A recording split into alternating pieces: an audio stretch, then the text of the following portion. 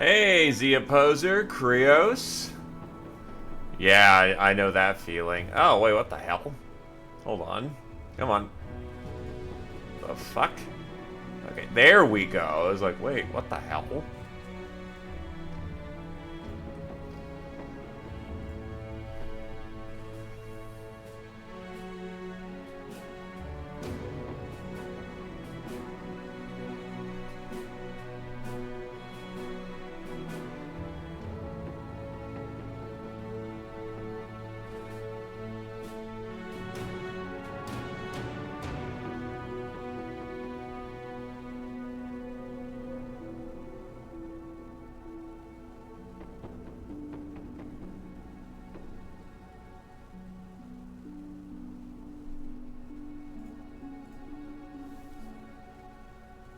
Right? Like, Super Animal really is good though.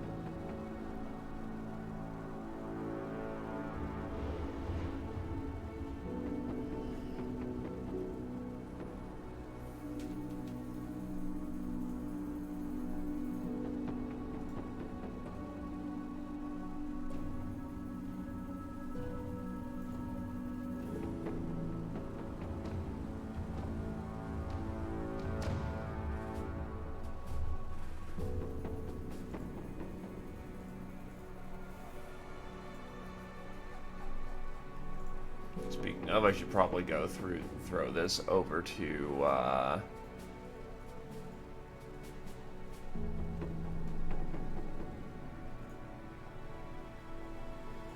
give me a sec.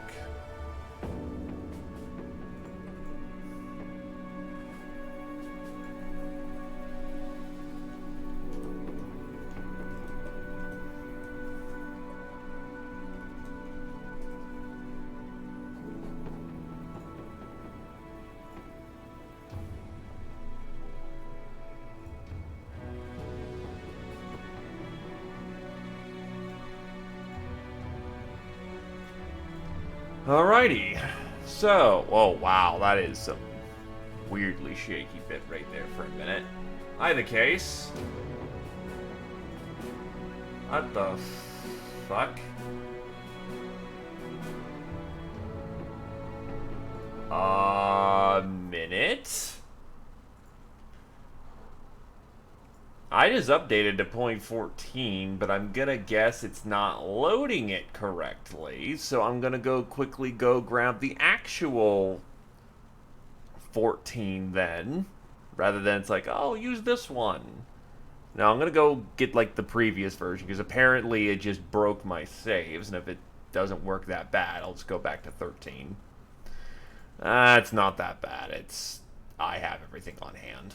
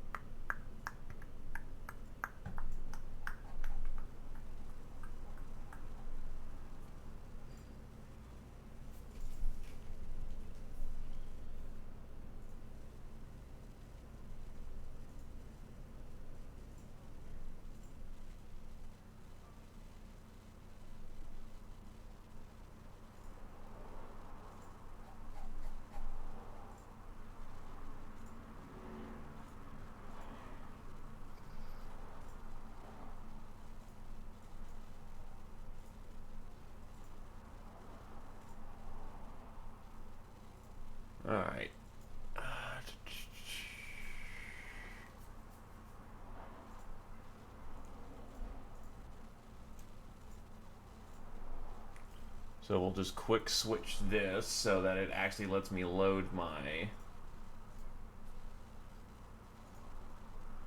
thingy-majigger.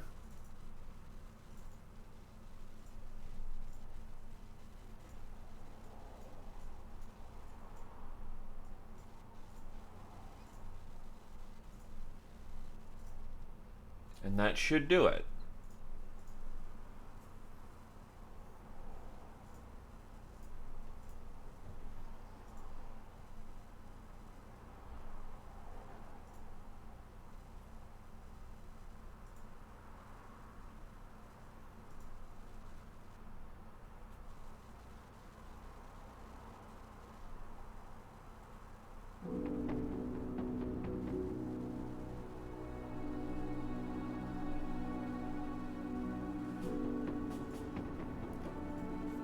Alright, so...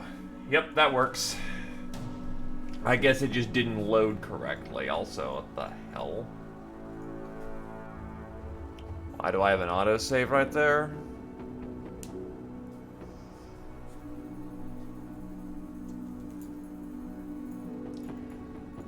Alrighty.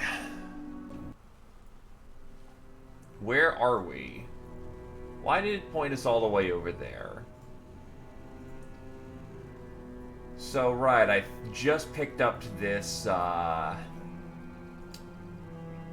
just picked up this Squire, and I just picked up... Where is he? Right, middle of the line. A Raider.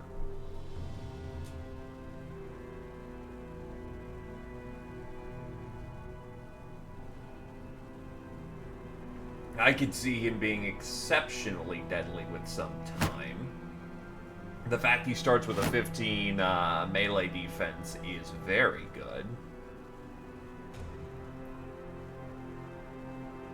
No mind over body, no fearsome, but the 2-dot melee skill and melee defense will work out quite nicely, bump up fatigue when needed, and we are good to go. So, Green Tide.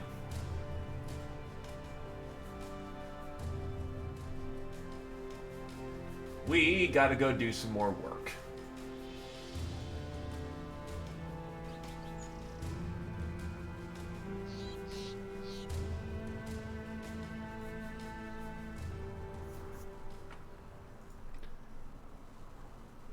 A skinny kid stands beside Count Humford von Benegar, drawing up a map and examining a series of events he witnessed with his own eyes. A detachment of soldiers clashed with greenskins east of here and lost. The savages then took prisoners and made off with them. Count Humford von Benegar turns to you. Well, if what this scrawny peasant says is true, then we need to go get those men back. Sellsword, what say you? Are you interested in rescuing my soldiers? Let's talk money. Alright, so 3,000 crowns to start off the day with a fairly light contract. Also, hello there, Katia.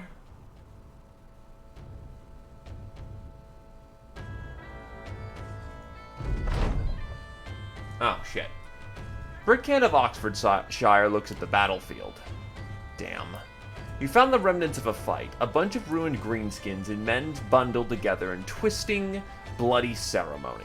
Horses stand off to the side, poking their heads at the scene with conflicted, ear-pinning curiosity. They scatter as your men start picking around the scene looking for clues.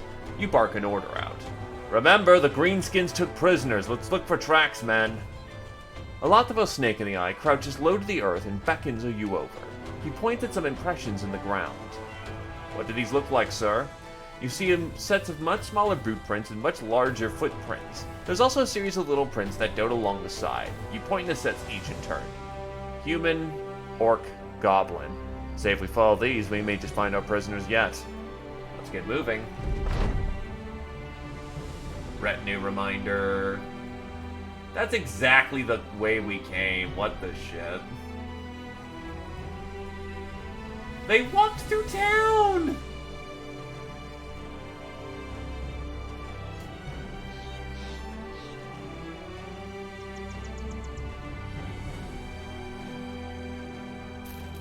Holy shit, how far did they go?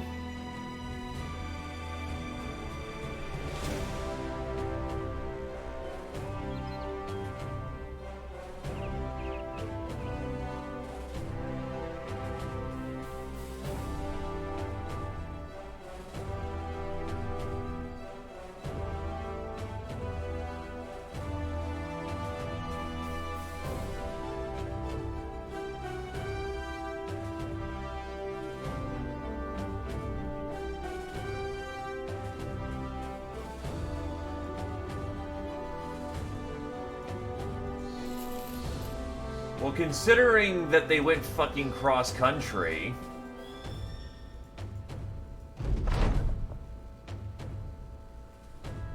You come across an unexpected sight at the top of the mountain. A man sitting in a strange and wooden contraption, tilting it forward towards the edge in a deadly precipice. He's got a scarf over his eyes, pulling it down to talk. Ahoy, strangers! It appears you shall record history. For men governed in a common horse to run faster than they knew how, I shall govern birds to... Well, we can't ride birds. But I can, as you can see by this machine, simulate them. The shackles of space and time shall be lifted, much like these wooden rings will lift me into the very skies. This contraption comes with pedals, wooden spokes, and tarps of very thin and hastily stitched together leather. Okay, this will be interesting to watch. You step back and watch as the man take flight. He wraps his face in the scarf and sits in the seat of his machine. With a few long breaths, he pedals it forward. It promptly falls over the edge. The man is hurled through the leather wings like some sort of screaming bat. He spins the device as it explodes down in the rock wall, a torrent of wood in poor design. A moment later, you hear the faint din of his final landing spots. Spectacular!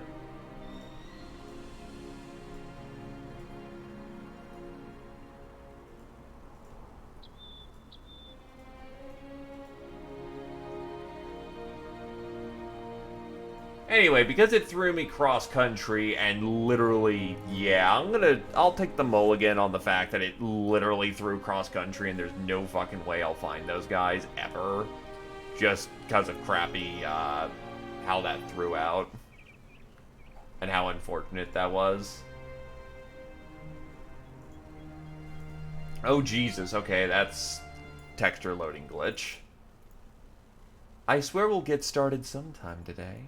Also, welcome to the stream, Geo. I hope you do enjoy your suffering.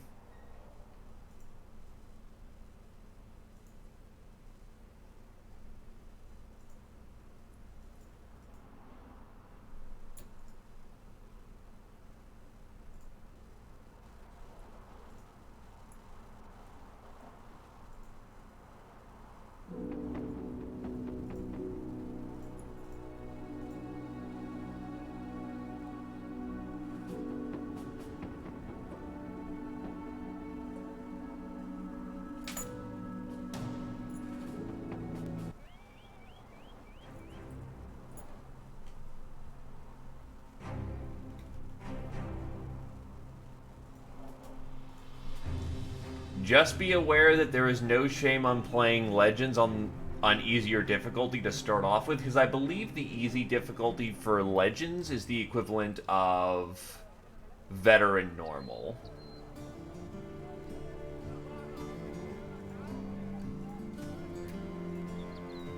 Anyway, as much as I'd like to do that or contract, it literally goes cross-country and I can't literally get the job done.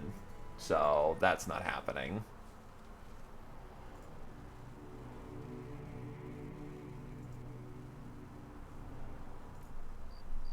Honestly, try a Commander start to start off with, if just only to give it a try for once.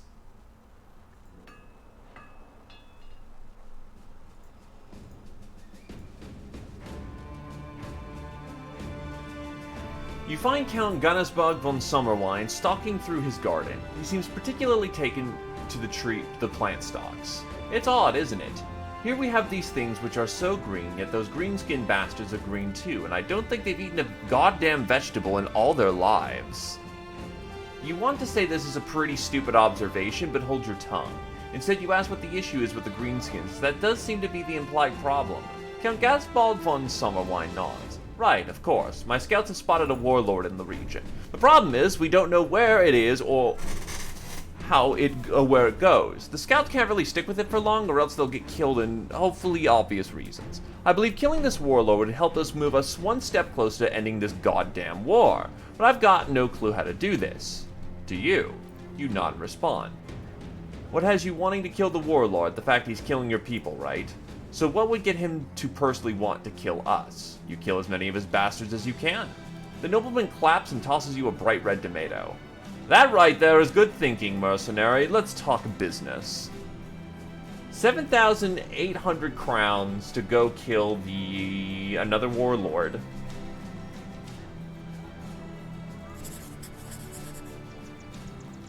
Well, we're back on the trail, boys.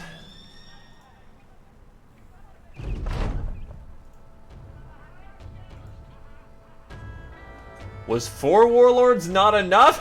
We're gonna go kill some more. You come to a barn with its doors creaking open and shut in a pungent wind. Zia Poser at the straw hat peeks inside, then quickly bolts back with a hand to his nose. Yeah, greenskins have been here. Sparing yourself a look into the barn, you tell the men to prepare for a battle because it is surely coming. Caw-caw, out of the... None. My brain twists. Caw-caw, Adderlion, how's it going?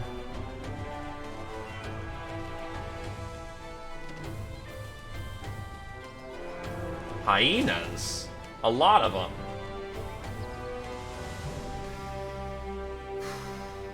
I could see that ending very badly.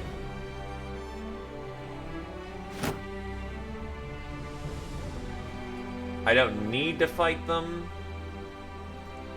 I'm not the best equipped to fight them in the moment. Yeah, I think I'll give them the pass. Because the annoying thing about hyenas is that they're dire wolves, but bleed.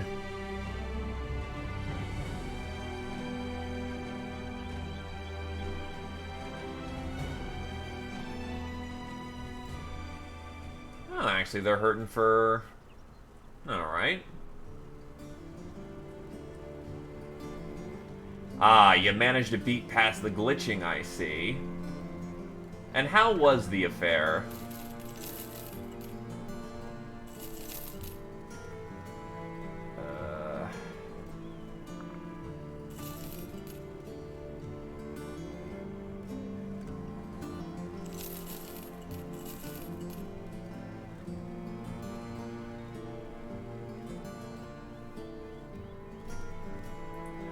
Give me a day's pay at most.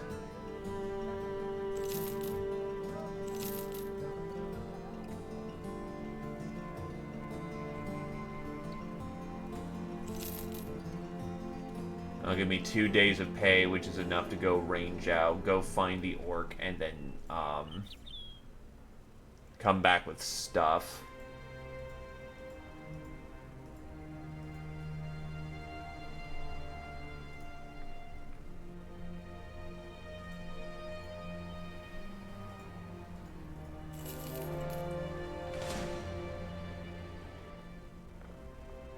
Honestly, I'm gonna go dive this hunter's shack because I kind of need I need money right now. Let's go.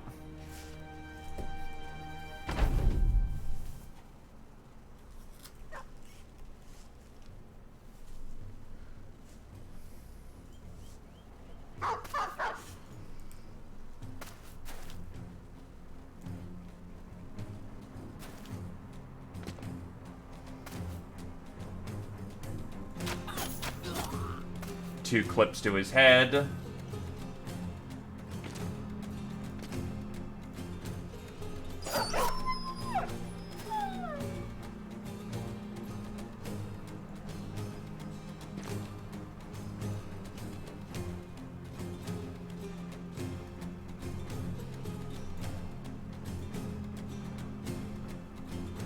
Thug, Raider.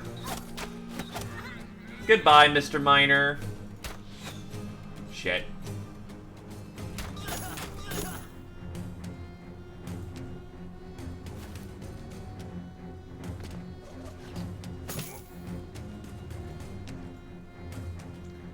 That'll give him first. That's still the right call. Where? Oh, Reynold No Neck. Really? All he has is a fancy spear. Damn it. Alright. You know what? Swinging good times, the opposer.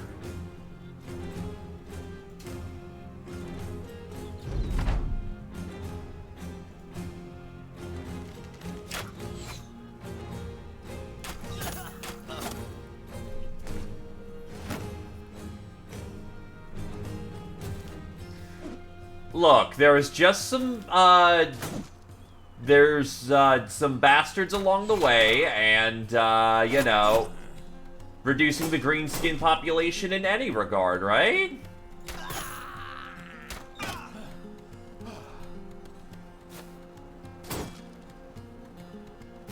Mistake.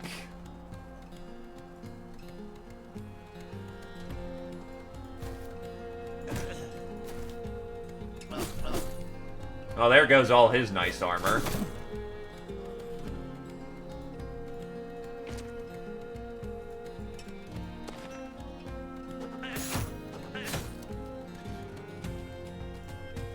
Yes, the rare albino green skin.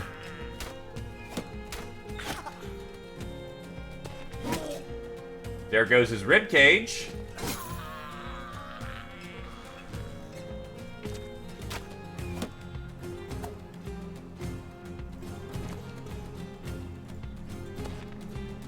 And they are now engaged.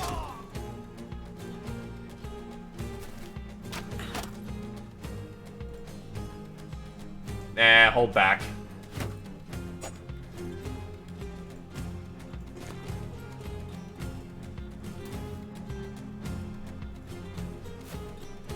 And he's super dead.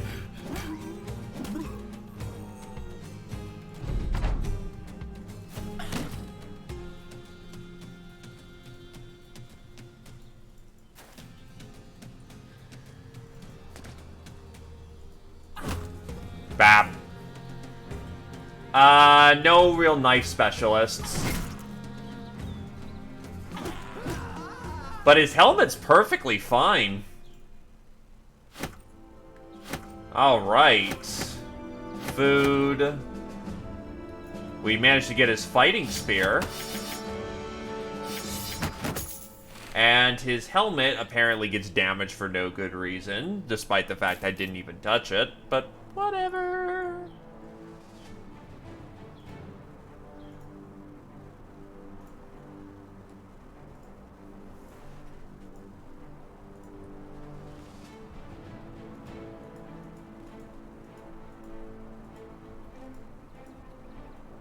It should have been perfectly fine. Oh, shit! The ship is wrecked among the trees, from which some of which have long since started to grow from it. As far as you're aware, there is neither sea nor rivers for miles. Rurgrick walks up and halts at the very sight. By the old gods, is that a ship?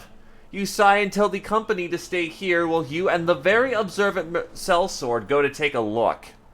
Let's see what secrets are inside. As you step into the bowels of the ship, it's completely vacant, save for a stump with an axe head chopped into it.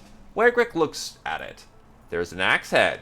Nodding, you say there it is indeed, but the metal carries veins of a sort of golden hue.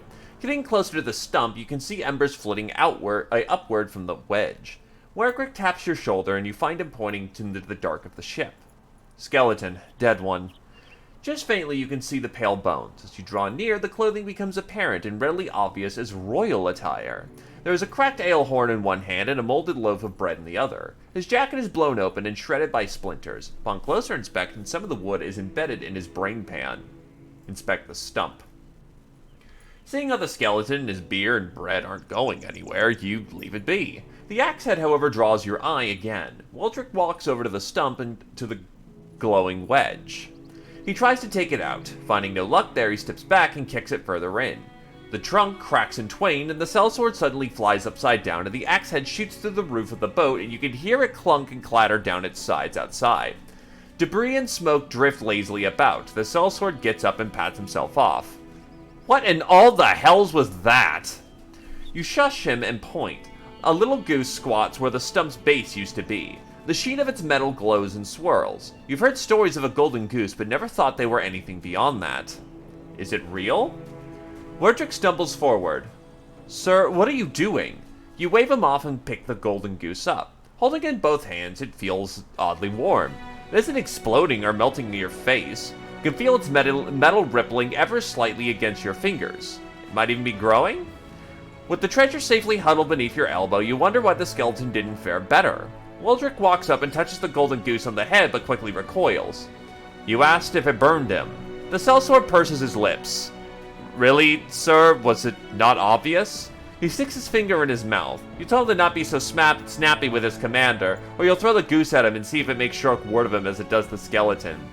The man shrugs. Oh, look at the man chosen by the shiny bauble. Put a blade beneath the wing so it can knight ye or hells. Why not put it on your head and call yourself a king already? You look down at the goose. A drop of red blood runs down its length, turns gold, and drops to the ground with a tiny plink. You pick it up and bite it. The gold smooshes satisfyingly in your teeth, and then you throw it to Wildrick. It does not burn him this time, and you realize you may have found the genuine golden goose from the tales.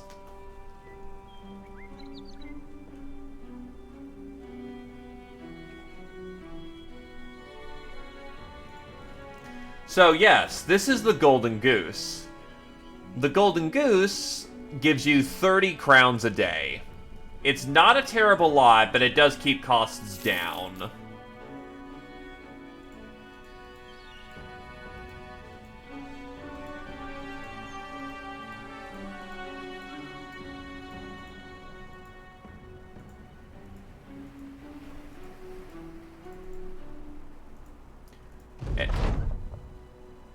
Oh, shit.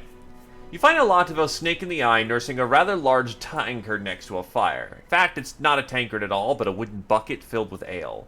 A few more modest mugs are littered about his feet. He tips back, gulping from the bucket's lip. When he sees you, he tries to dress up, sloshing the foam off his face and attempting a smile that quickly sloops down into a drunken frown. Hey there, Captain. Didn't mean for you to see me like this. You set yourself down by the man and ask how he's doing. Being drunk? Nodding, you reach for the bucket and the man gives it up, though his hands are shaped as to still be holding it. You set the bucket down and ask again how he's doing. He finally drops his hands into his lap. Like shit, that's how I'm feeling. First Wiggle Blood Eye went down, then Alfred, and I know there's at least 5 or 6 others. Just dead men, come and gone. I've got memories of them talking and memories of them screaming, and I can't have one without the other. But I'm alright now, because right now I can't even think straight. I can't unlearn a memory, I'll just go ahead and drown it. The ale does me well. With a sigh, you hand a bucket back to the man, eyes lost in the fire, his mind lost in the past. He says nothing else. To absent friends. It's a little bit bad, but on the other hand, that's also 10% extra damage on the Mansplitter. So, depressing as the event is, Drunkard on the right people becomes legitimately terrifying. But yes, if enough Battle Brothers are killed in the line of duty, you will inevitably get the event where your brothers will start drinking badly.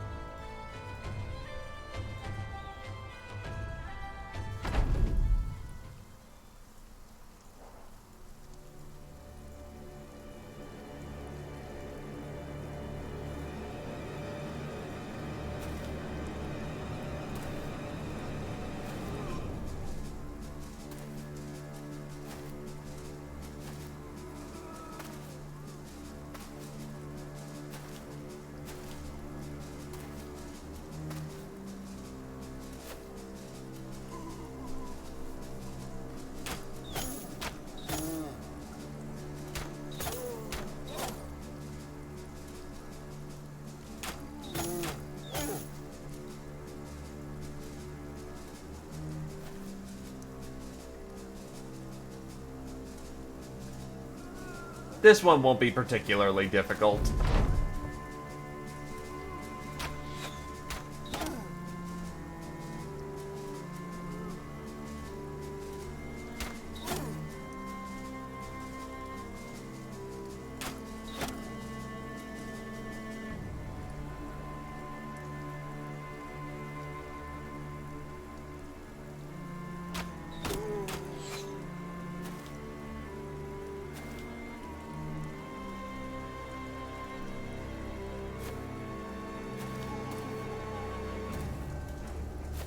Well, here we are. They have met our lines. So let us meet theirs.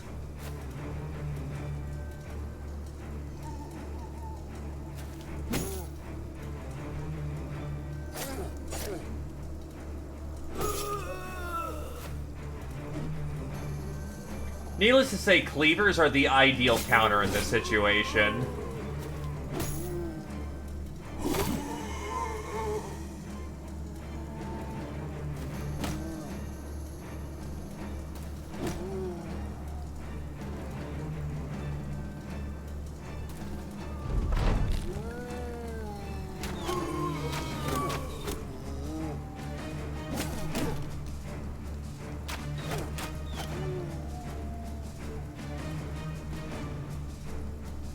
That is true. And that it has a very good chance of causing fatalities.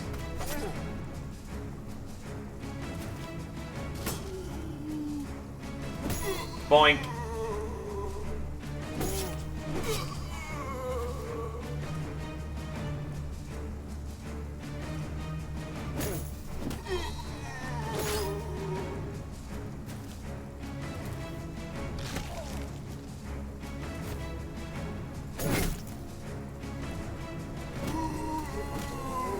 Not the finest hit he's ever done, but okay.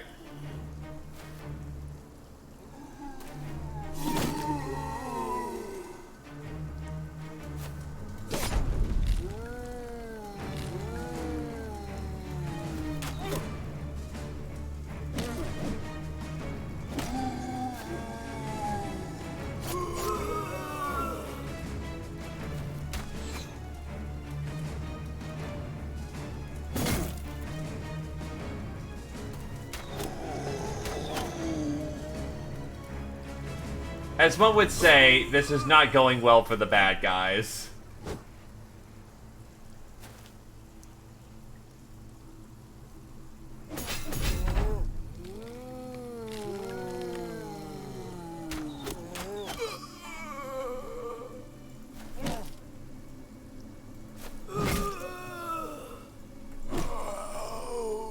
Done and done. That's money in the bag.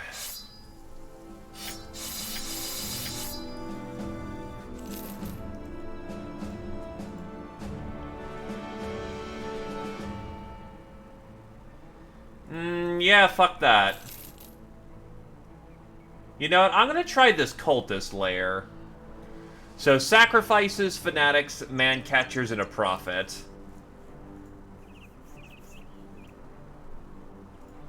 Also, the raider is leveled up.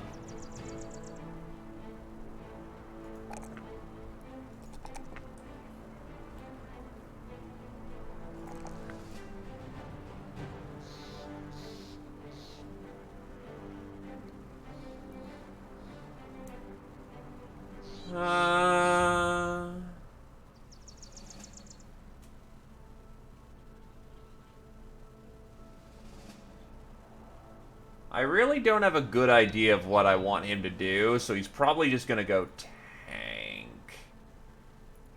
So, Steel Brow would be ideal for him. The Squire levels up, gets a fantastic melee up level. Definitely needs that health level.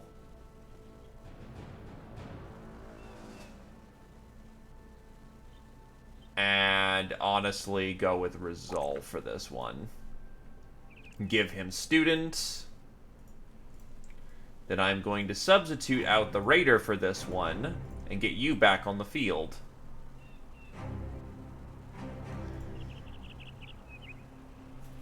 So this could get very interesting.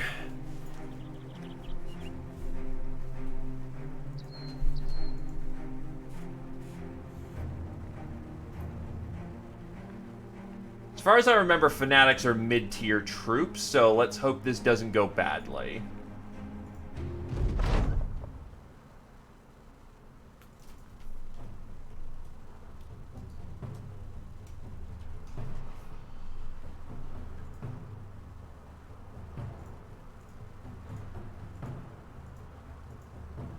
Supposedly they upgrade to a higher tier and thus become harder to deal with. They can also expand, so you don't want them doing that.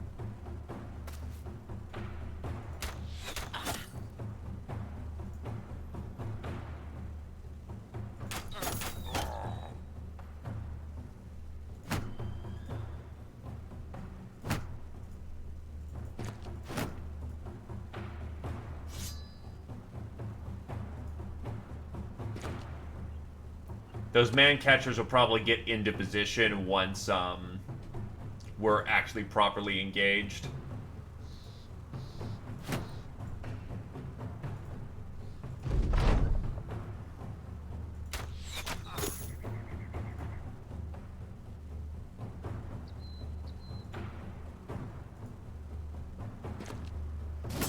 They're coming in.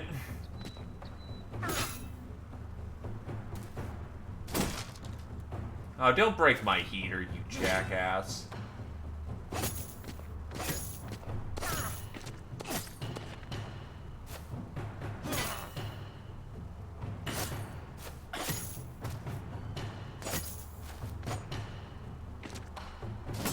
They're in the line.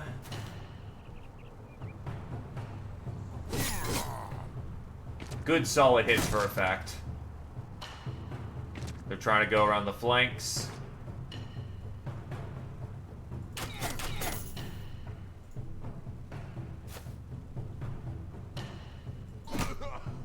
Oof, there goes his hat.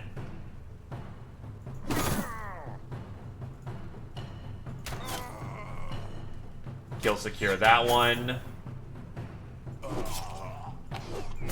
There goes his head. Geo makes it go flying.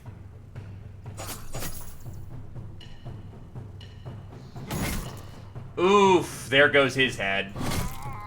And that's 2 kills for Alatavo. It's a messy affair. Tie him down in melee combat.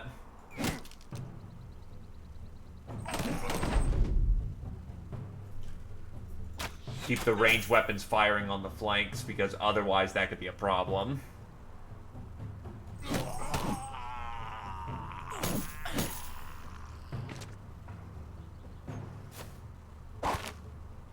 Man catcher in position.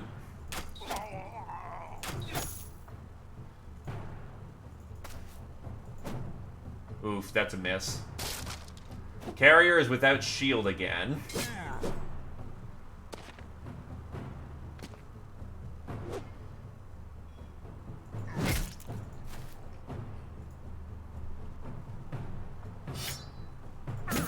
Stunned, thankfully. That gives time. Oh god, what the fuck? Blinded. The fuck does blinded do?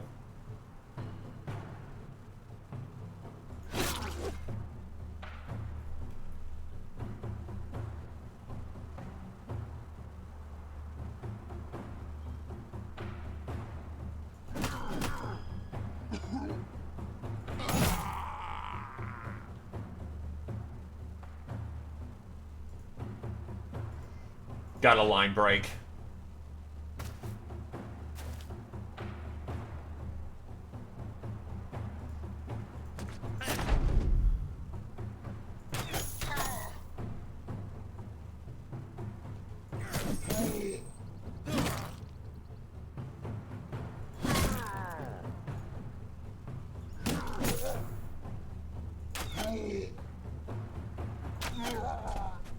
Carrier's body armor is currently smashed.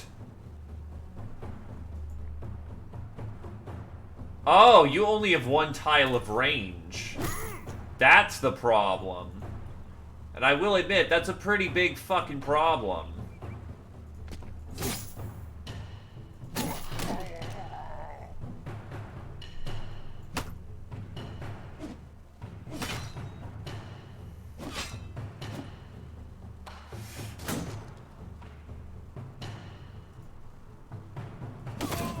Oh, shit. Fuck, fuck, fuck. Okay, he needs to focus on survival. I was not paying attention to where he was.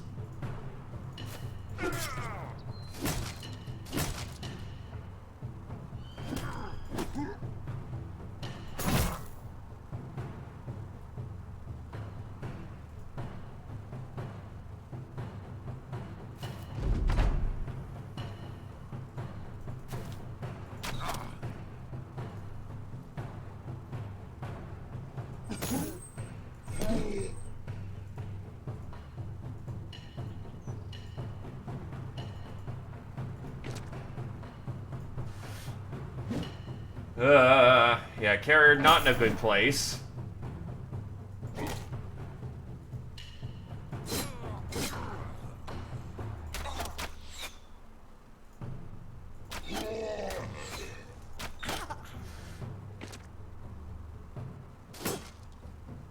Much better place now.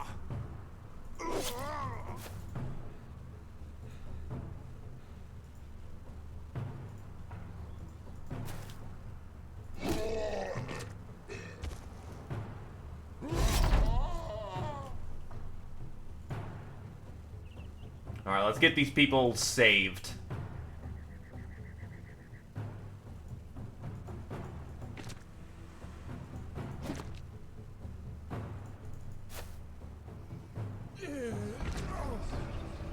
Shit.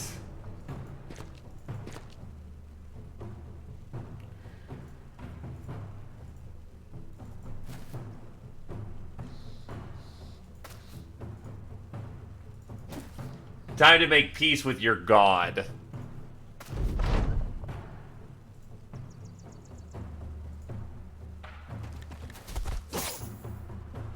Ow, footwork.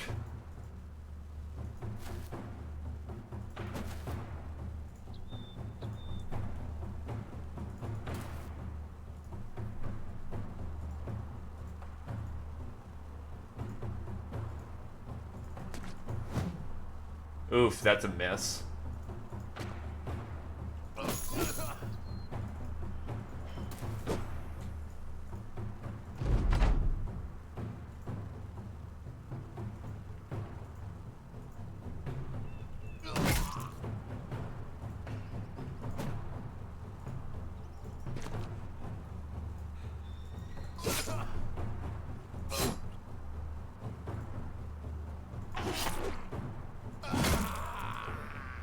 And they're done. Salt, copper ingots, cloth wool, berries, mushrooms, mead, venison, crowns, very healthy amount of tools, paints, and then some hatchets.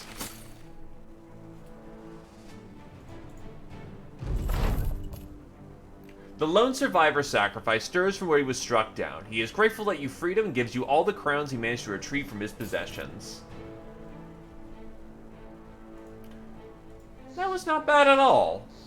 Definitely gives me some replacement tools that I needed. Think I'm on the trail of some greenskins.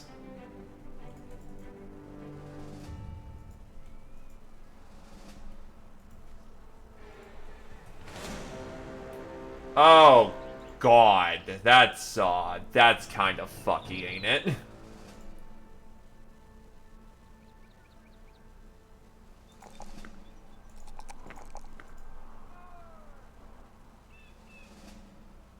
I will give him gifted to get him a good melee level, fat level, and a resolve level. Agraloth.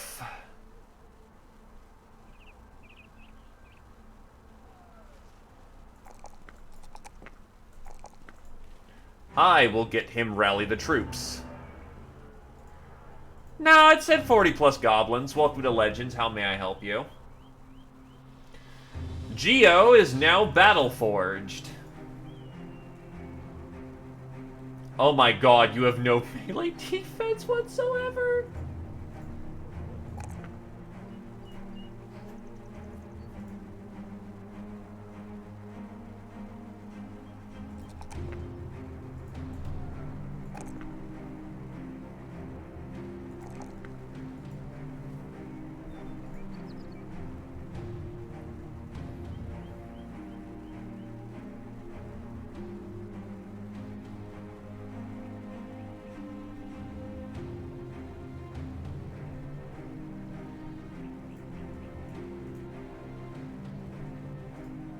In the reserves with you.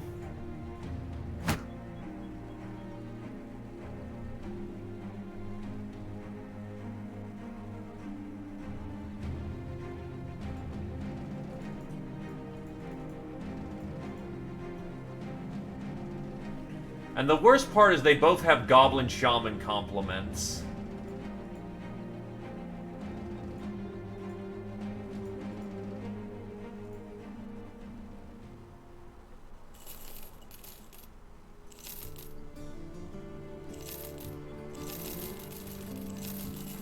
On one hand, I hate to take advantage of a bad market. On the other hand, oh my god, it's free money.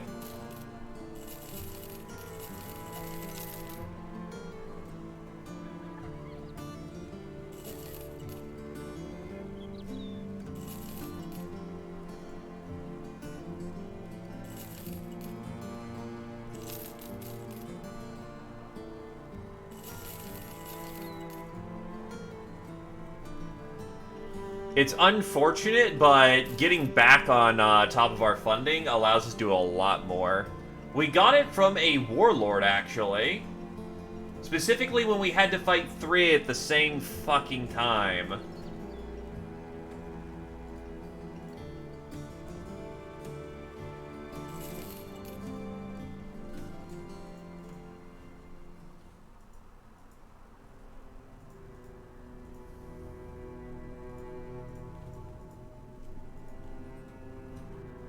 I'd love to dive them, but there's just too fucking many of them.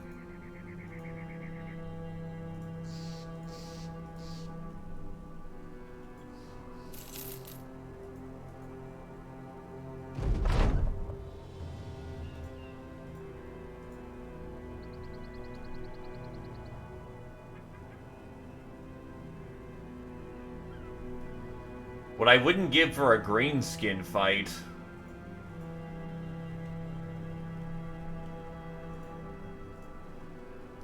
Actual greenskins.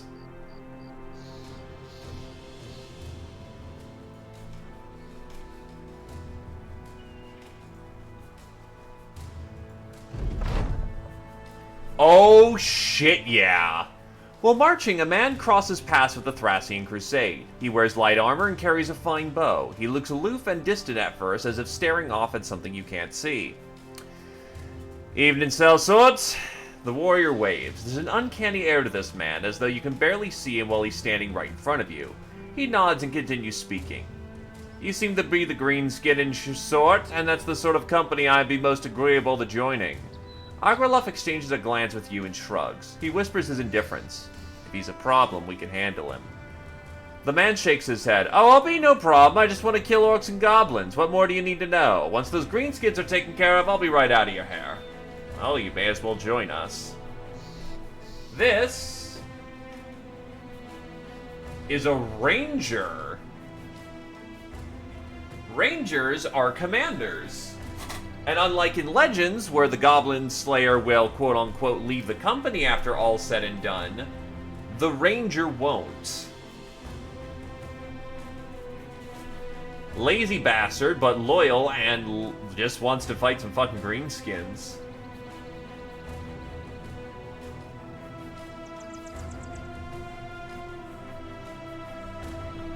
And he can tame fucking bears! Needless to say, this guy is fucking awesome.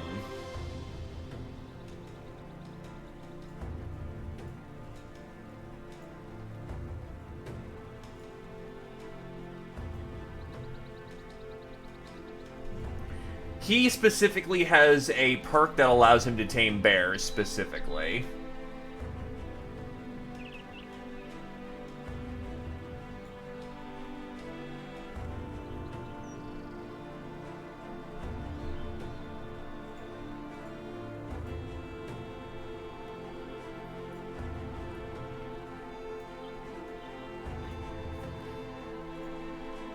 Hi, Glaive. Yeah, bear cavalry. Do you want to be the ranger then, Glaive?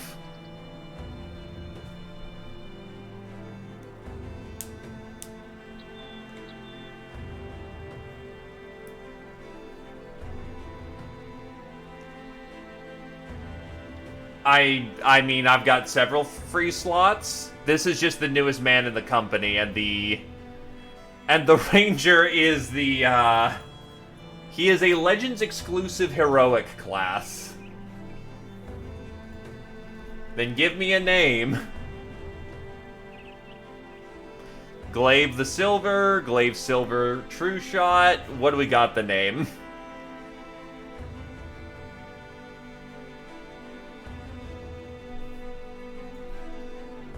Alright.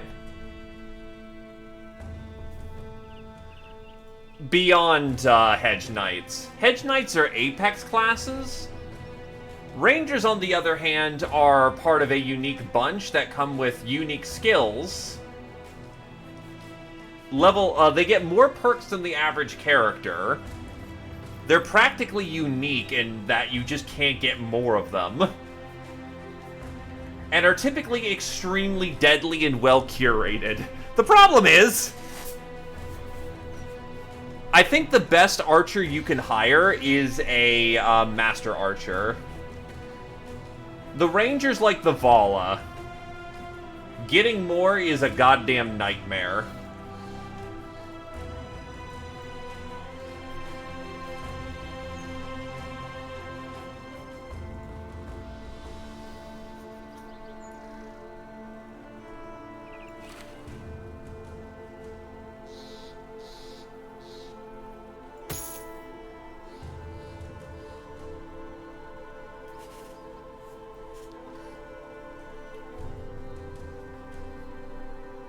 Now let's see if he can survive the arithmetic of combat.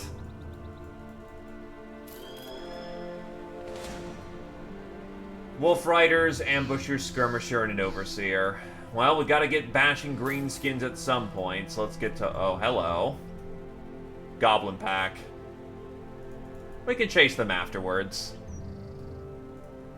I will say, his starting shooting score is less than impressive with a 54, but, well, I guess everyone's got to start somewhere. Mark target? Mark a target, reducing their range defense by -20. Okay.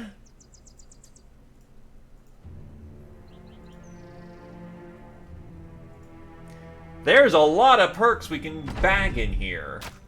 Ah, we're fighting up a hill. That's no fun.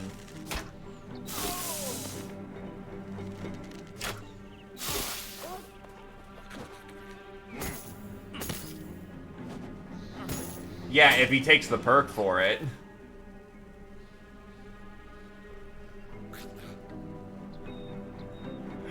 Do I charge up the hill or not? Yeah, I think they have Wolf Riders, so there's no point in holding it.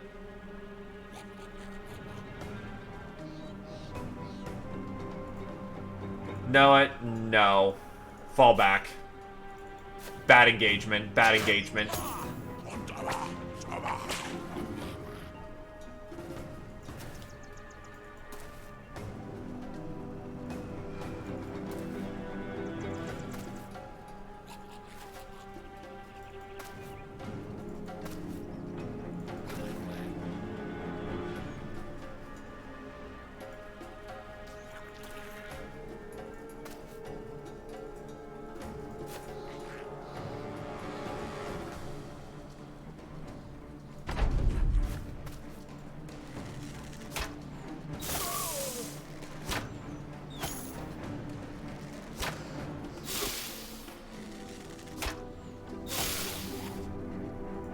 Yeah, we nearly lost one of our shooters. We're nearly losing our raider.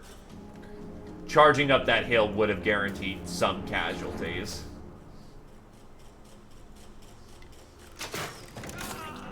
In fact, there goes our raider.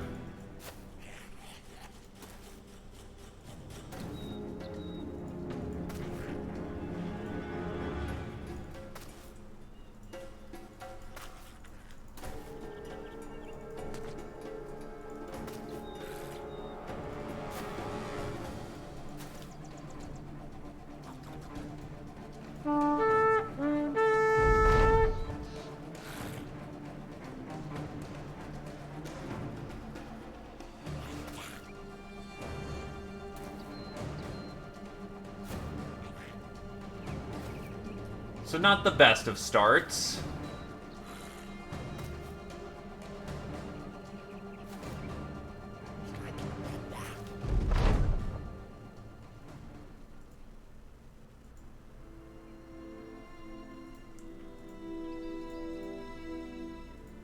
Now they're trying to run us down from the north.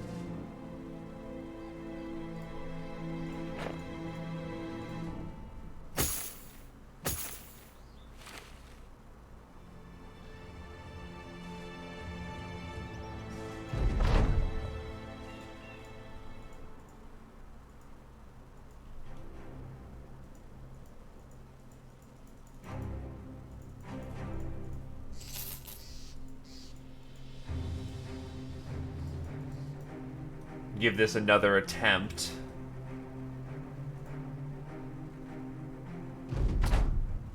Oh, it's even fucking worse this time.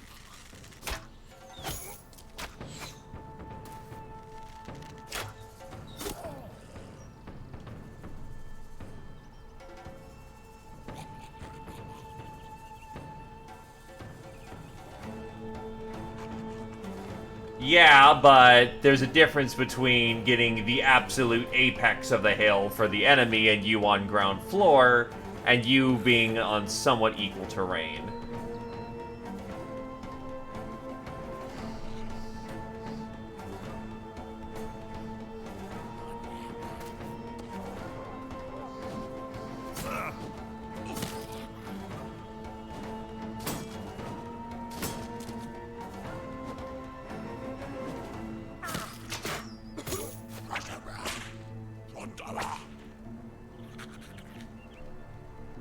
Yeah, fuck it. This is a lost territory. The hell? Okay, that was a little weird.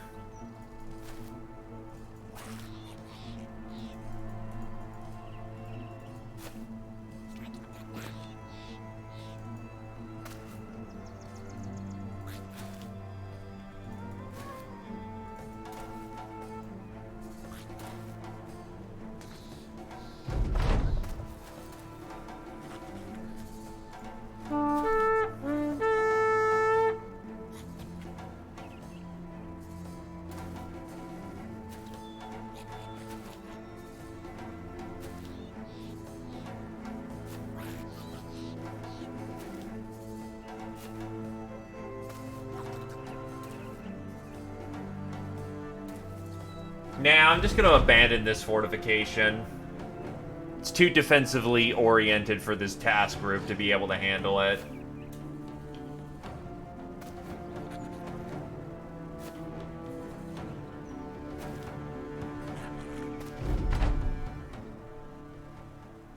Their fortifications were not as firm this time, but yeah, no, that's a losing situation if we attack that.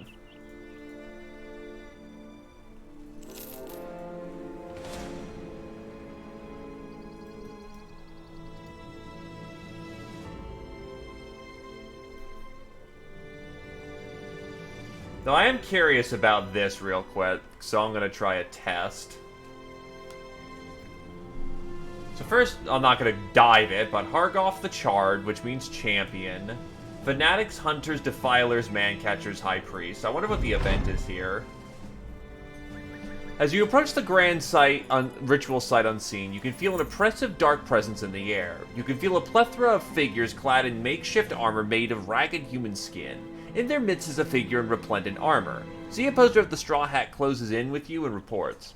I've heard of this person. It's supposedly the High Priest of the cultists. their spiritual and earthly leader. The legends claim that he is personally endowed by their Dark Lord Davkul, can use his dark magic to amplify his sacrificial rituals. There are lesser kins to these grounds to the south and northeast that hold ancient artifacts that shield the wearer against the magic to some degree. Furthermore, they might send reinforcements if called upon by their high priest. Maybe we should visit these places first. So we actually... There is an incentive to not just dive the shit out of the place. Yeah, let's actually get a handle on our capabilities first, and then, you know, go absolutely start, you know, murder fucking.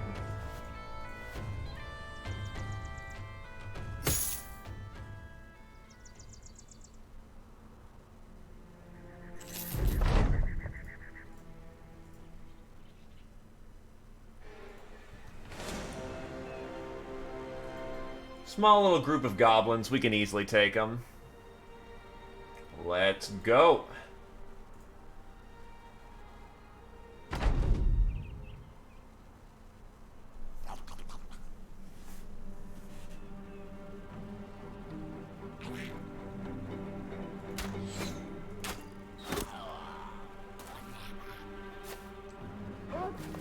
Wow, they're just charging us, okay. Also, that's a lot more wolf riders than I thought that was going to be. That's a tad concerning.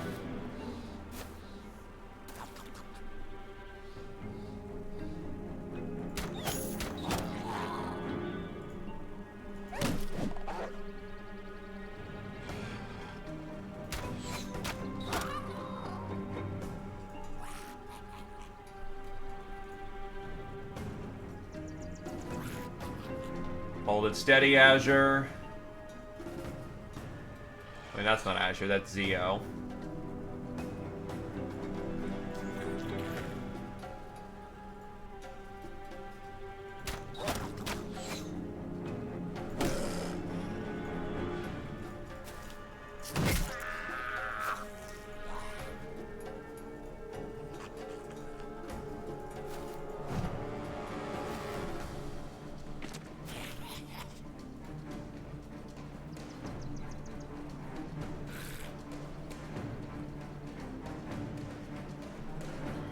You know what?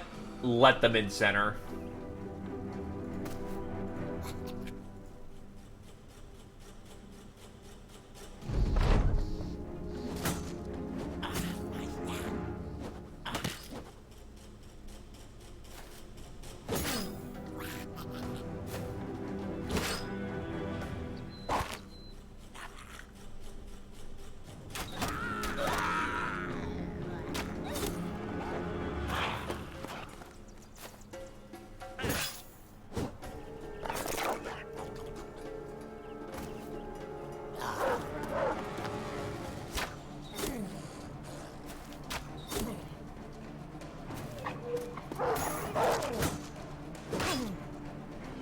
Squire's getting his ass whooped.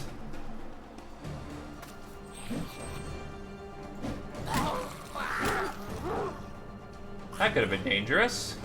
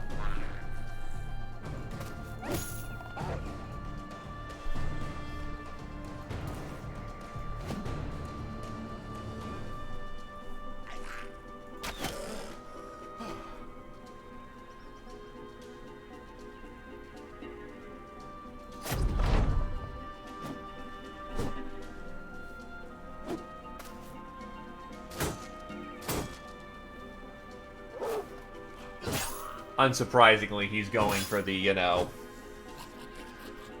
the ranged firepower. That's what Wolf Riders do, and wow, you pulled that shot terribly.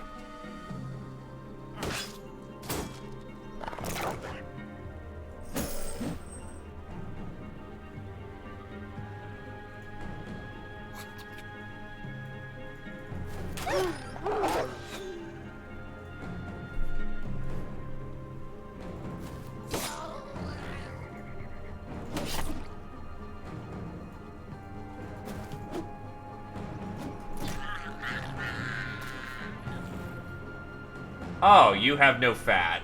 That's not good.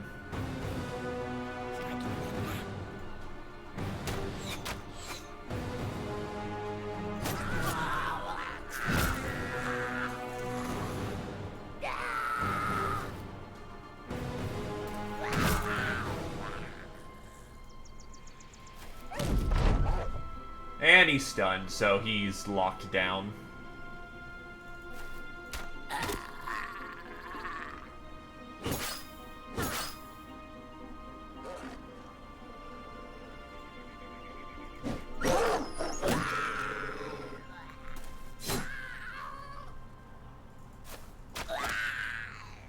And we're done.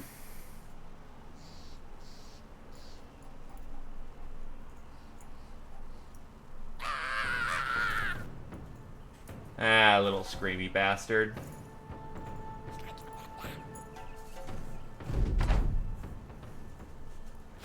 Food, throwing objects, stuff to sell. And a task set, too. Business is good for the buzzards. You've cut a path of dead greenskins, and it seems likely any day now their warlord will come and see for himself what you're up to. Damn greenskins.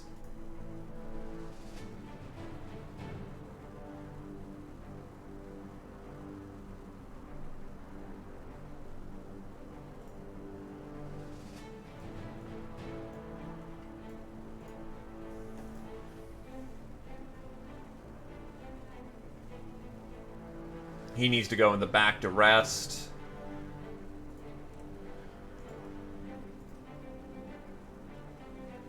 Oh, there's a few shamans there now. Yeah, no, fuck that. You find a dead orc with a dead goblin's blade across its back. Pushing the body's order, you find a dead farmer beneath. Geo of Dracul nods.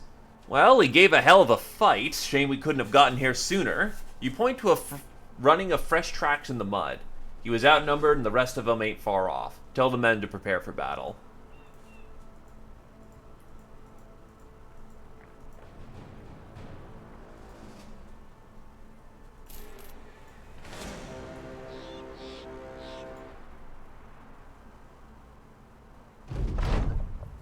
Well, I found the great goblin city.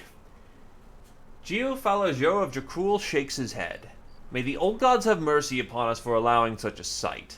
The goblin city is sequestered between opposing mountains. Saying the goblins built their city around the mountains is like saying a soldier sheathed his sword to his enemy's chest.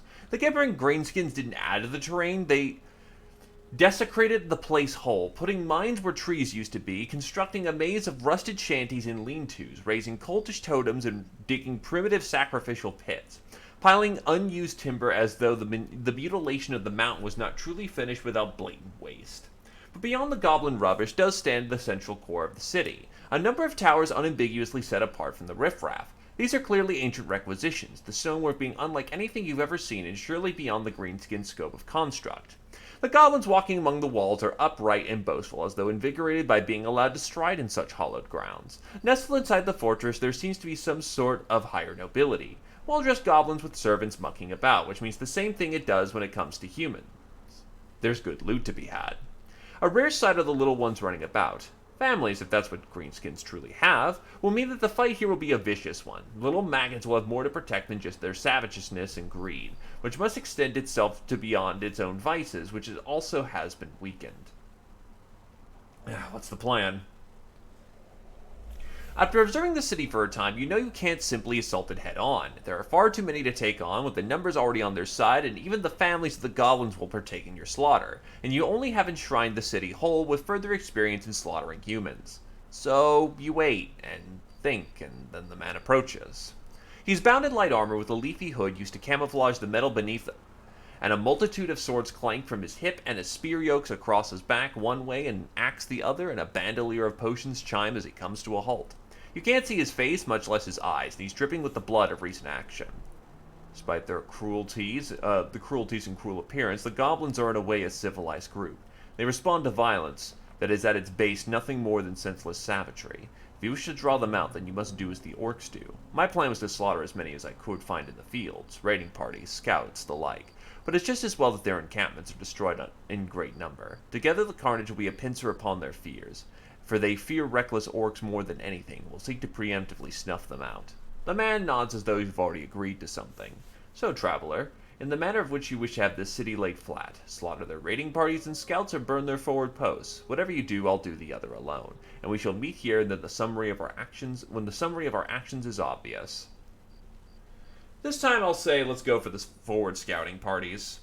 We're bound to find gobbos everywhere.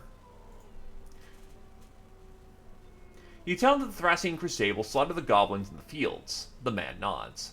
Ah, traveler, that is a good choice. The disappearance of these parties will put a strain onto the greenskins' beliefs. They're natural scouts and raiders, so when those in that ilk go missing, it unnerves them to the core. The forward post will retreat and spread rumors to the city, and out shall come the expeditionary force. While you take them in the fields, I shall see to it that many of the encampments are destroyed. By my own experience, you need to destroy somewhere around 10 parties of them, and that should be sufficient. He heads off, but you call out asking who he is, or perhaps it would be better to join together. He ignores you completely and walks away. So now we've unlocked the Goblin side quest. Whenever we want to get on doing that.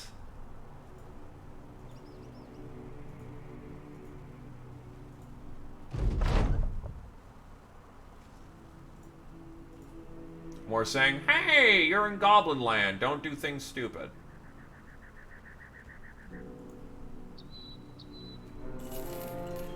Ah, orc. And a ritual site. And very scary.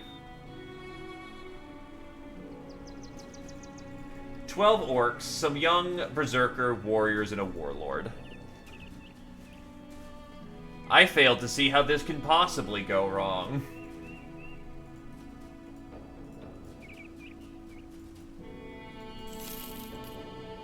We'll meet them on open field.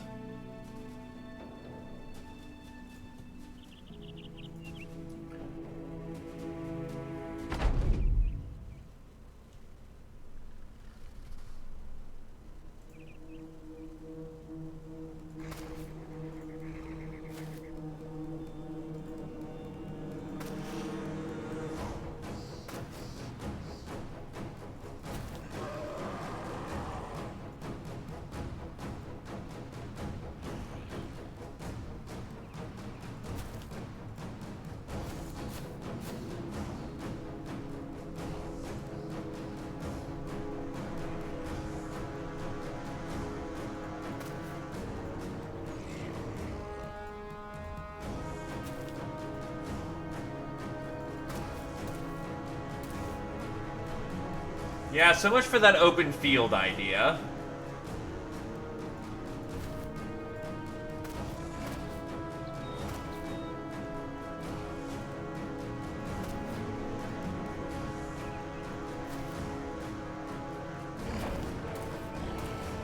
So, looks like 2 warlords at the most.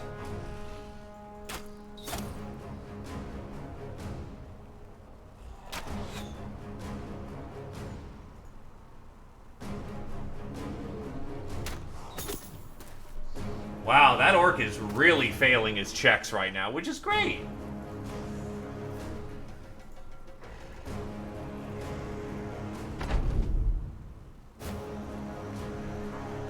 We got more important targets to shoot than the youngling.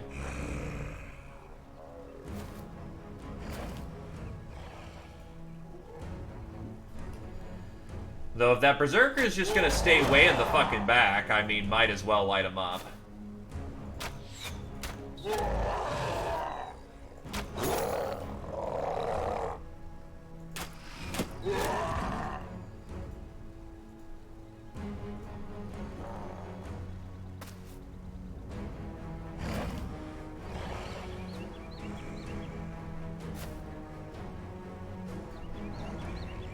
Oh god, they both have man-splitters. And they're pulling a hard, sharp north.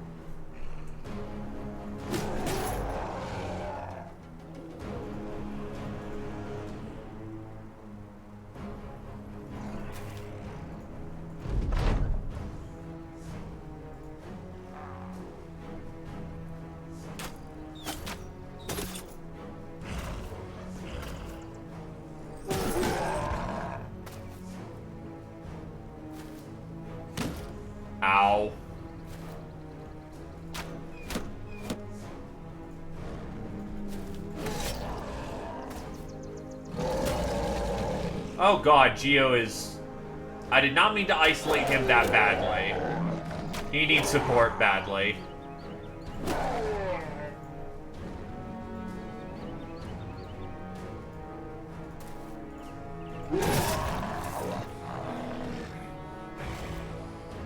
Or else he will be very dead.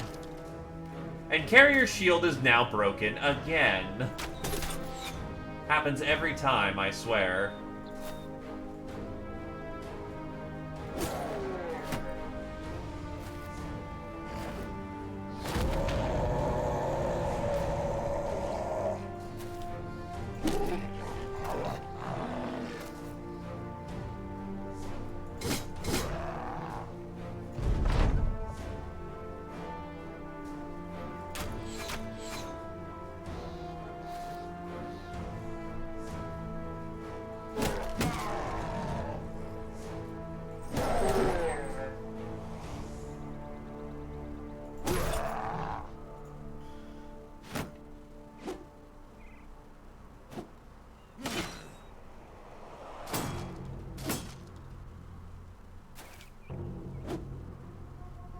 That's not good. That's not good. Britcan is in goddamn melee combat. We need to stop that immediately.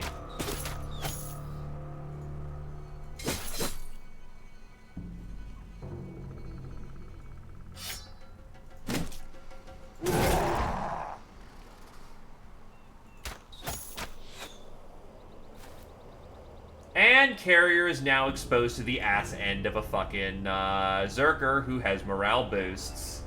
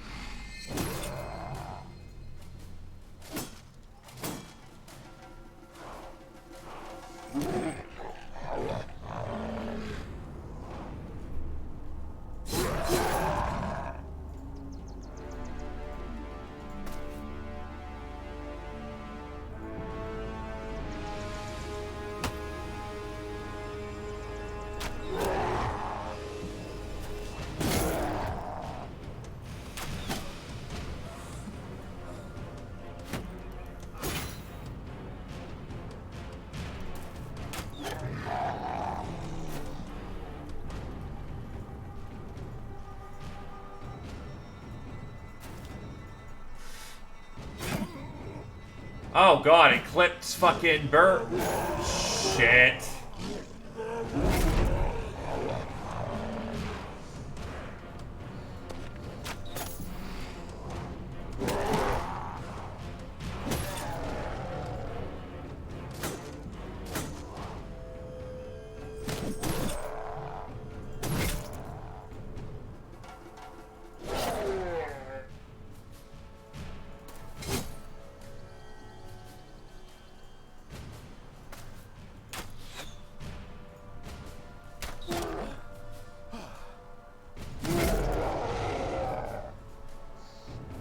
I don't think...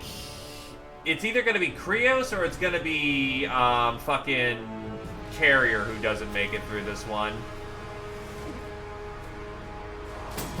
Oh, wow, that's a block.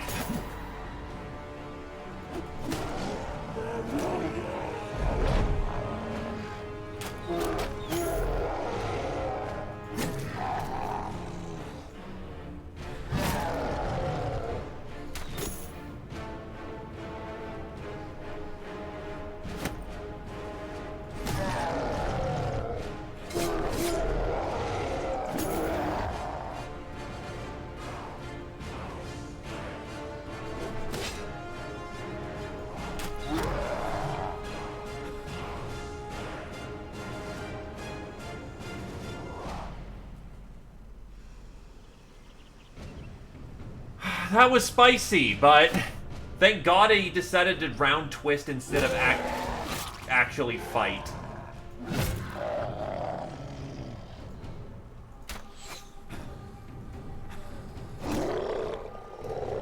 The warlord is dead. Both of them.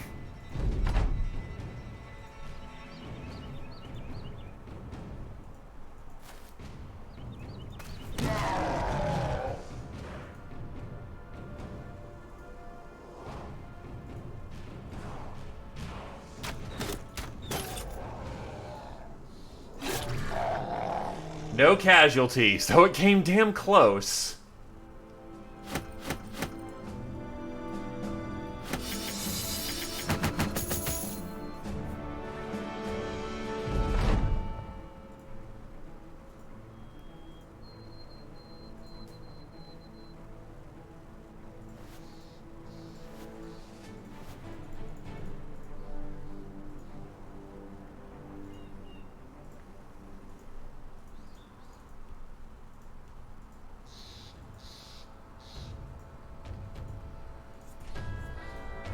Our armor is also pretty clipped after that, too.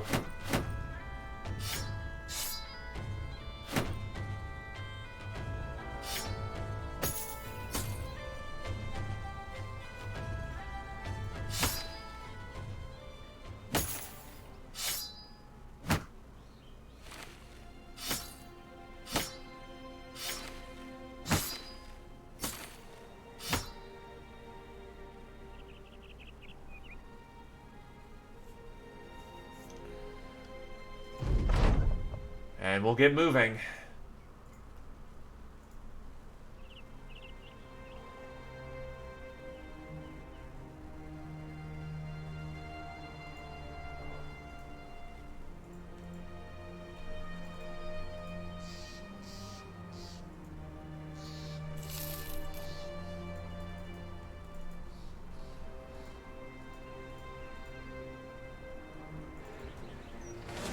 That is a legion of webnecks.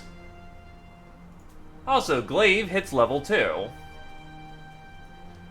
Oh god, I didn't realize his HP was really low. And of course he rolls near max level in, like, fucking everything. So, resolve, shooting skill, and honestly melee defense. Give him student.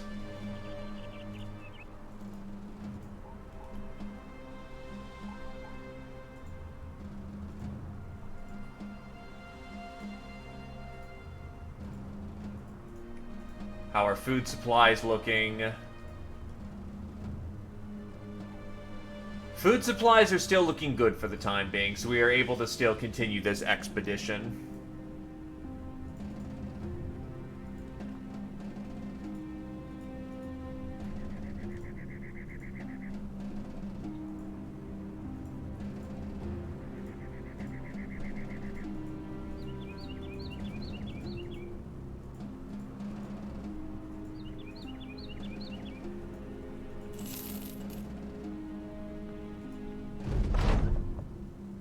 You come across the remains of a hovel. Embers crackle and blacken remains. Geo of Dracul finds a couple of skeletons noting they are missing half their bodies. Seeing some deep tracks in ashen mud, you inform the men to make themselves ready as the greenskins are no doubt close by.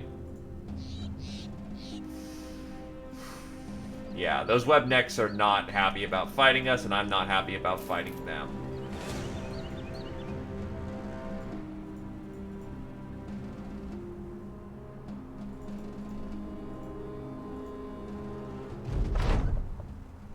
You come across a stack of stones carefully placed on a small hillside. Inspecting them, you find white carvings on the rocks. Each one displays a different story. The ones where larger brutes wander and cause disrupting amounts of violence towards smaller, thinner stick figures. Templar of Purgatory laughs at the drawings. That's Orc's finery, what passes for a thing, anyway. We're little men in those pictures, in case you were wondering. Ever since Beasts and Exploration in Beasts. And they're not fun. Don't know who's in there.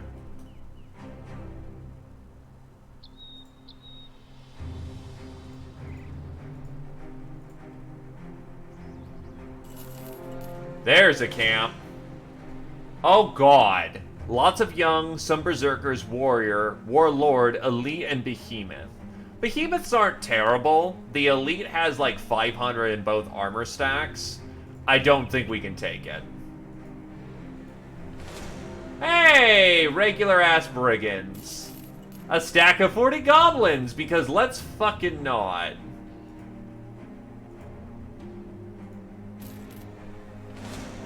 A brigand lair with marksmen. That's kind of scary.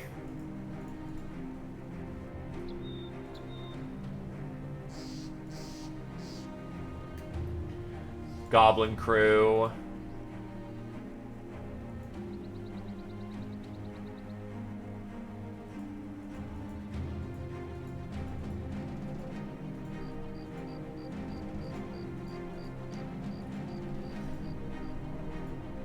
Let's return to town. Get some more food supplies while we still can. Except everything costs.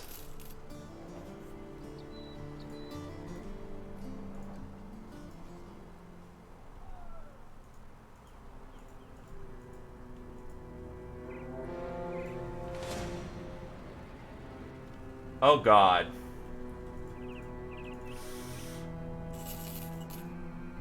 Shit.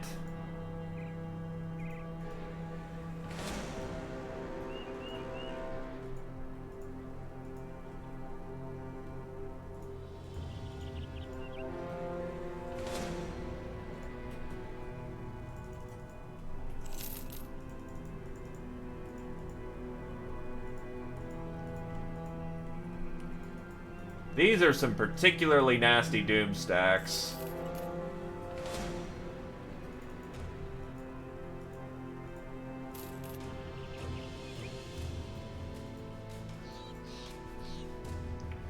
$15. The shaman makes it a problem.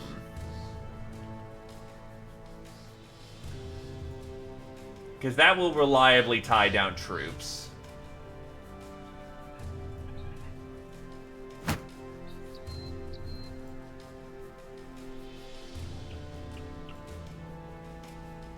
Need to determine if that's a good call. I'm thinking with the shaman right there, that's a problem.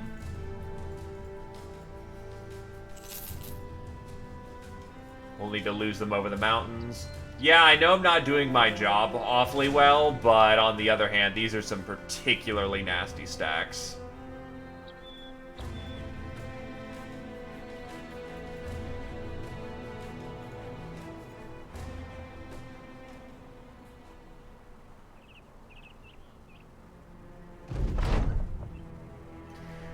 A carnley of human skulls freshly removed, Glaive the Silver stares at the totem of anguished faces and shakes his own head. You suppose they consider this art? Like one of them savages took a step back and said, yeah, that looks good. You're not sure. You very much hope that humans are not the brush and canvas for the greenskins.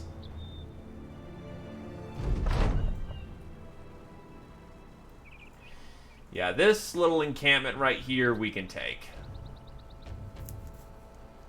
Nothing much. How about you, brother? Oh, there's 6? There's 6 of them.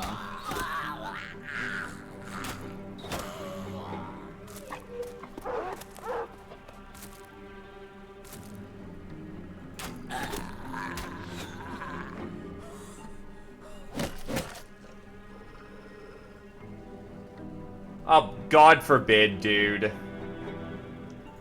I still appreciate just... I still appreciate the fact you went as long as you did. So, dude, you take care of yourself. You handle life. I'm just happy to still entertain, right? Oh, wait. Shit, yeah. Words. I can speak words.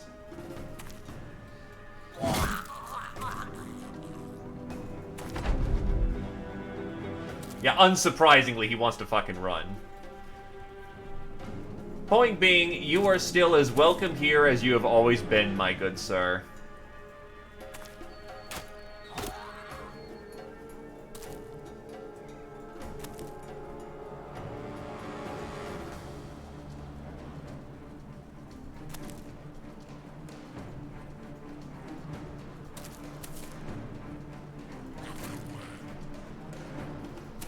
And thus, as respect you give unto me, I give unto thee. Both of us greater than the sum of our parts.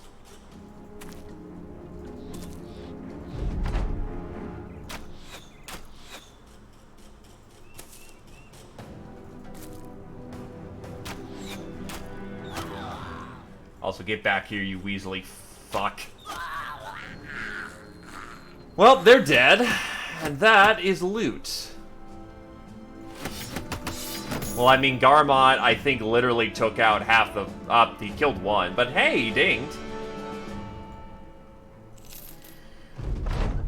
Greenskin's dying left and right. At some point, their warlord's gonna realize that ain't because of natural causes. Once he figures it out, he's coming for you double time. Level 10, Garmot the Eye.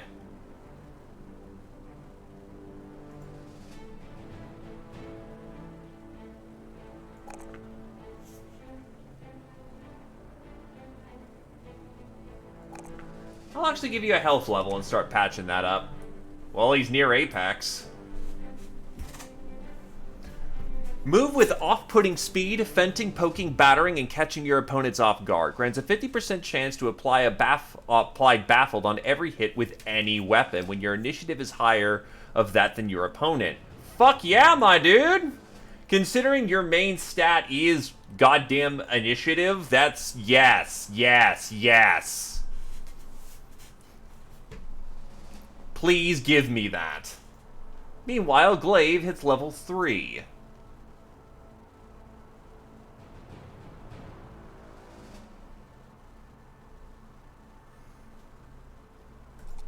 Range skill. Honestly, more melee defense. Also, hello there, moi. And patching up that bad HP score.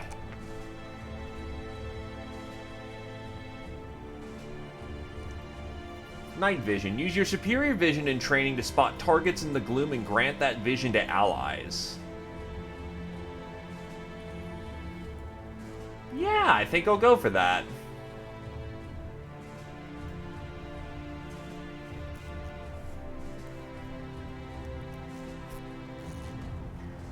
Removes night penalties from all allies within 4 tiles. Because why not?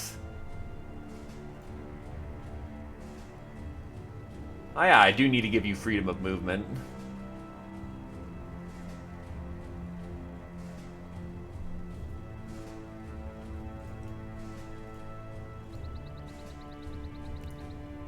And I do have an Onslaught user, too, I could be using. Oh god, I almost have no food. Ah! That's still the giant gobbo stack.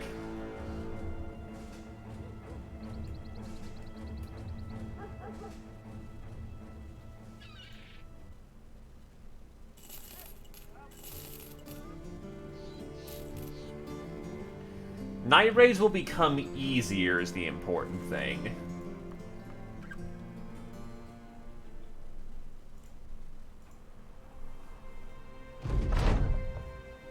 While marching down the road, you find a man with a broken cart by the side of the path. By the wagon, there is a donkey standing idle and as defeated as a donkey can look.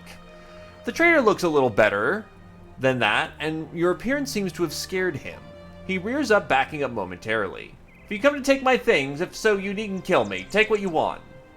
Let's help get your cart back on the road again. You disarm the man from his fears and order the few of the Thracian Crusade's finest to get the wagon back on the road.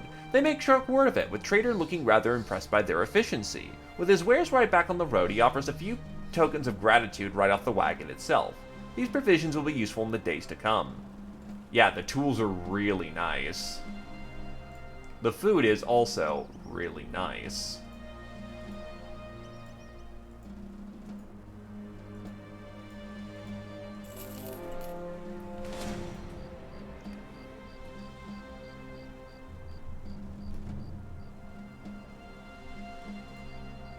I'll track them in the night.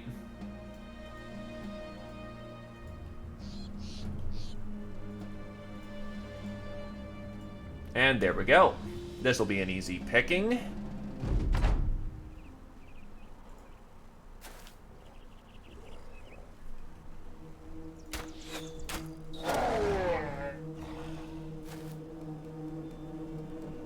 For once, the hill actually works to our advantage being low and they high. Because they have to run down the hill and murder their stamina, or their fatigue while they're at it. Also breaks up their charge rather nicely.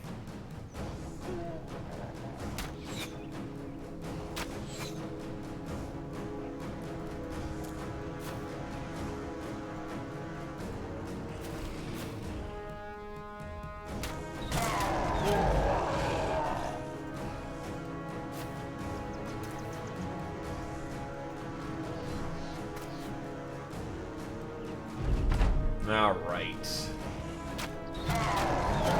We can just remove that Berserker from the field. We're good to go.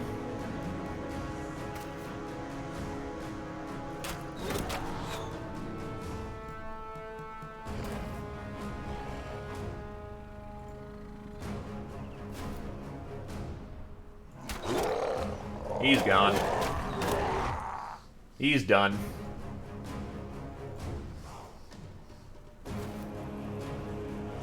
And they still have another full round of charge. Never mind, they actually just charged us now.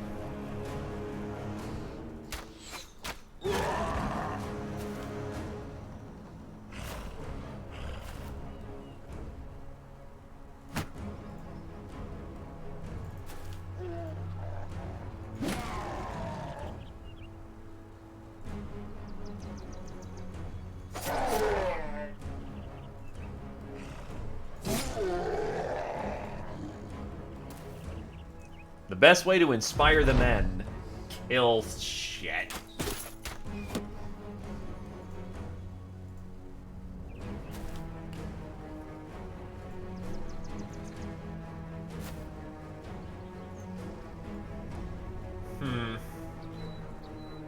I could step forward and take initiative. Yeah, you know what? I'll step forward and take initiative.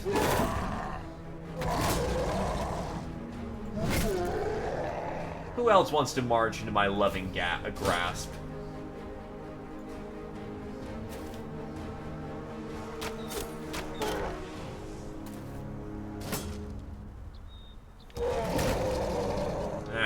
Oh, wait, no. Wait, nah. Yeah, no, he's gonna be stunned, unfortunately. Just nature of the beast there. Nice arcing shot.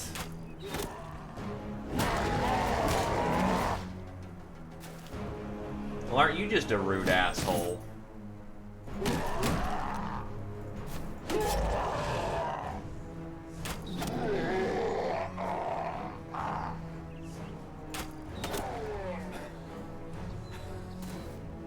At least I think that stun goes away pretty quickly, yeah. And he fails both of his morale checks hard.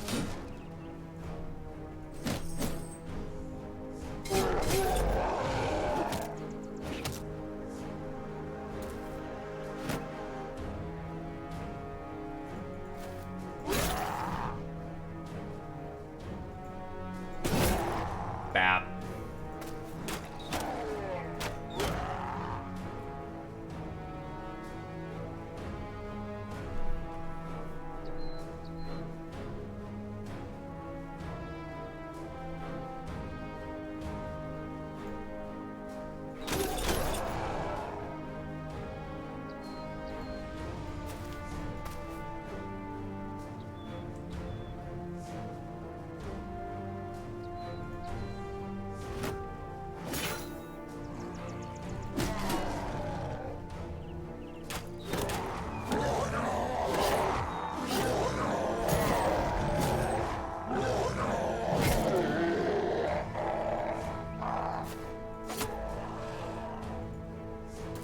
In we go.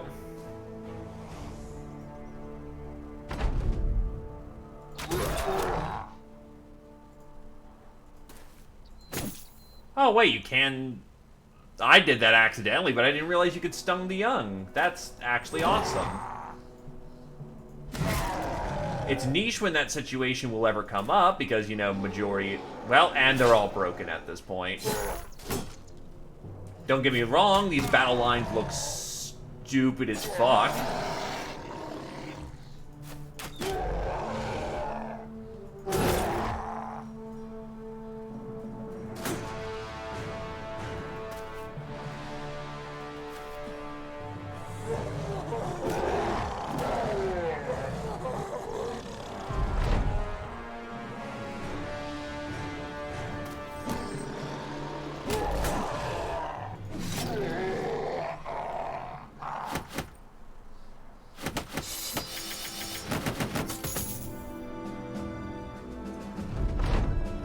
By more wrathful estimation, the Orc Warlord is sure angered as far as some wayward human is making a mess of his plans. You can expect that savage sooner or later, likely the former.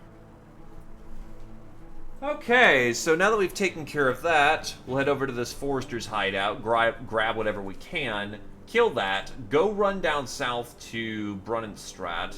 Honestly, it'd probably be it'd be faster just to walk it. Actually, where am I? I am right here.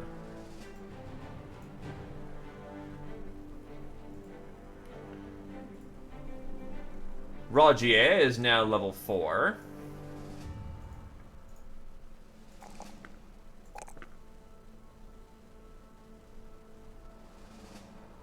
Honestly needs the health level. He doesn't have many boosts, so anywhere where he can get a bit of an extra edge is nice.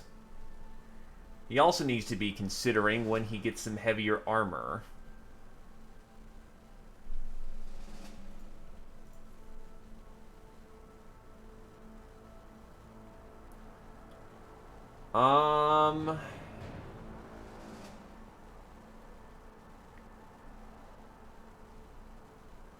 You know what? Wait, heavy armor or berserker? Interesting. Rotation. I don't got...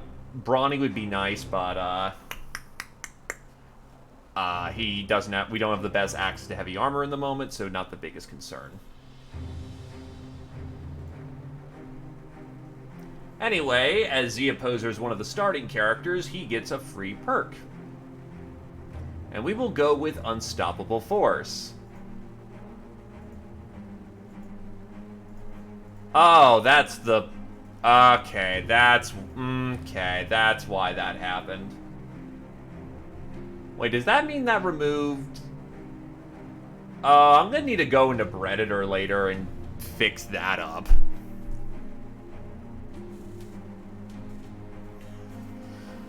Okay. So I remember a lot of O had it. I think all of my heavy characters had it.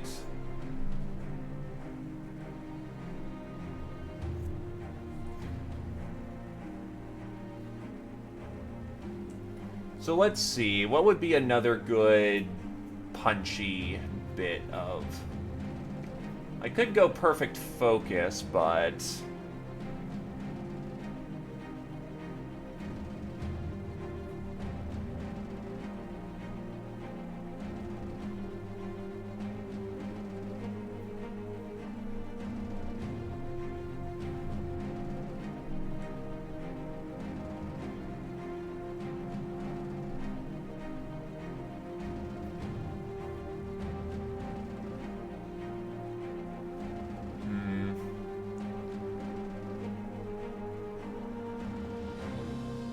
Probably Steel Brow, if only to just keep himself durable and tanky.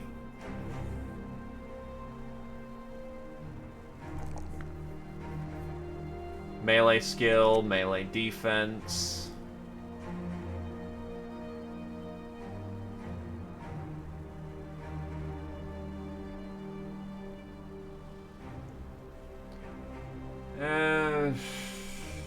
Probably some range defense, maybe? That or resolve.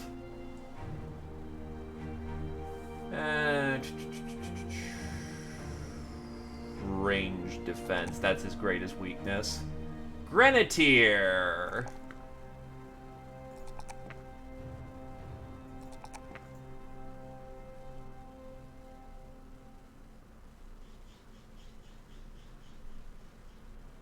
Oh, he doesn't even have any of his dodgy perks. Okay, that should be immediately fixed. And this is just a giant encampment of young orcs. Time to show them why they're hearing some boss music. There's 8.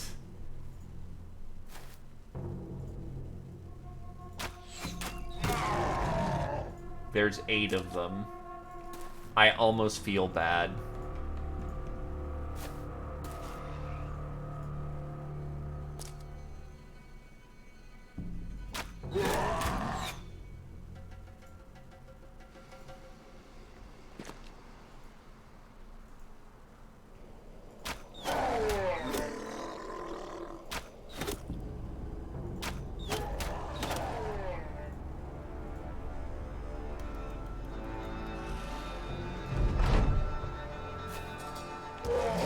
Wait, are you just running in with your fists?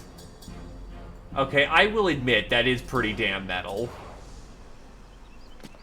Yeah, ranged units early game are, to put it bluntly, kind of bad because they can't hit shit. Once they get some ranged accuracy, they will destroy battlefields before the field is even met.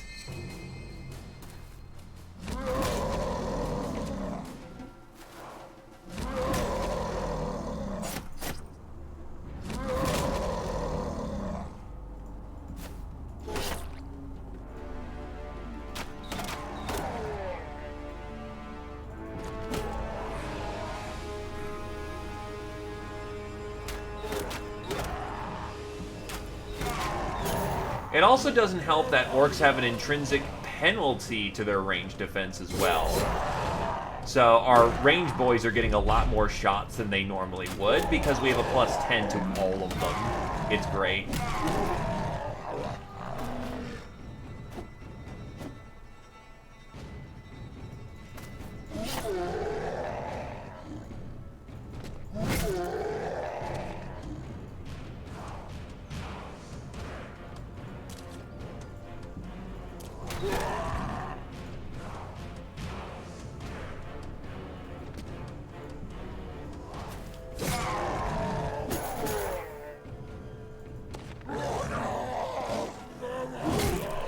It's over.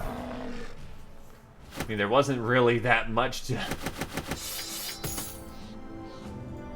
bag here. You've heard a lot of rumors from the country folk that an orcish warlord is amassing his soldiers and heading your way. If these rumors are true, you should prepare for it the best you can. Long story short, let's get back to town, sell this giant pile of just shit I'm on, and get to work.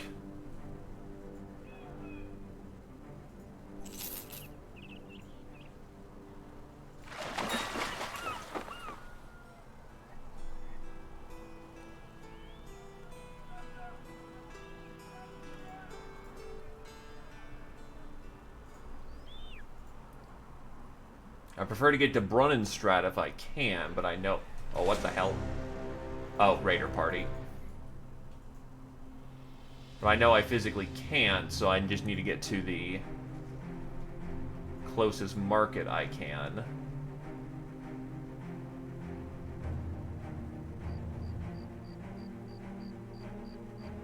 Actually, Kolksberg sells pretty well. What's going on in here? How much does the salt sell for here? Because that's a pretty good indicator of prices. Not great, but this will float me until I can get down south. Where Brunnenstrat is giving me much better prices. And yeah, we were like several days on expedition out there, so it makes sense.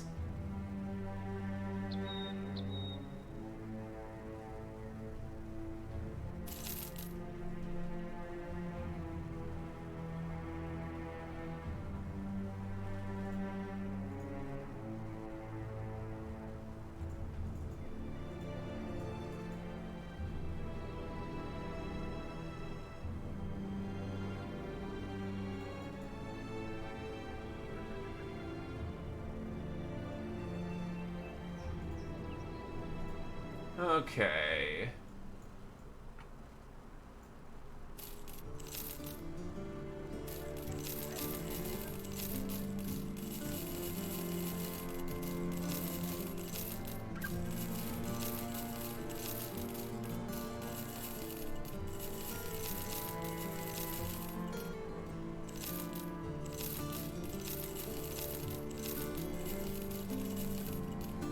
We have broken even, and yeah, we're in a decent place.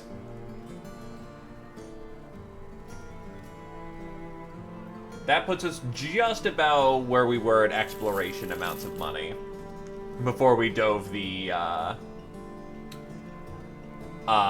various encampments.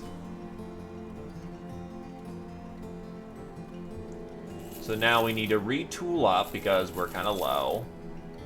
Ammunition here is way overpriced. But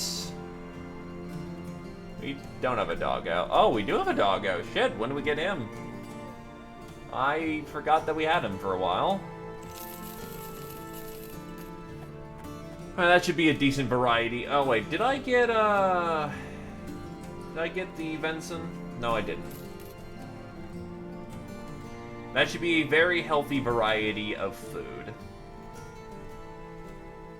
I do need to go somewhere to get some fresh ammunition, though.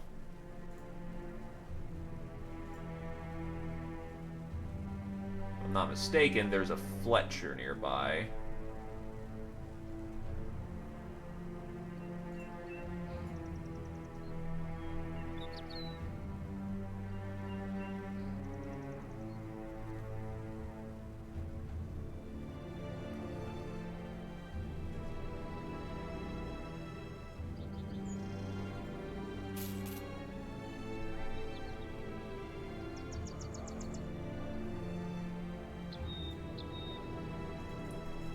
Down glitch.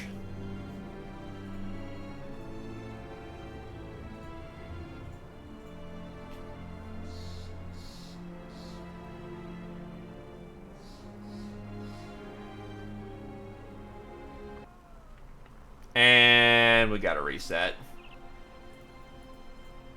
So provided there isn't 8 fucking warlords, we should be fine.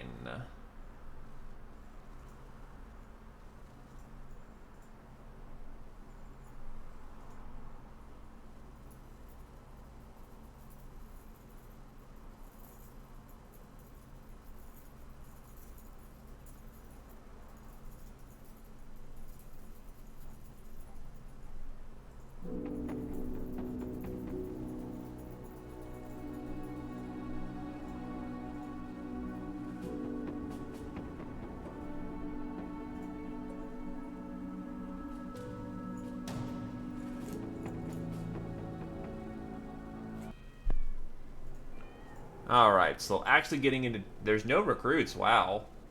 But there's a seasonal fair. That's actually quite not...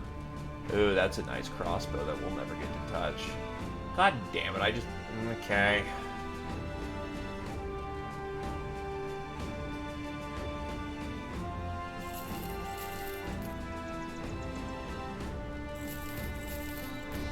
Not the greatest prices in the world, but it'll do.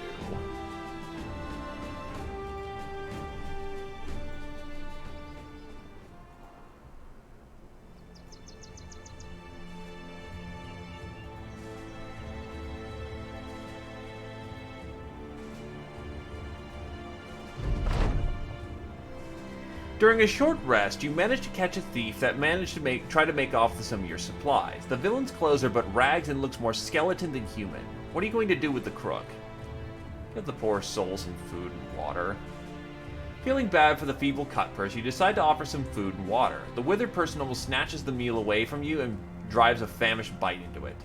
The thief thanks you between every bite. Not everyone will be this lenient. You tell the mercenaries to get back to marching. The thief uses a thin arm to wipe their mouth and stands up, hobbling on weak legs to take a few steps after you and asks maybe if they could join the company. I'll give my life for you if I must. Just anything to not have to steal anymore. Oh, well fine, you might as well join us. He is not a bad thief, actually. It'd be better if he had, It would be better if he had talent stars in his defenses, but that's not the worst I've ever seen a thief.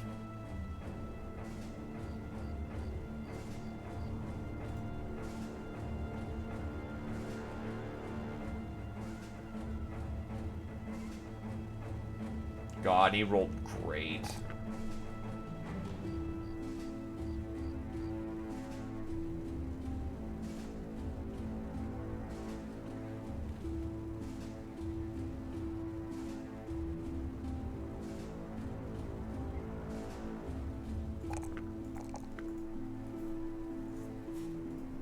He'll just stay in the back.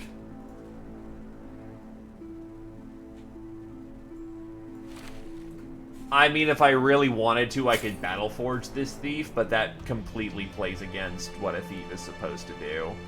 On the other hand, that is a hilarious fucking meme. But no, I think taking it, thieves are meant to be like light boys, so.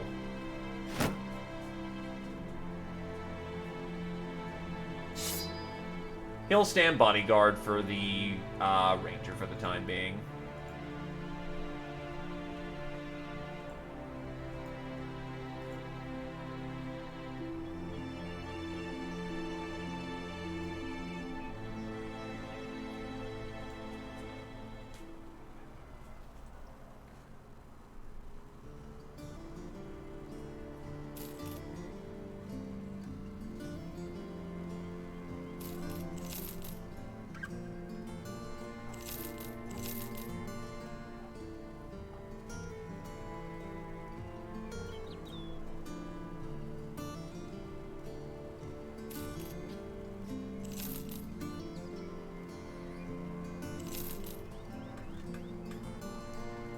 What I need to go do is find this asshole before I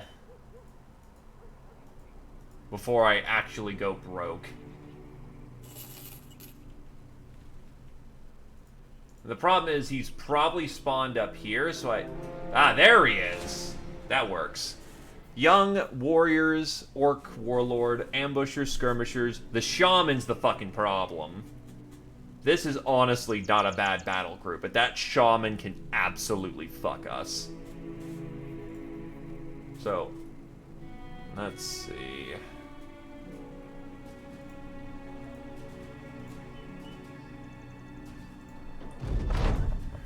The Orc Warlord and its army are charging. Until the Thracian Crusade, this is what they're trained and prepared for. We wouldn't be here unless we wanted it. The men roared, unsheath their blades, and fall into formation.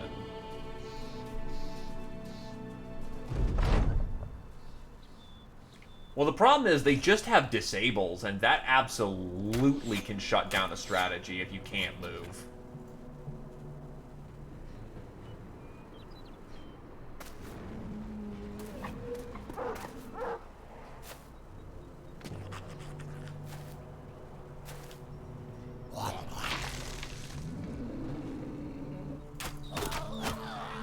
Plus, you're spending more AP dealing with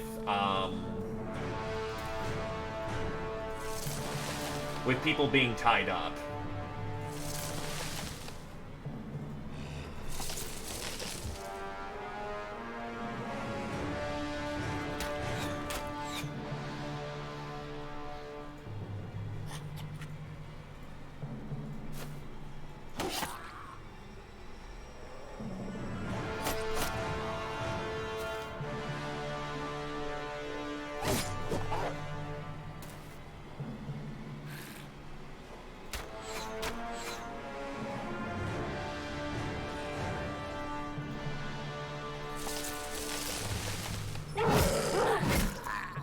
Clonk, clonk.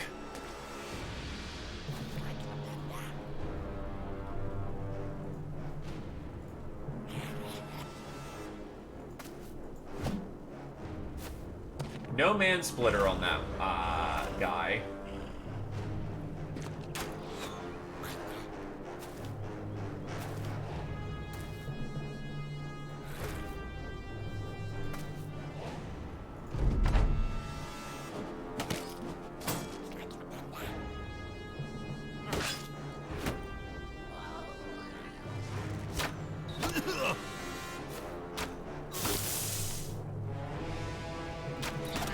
Get rid of the nets.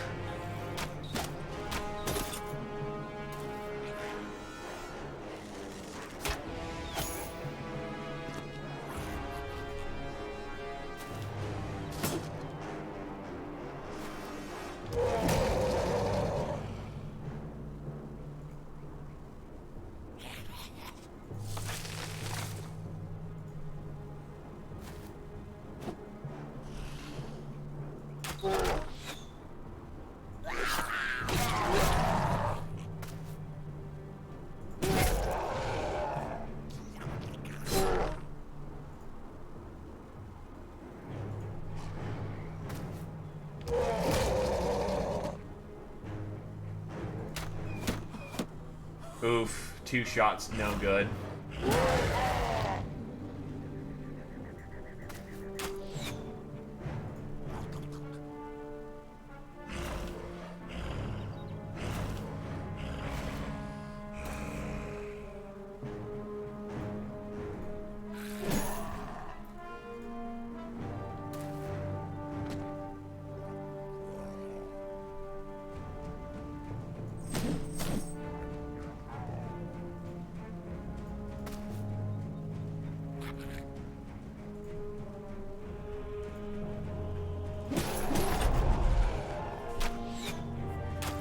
Yeah, Brick Can is currently exposed, which is not good. You're in full retreat.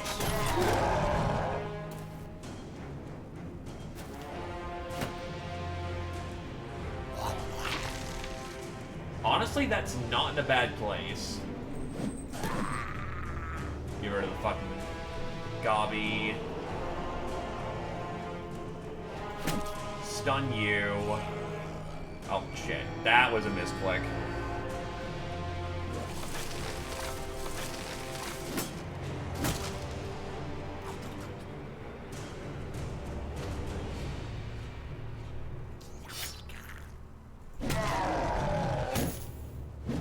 Knees clicked comfortably.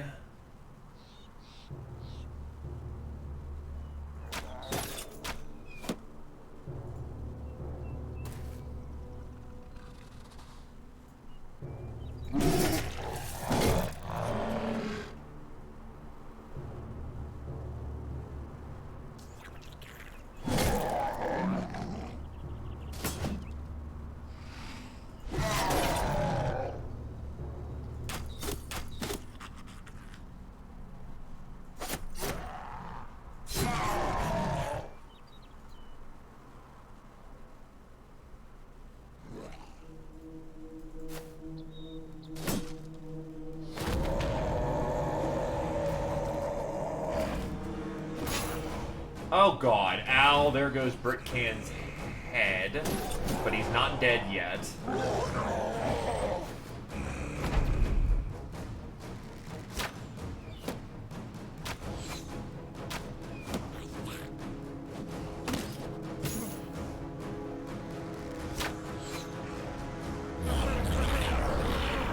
Oh, great, Fly Swarm.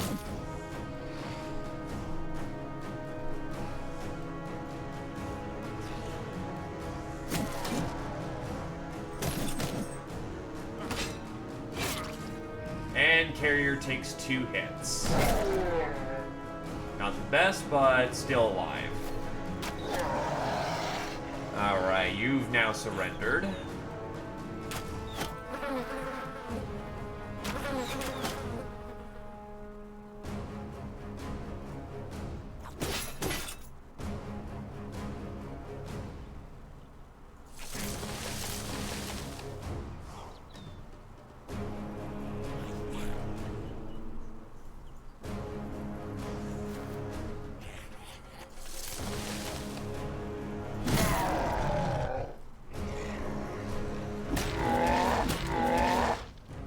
Okay, you just bashed him right into being in a more helpful position. We'll take it.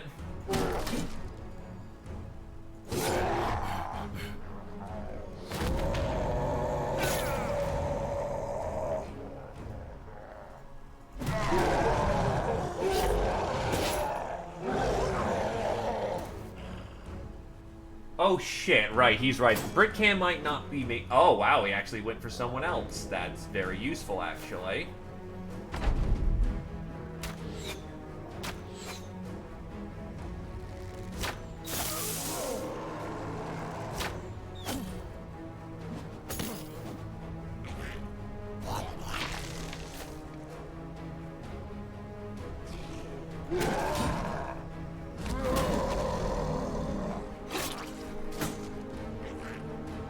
Carrier needs to retreat pretty damn soon.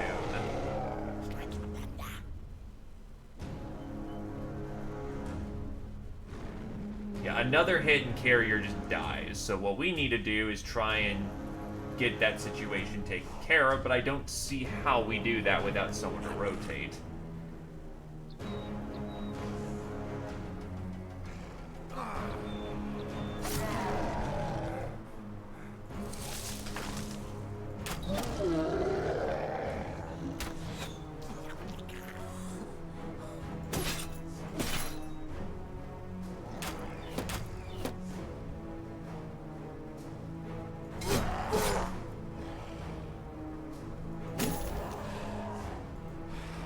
Yep, that's why we take rotate. Oh god. I don't think nope, Alativo will actually just die this turn. Just from the rapid hemorrhaging. Well, that fucking sucks.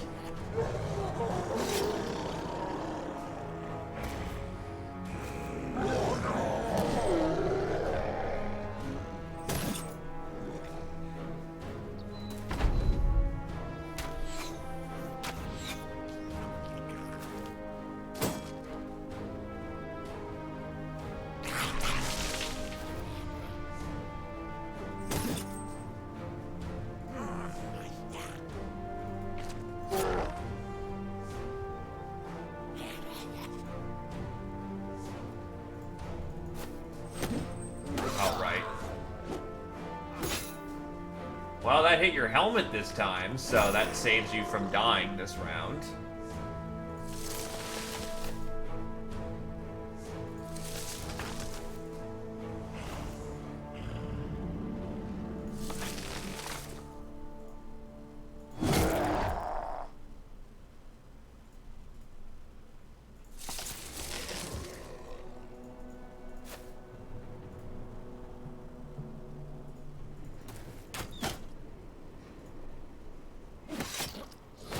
There goes the Squire.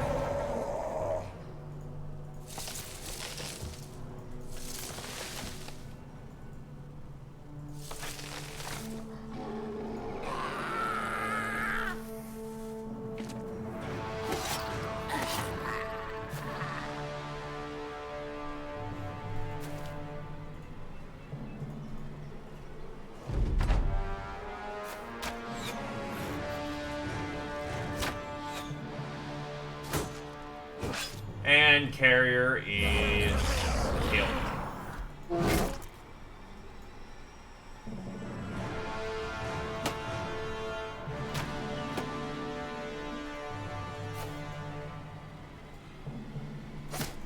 That thief is also going to be very dead. No fucking way he makes it out.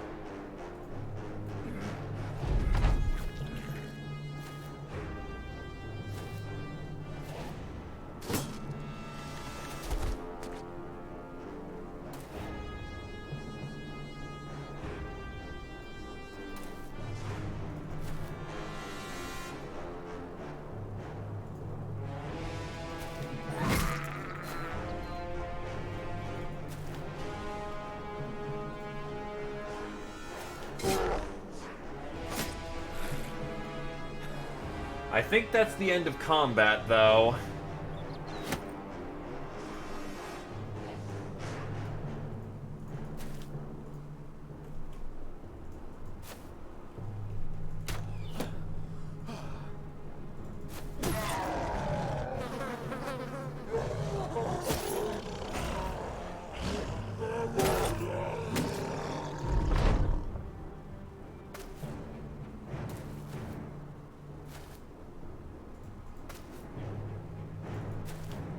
Hello, Heighton.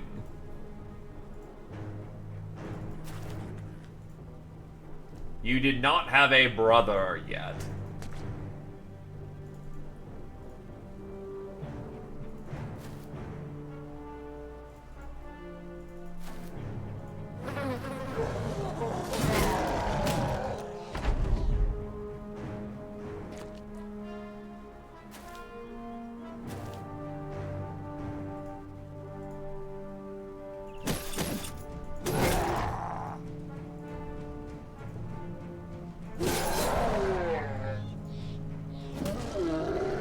Alright, it's over.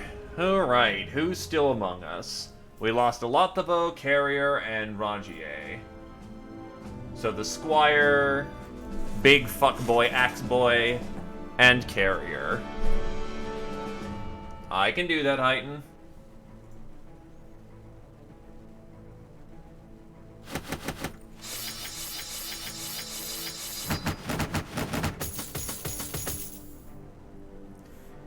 Alright, pack it all in.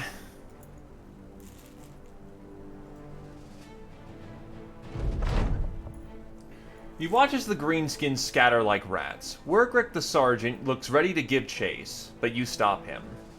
Let him run. The mercenary shakes his head. But they'll speak of us, they'll know who we are. You grin widely and clap the man on the shoulder. Exactly. Come on, let's head on back to Grubenfest and crown Grasbolg on Summerwind. Alrighty. Those points check. Welcome back to the field, Alattavio. How's it going? Oh god. Alright, well, gonna need to refresh that. How's it going with you, good sir?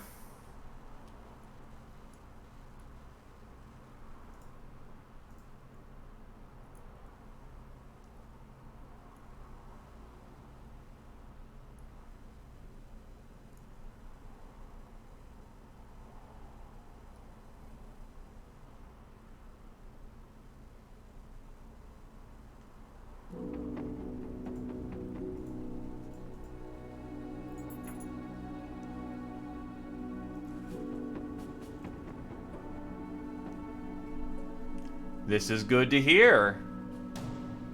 Are you ready to man-split?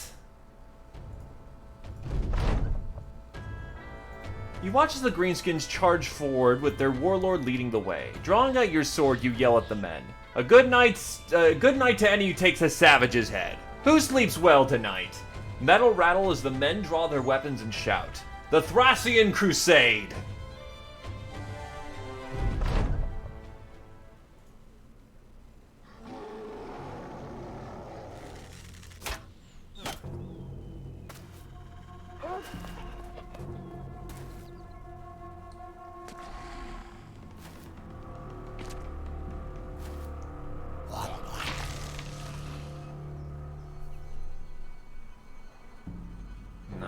I'll hit the axe instead. Damn. Well, maybe they'll get closer. That would make it easier to take that shot.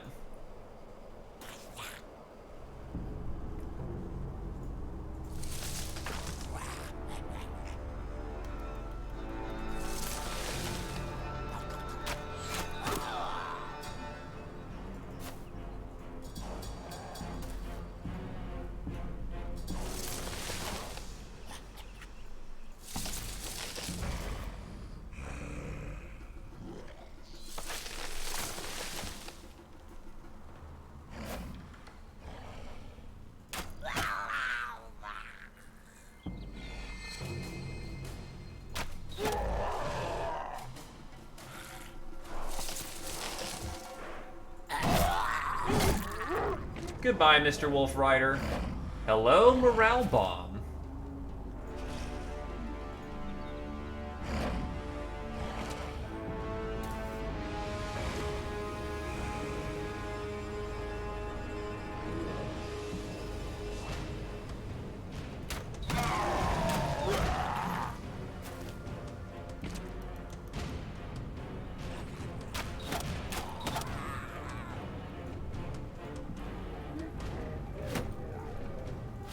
Shields up. Ready up for the crash.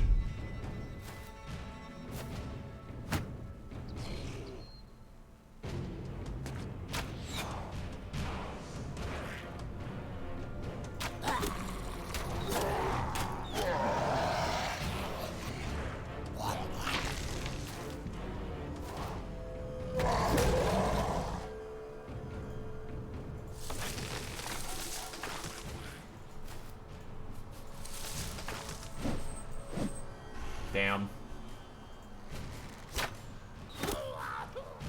Clip that goblin nicely.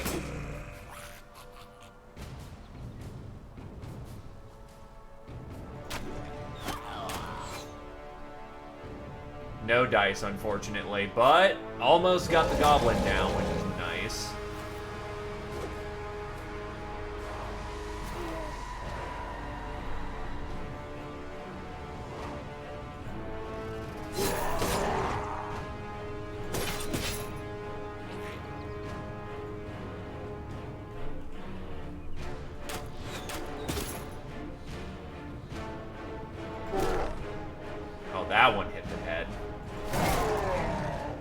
He's nearly dead. Ah, I hit the fuck. Also, he is in position, and the North is gonna have a real problem real fucking quick.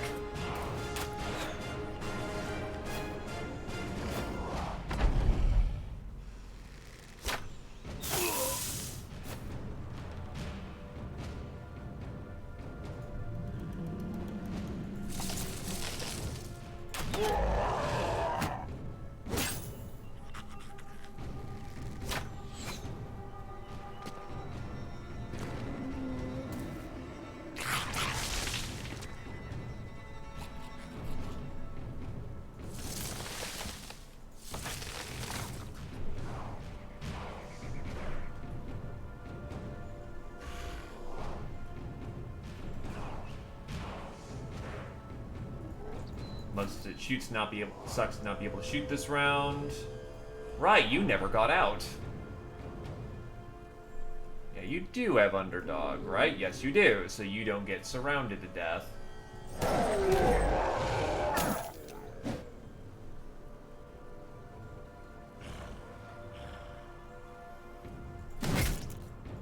Probably should have waited on that, honestly.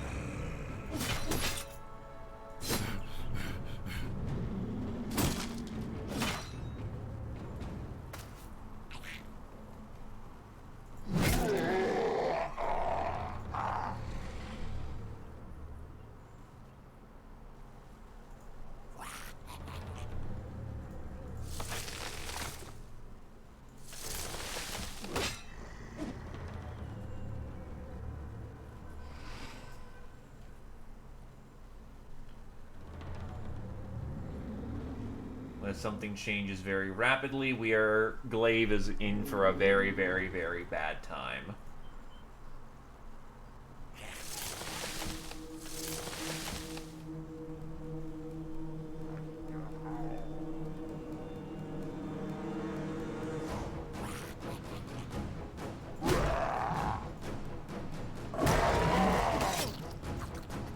Oh no, Glaive is just flat out in for a very bad time.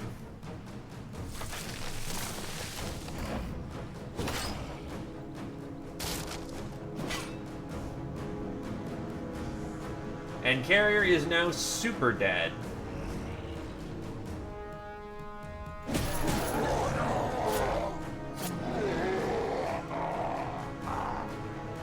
Yeah, there is, with that many surrounds and fucking... Yeah, that is, not good, as one would say.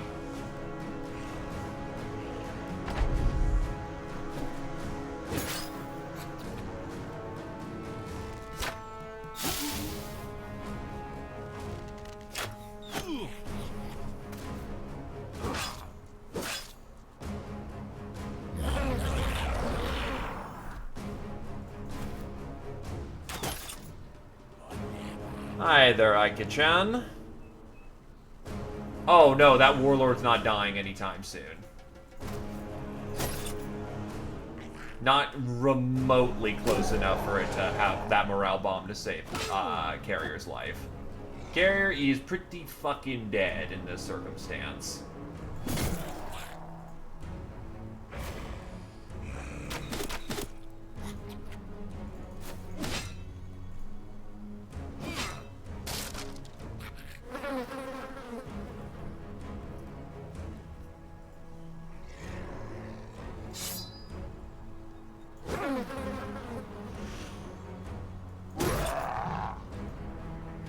It's not. You have a neg 30 to all your checks.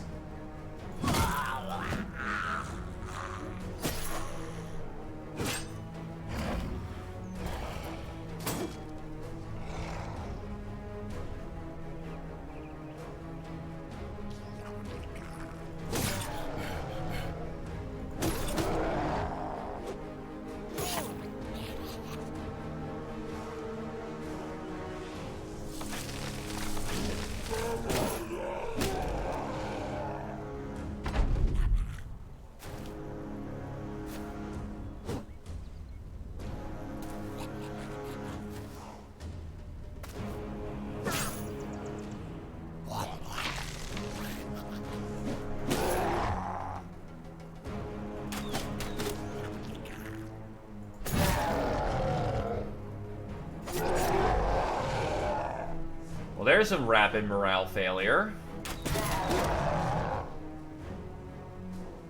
So thank God that happened. This may actually be a salvageable situation, though Garmot is very dead.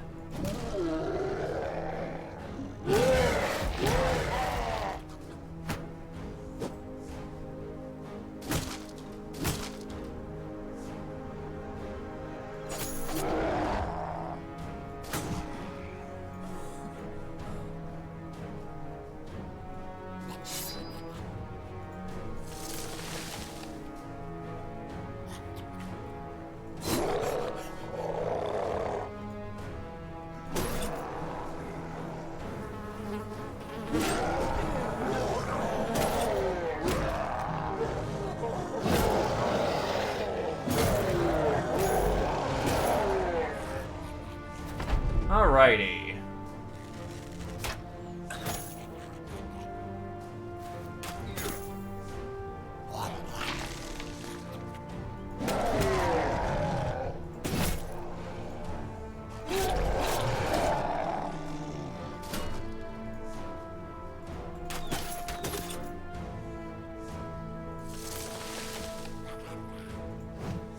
Oof.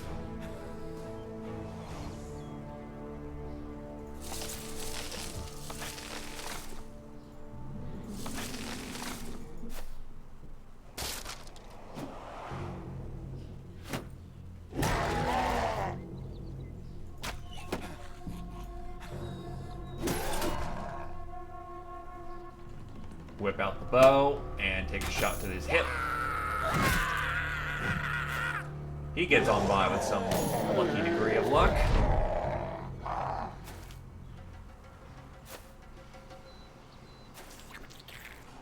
Yeah, they're pulling back, so it's just these two warriors who are left.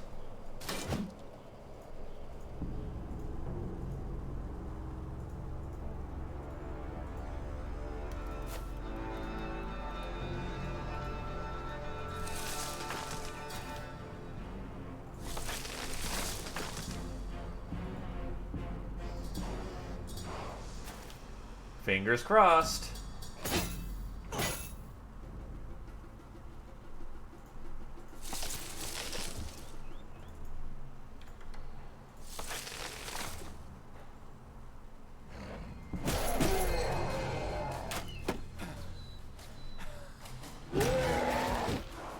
Oh god, they're going after the Bannerman. Bad.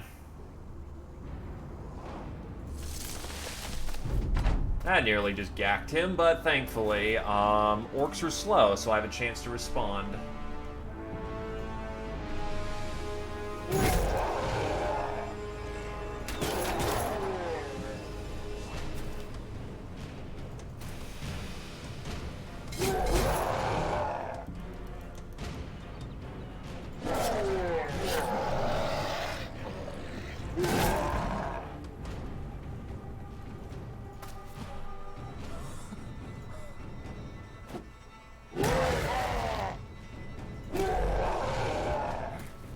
He's done.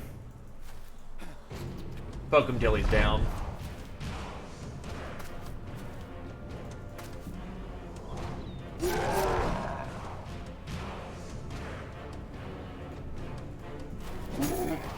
And that's over. And that is... Carrier has a fucked up knee, so defense, range defense, and initiative are turbo fucked, and Garmot the Eye is dead.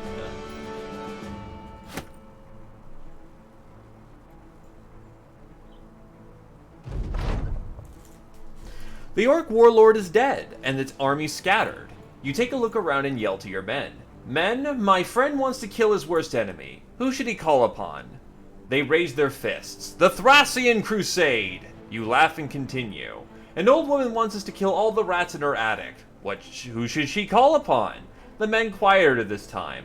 The Thracian Crusade? You grin widely and continue. If a dainty man is scared of a spider on his wall, who should he call upon?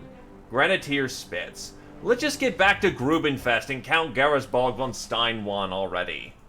Victory. Yeah, but unfortunately Carrier is kind of fucked on their build. That is a retirement-worthy injury.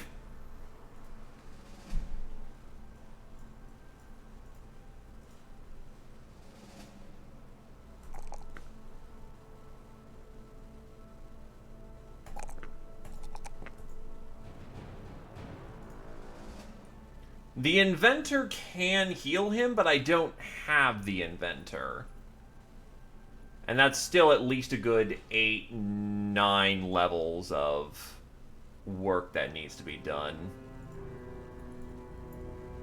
Still, the Inventor can mitigate that to a degree. It's just going to take a very, very, very long time. And that's implying I find a good Inventor who survives the test of time.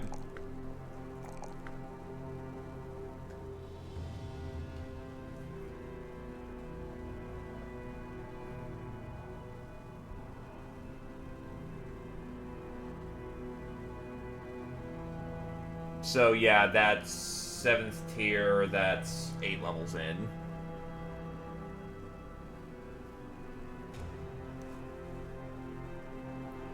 And again, it doesn't fully get rid of the disability, it just, no, I'm gonna be blunt, you're pretty turbo-fucked for the foreseeable future.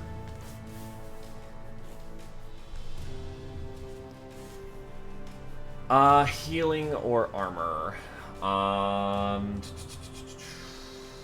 Honestly, the health's gonna go farther right now. Full force is glitched, so I can't pick it right now.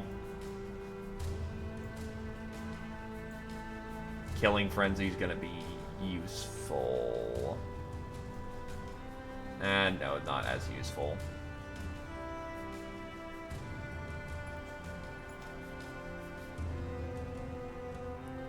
Ah, yeah, just put him in the stronghold. It'll be fine.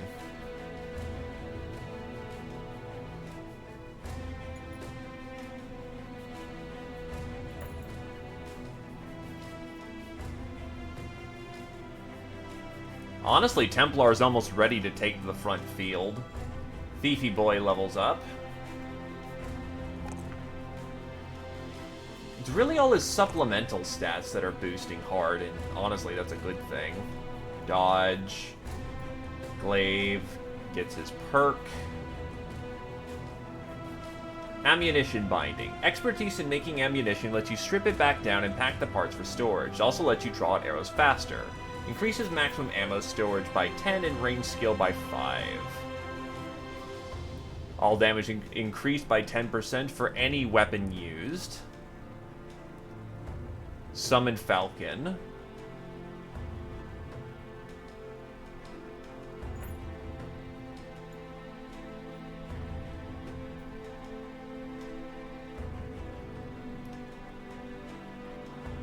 Bullseye.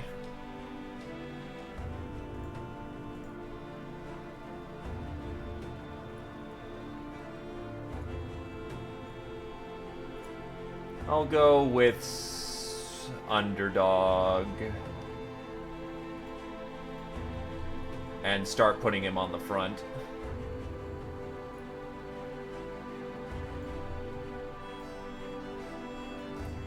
Well, in either case,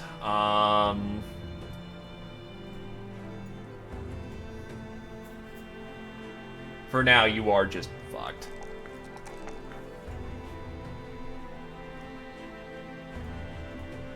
But now I have someone with reach on the front. I could really do for some pole arms.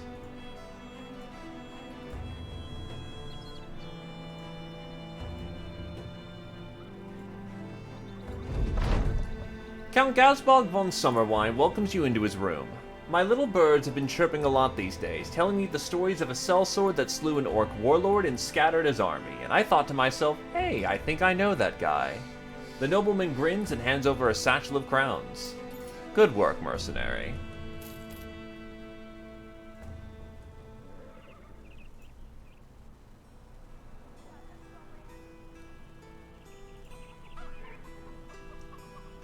Go mess up some brigands, or what's the 3-dot noble?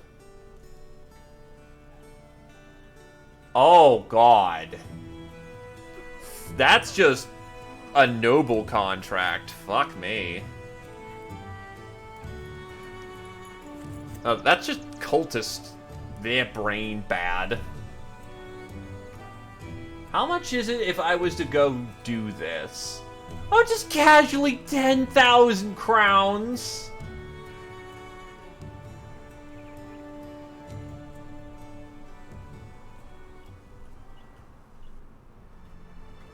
Holy shit, that's scary, though. I don't think I'll handle that right now, because my line did just get pretty fucked up. It's from the mod Dabbed Cool Rising. It's a sub-mod to Legends, though I'm pretty sure it'll be incorporated at some point. There's a raider bunch. This was a task like none undertaken by the men of the company before, to fend off an entire invasion of some of the fiercest foes man has ever faced. A foe that could not be reasoned with, whose alien mind knows not mercy or compassion, but only war. Orcs and goblins had united in a savage green tide that threatened to wash away the race of man. Under the pitiless sun of day and by the light of burning towns at night, the company campaigned against the green menace across the borderlands, rooting it where it raised its ugly, scarred head. The men faced many a hard battle and made many a sacrifice, but it was all worth it. The Thracian Crusade prevailed, after many a savage struggle, after uncounted days where each man's life seemed to hang on the roll of a die. The green tide finally seemed to ebb, and as orcs and goblins scatter back into the wild, you know that the world of man is saved. For now. Bards will sing our names now if there are any left. So that is an official end to the green tide.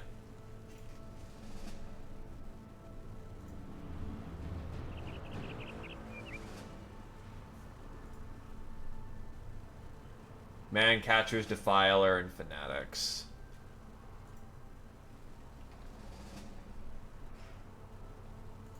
Oh, right. Creo's lost his goddamn heater.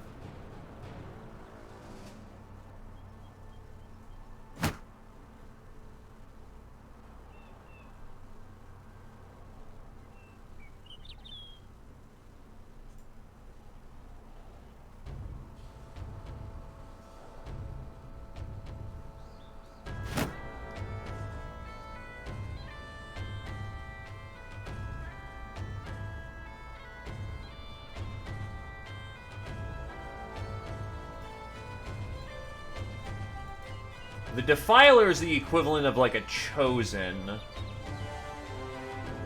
I think I can take that. It'll be a...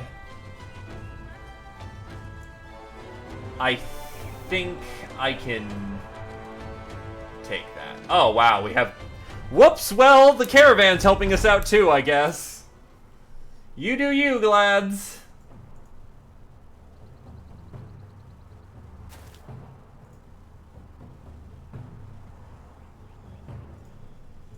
Oh, that's not a few man-catchers. That's quite a few of them, you lying assholes.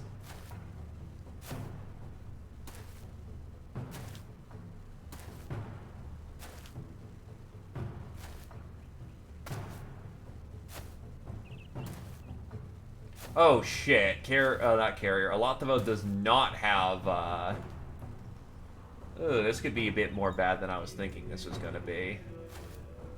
His armor did not get fixed up.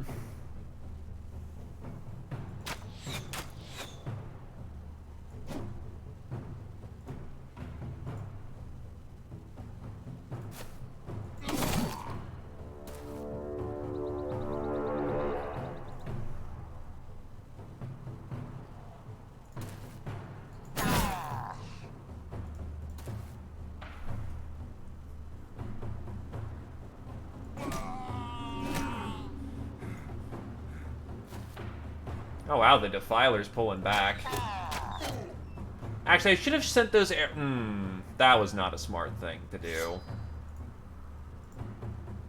Oh god, you also have no okay, I completely fucked this up.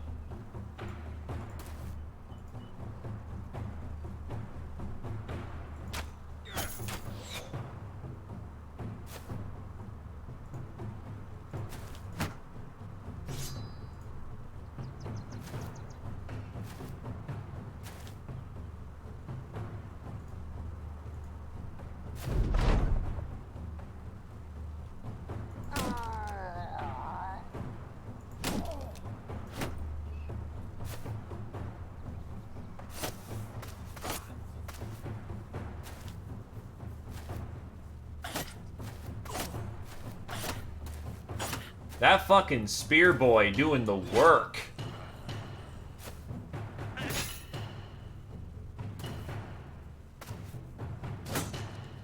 And now they're clogging up the arteries.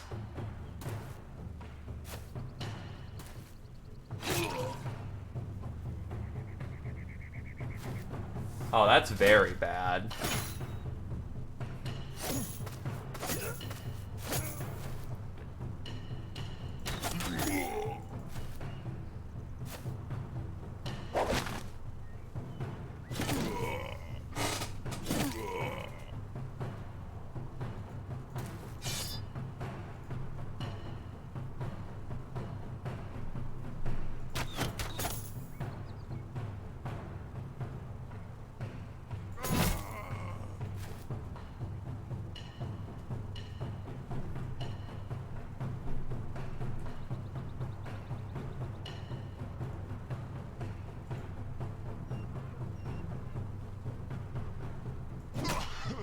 Ooh, that was a skull hit.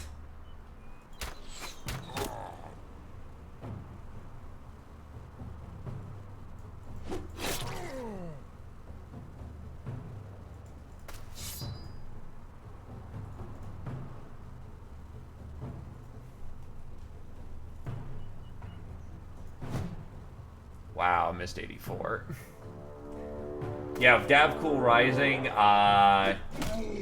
they are just flat up an enemy. Oh god, that's a long arm? Oh, I did not realize that was a fucking pole arm. That's, spicy.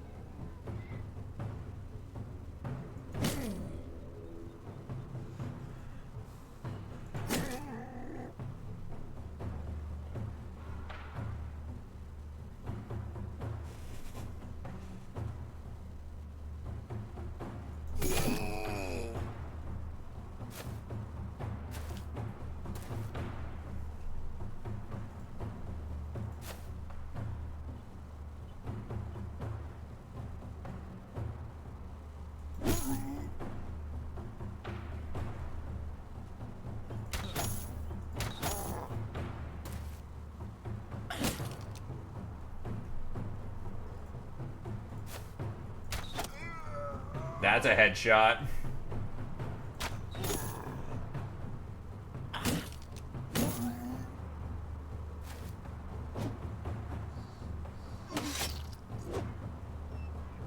They're not gonna last long on the flanks.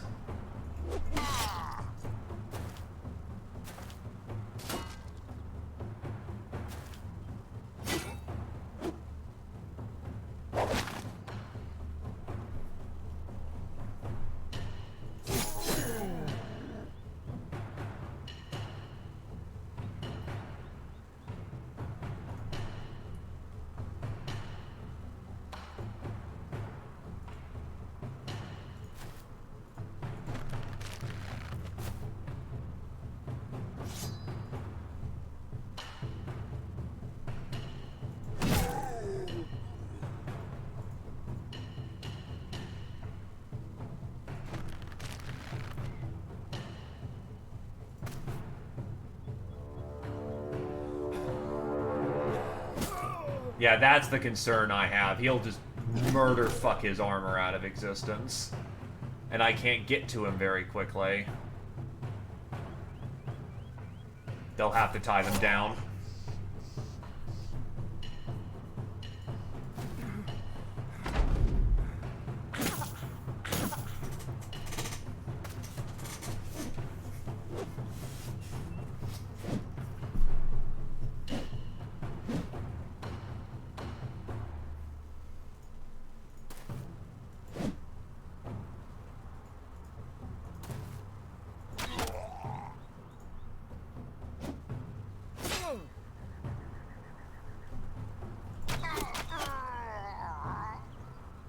That's a deep cut.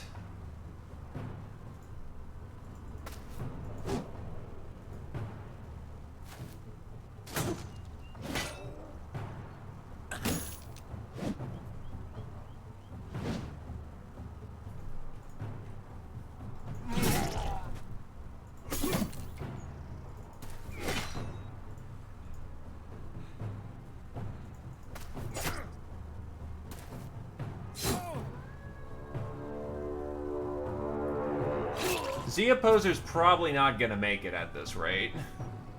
The deep artery cut does 3 around, and he still has another Defiler hit coming in.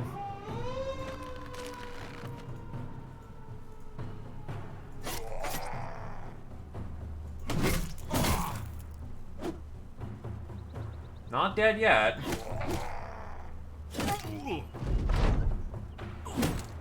Bannerman's super dead. Oh, wait, no. Bannerman is dead.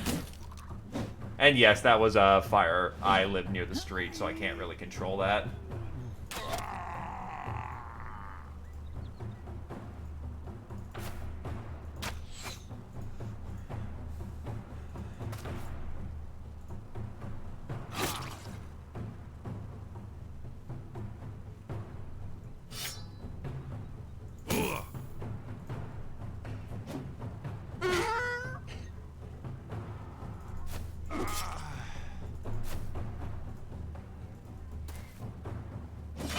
And there goes Zio.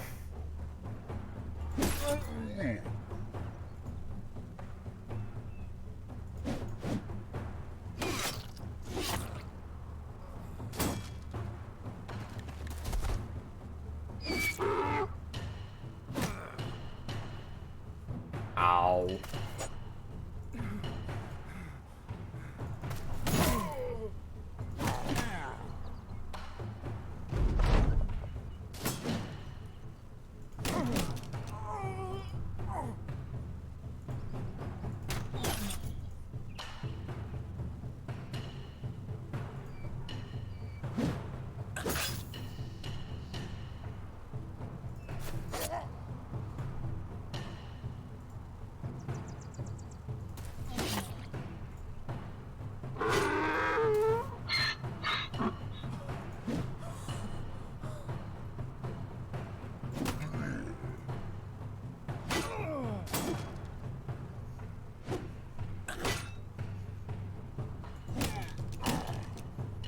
Squire's not looking hot. Wow, well, there goes the Thief, and there goes Geo. Rapidly taking losses.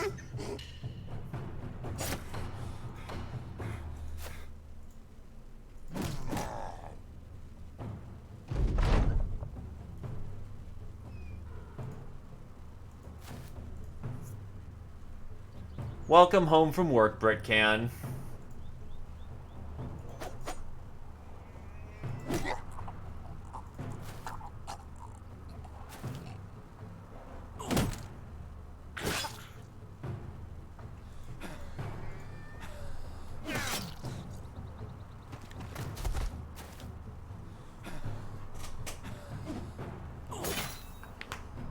Well, let's see how bad the post-battle damage is.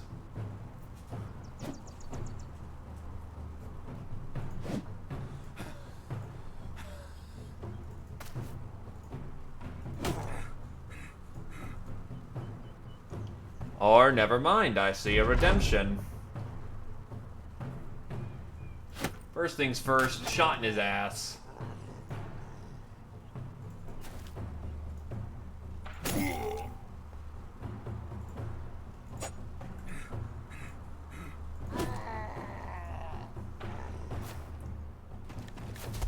Keeps foot working out, you ass.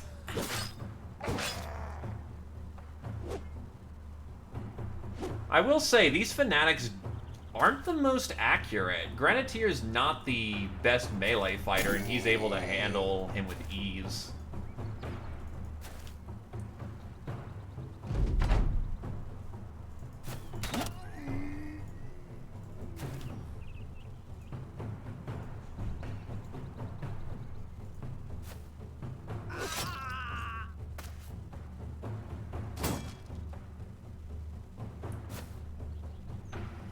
Hello. No goodbye. I still want to spike this asshole.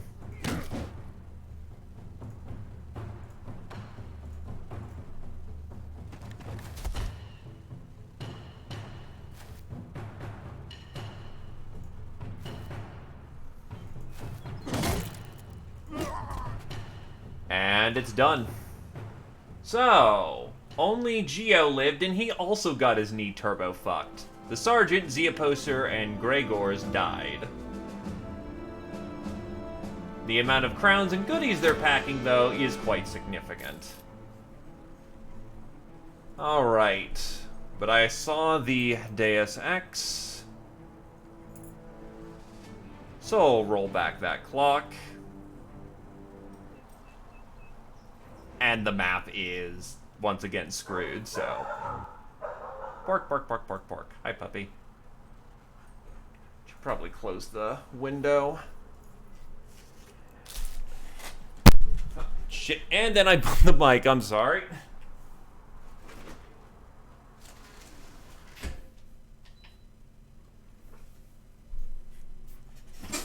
Alrighty.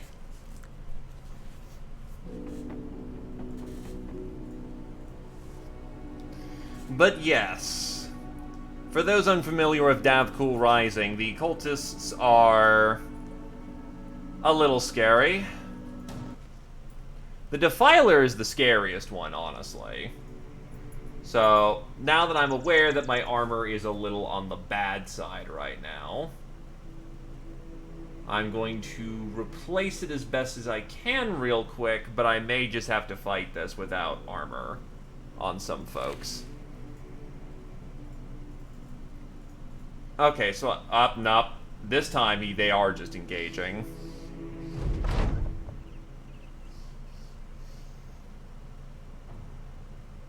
And this time that also forces Carrier into the fight too, so that's less than appealing.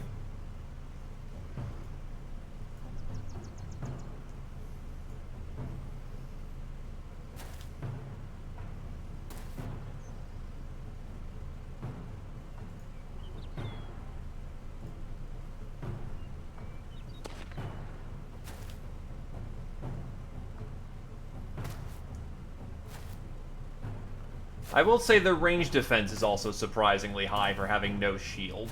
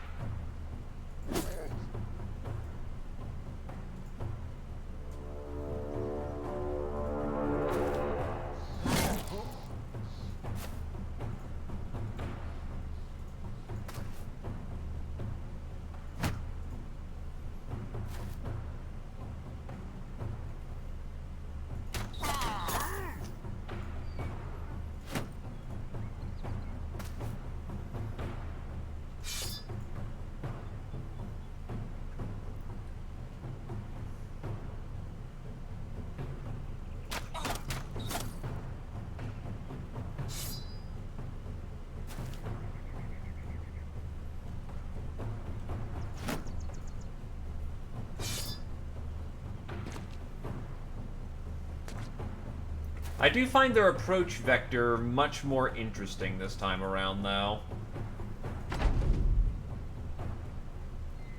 Welcome back.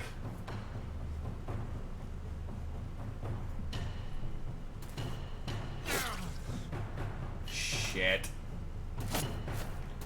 Cut arm sinew is not good. So now I'm protecting a Lottavo from the worst of it.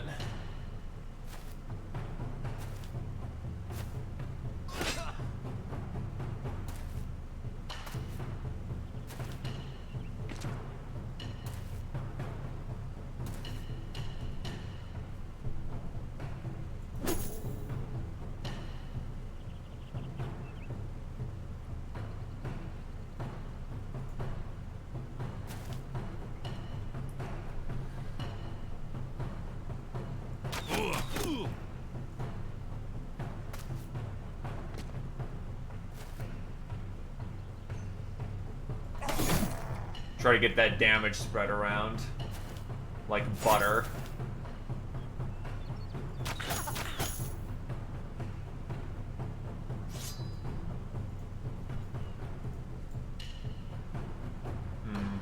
Hold it steady.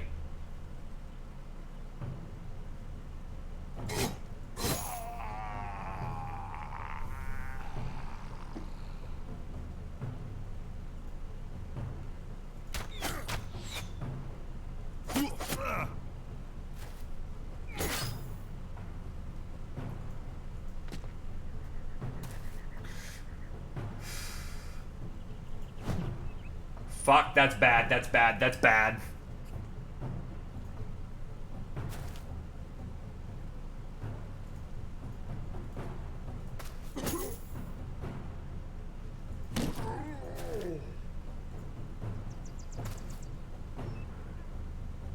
Yeah, I need liberal amounts of stun right now if I'm gonna make it through this.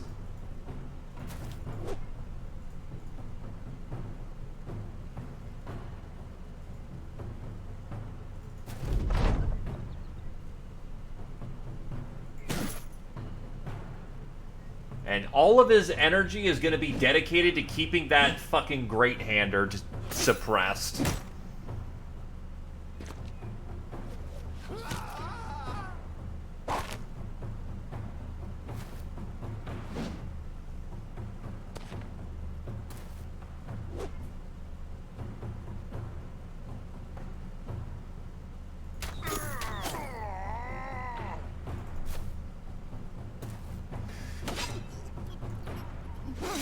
And that was the sergeant dying again. Because they just punched through that line hard.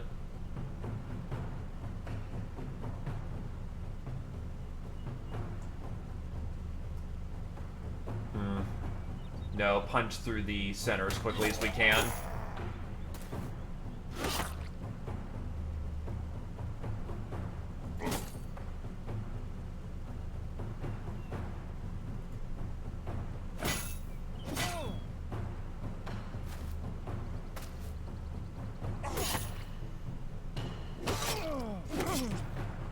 Jesus, they are just nailing their hits this time around.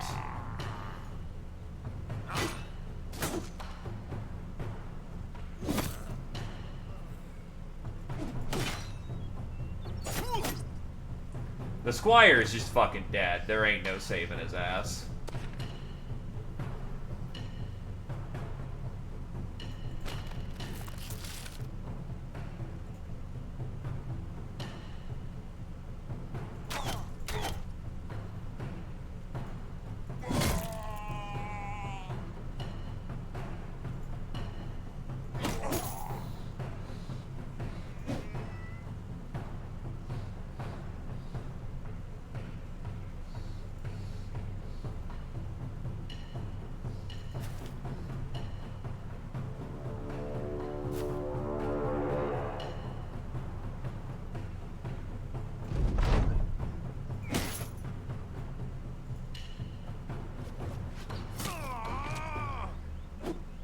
And Alativo is nearly just gacked, but not dead yet.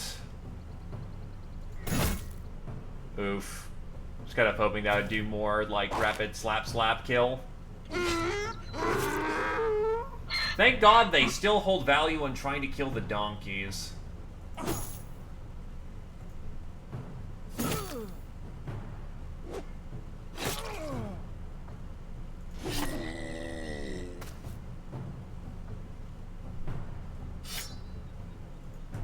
Bap.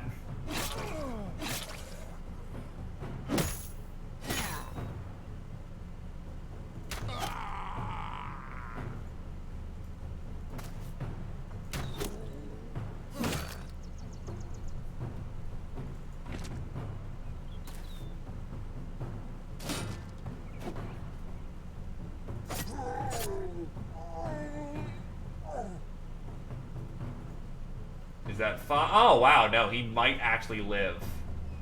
If he stays on the defense.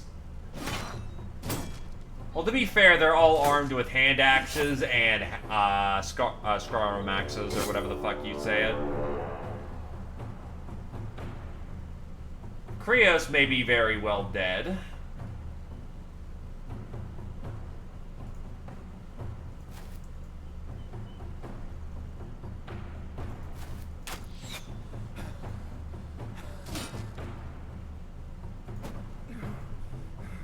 His fat gain is just dead. And yeah, no, this fight we have firmly lost. I think. I can't leverage my heavy weapons in there without lots of death.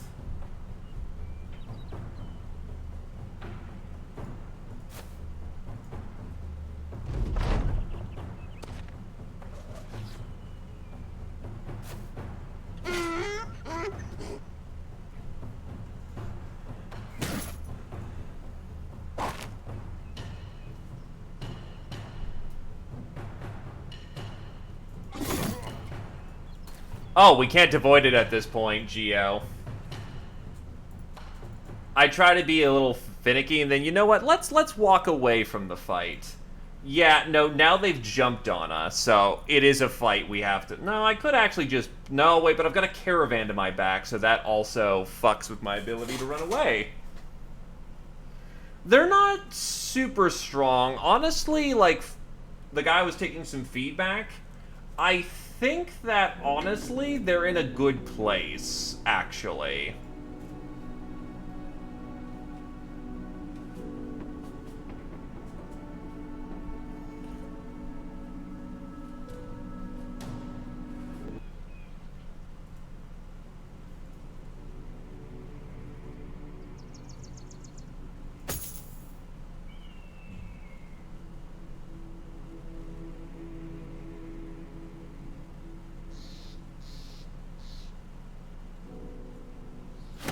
He needs a little bit more health. I don't have a replacement armor.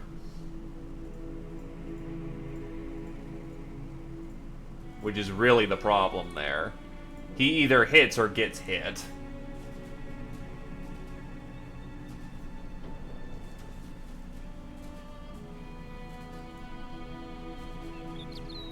But no, I honestly think that the cultists are in a pretty good place.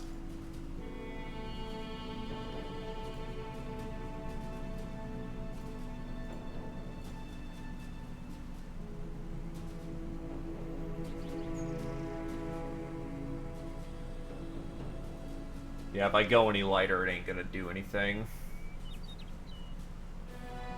So I am curious.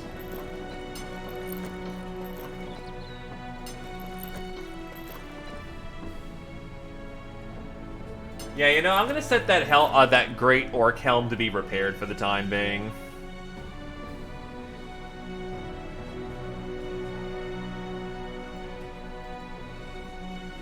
But yeah, there's no getting away from them this time. I could arguably pull around.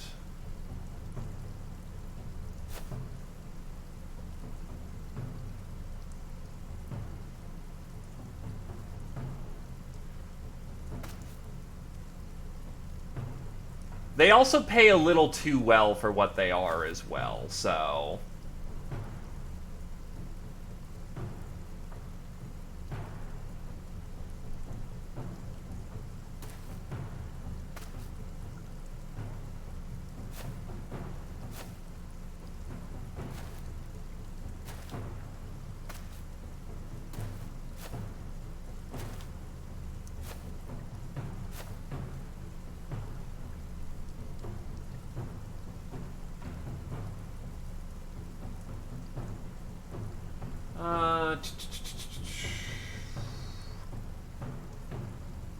Another thing that makes them deceptively stronger than they are is the fact that they're all using dual grip instead of a shield.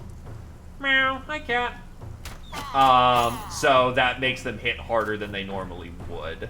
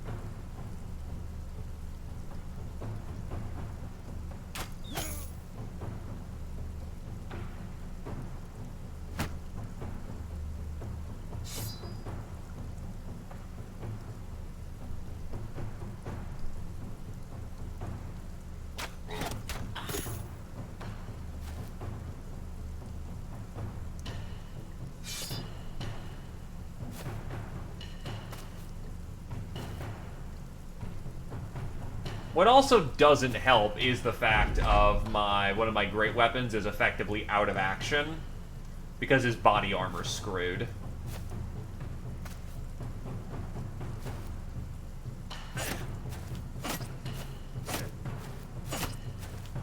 So I'm having to fight this a little bit more tactically than I'd want to.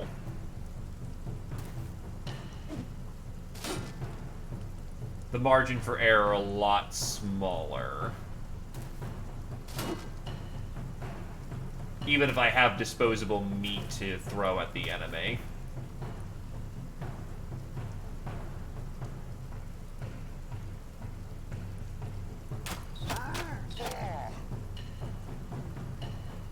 There was a chance you weren't keeping your puppy?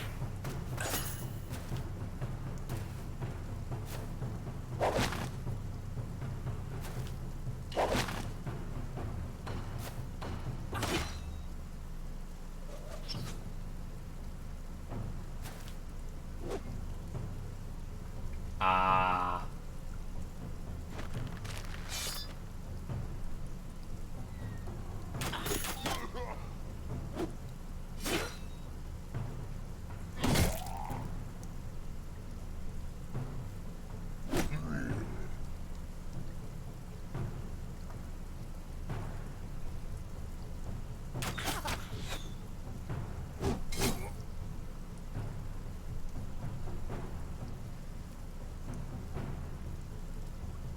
Hold it for the time being. You need to get the fuck away from combat.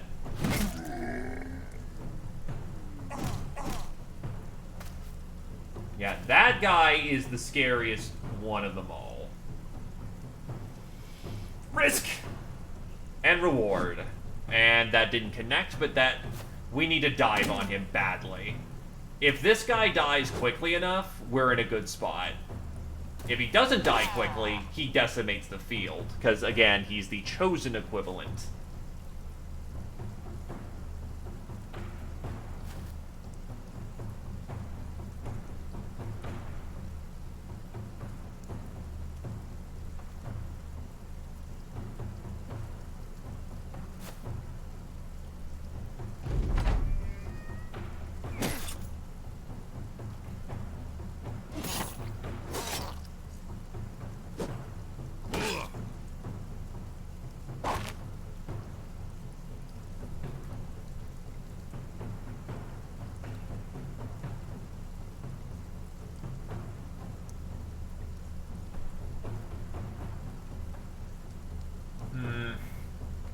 Need to place these shots good. Honestly, take out the range support. I can't do much with the front line right now with Grenadier.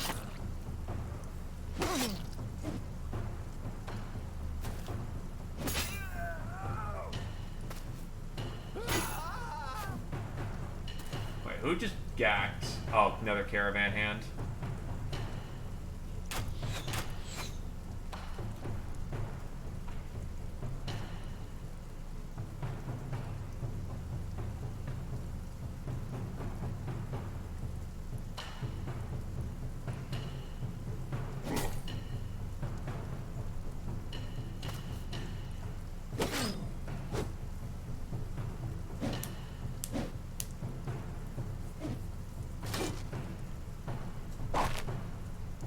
Oh, that's ass. Okay,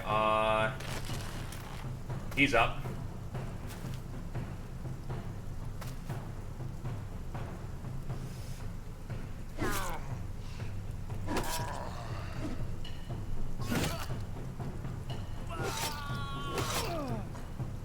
The caravan hands are rapidly dying.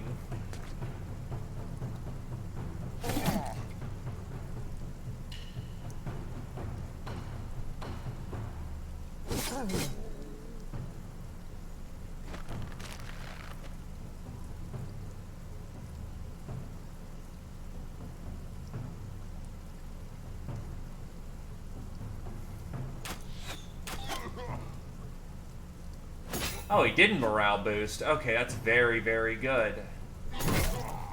Smush him like a fucking apple.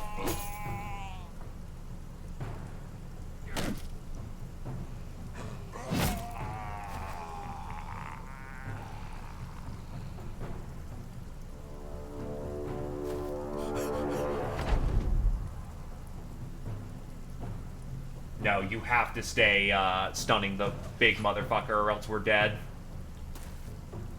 Carrier is distracting half of the enemy force by just running around like it's goddamn Looney Tune hour.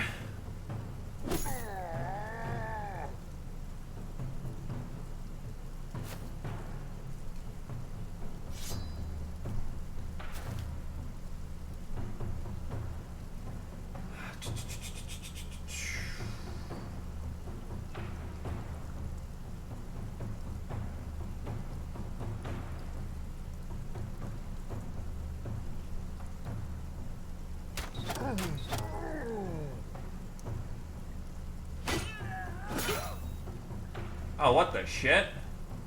That was a lot of morale. 2 kills.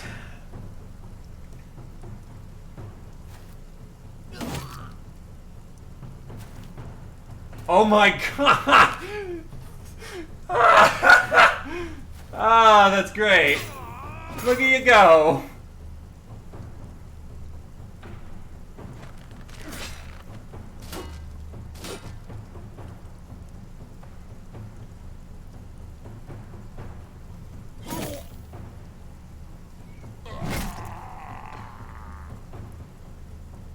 Yeah, that's a safe position to be in.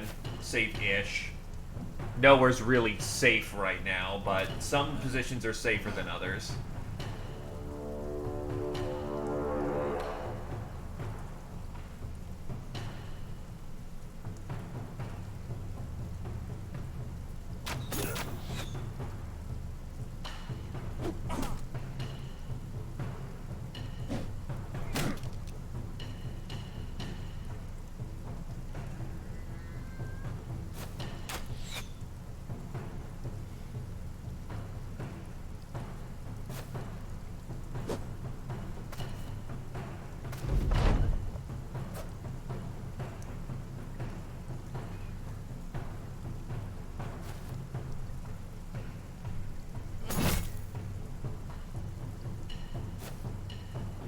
They're wheeling around.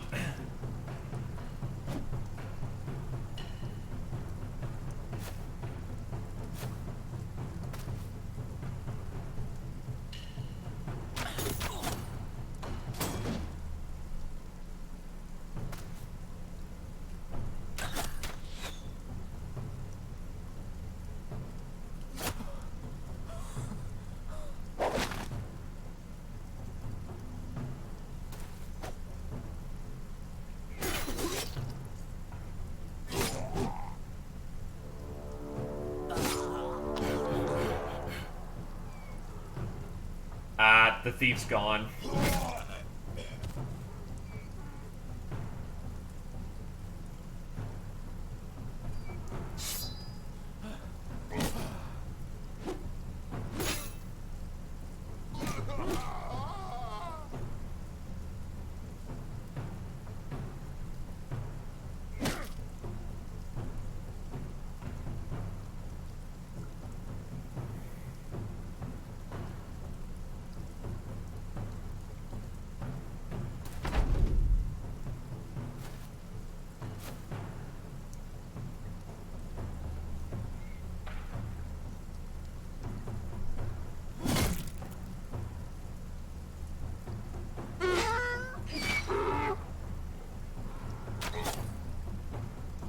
Out of ammo.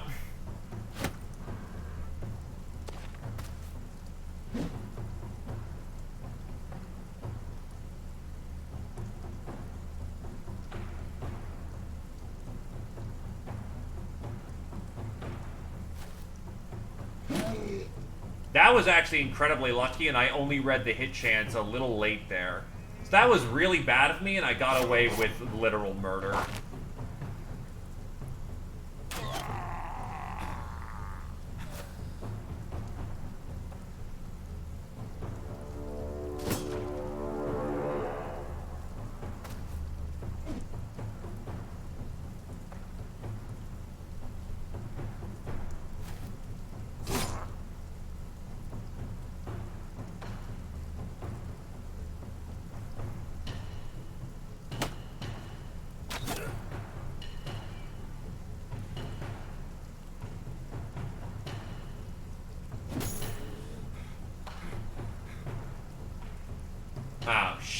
shit.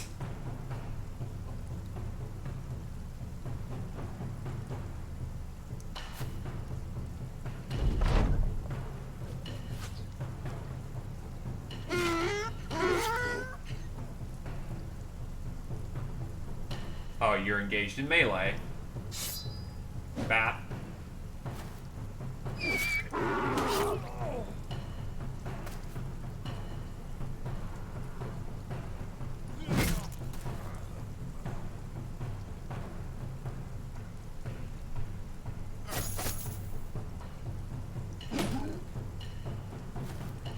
Hit the head, unfortunately, twice.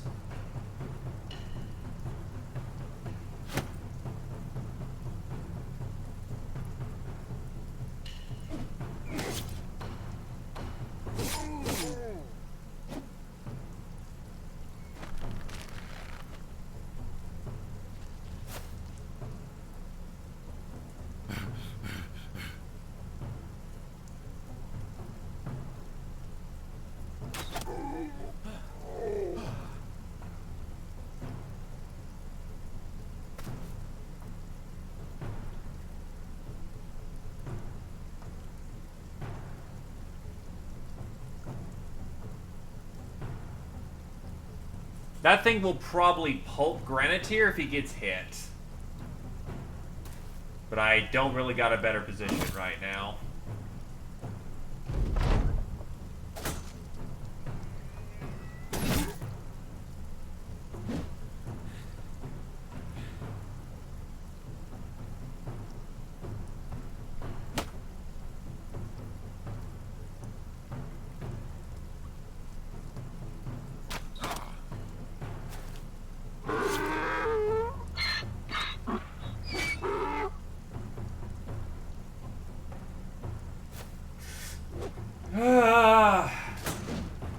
A lot of vote being hit with a bleeder would end him right now.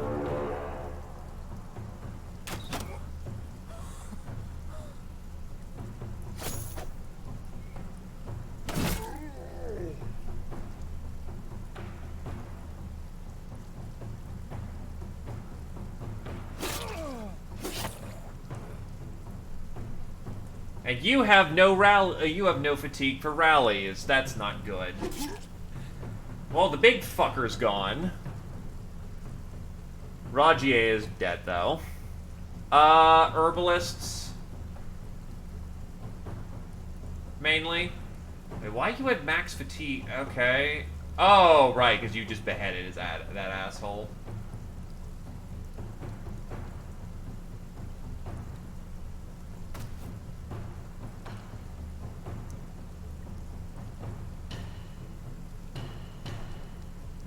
Oh, thank fuck he rallied.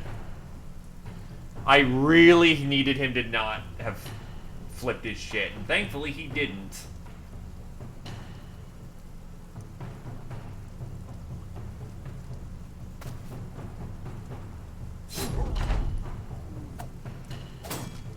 Mind over body memes.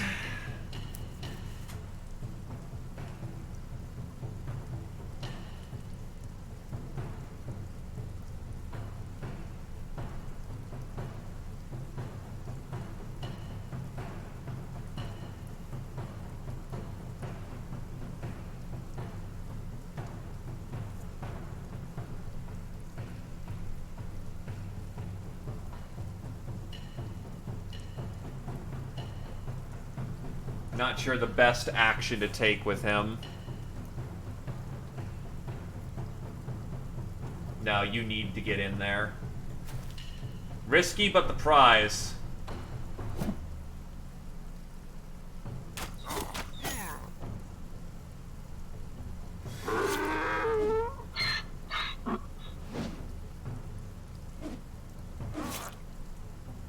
Thank God they actually kind of fucked that up.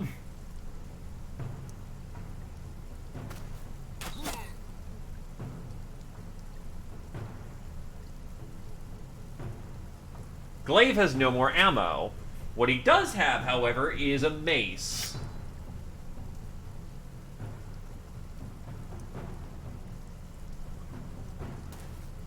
And their priest is running. I'm not in a position to intercept him, so he gets away.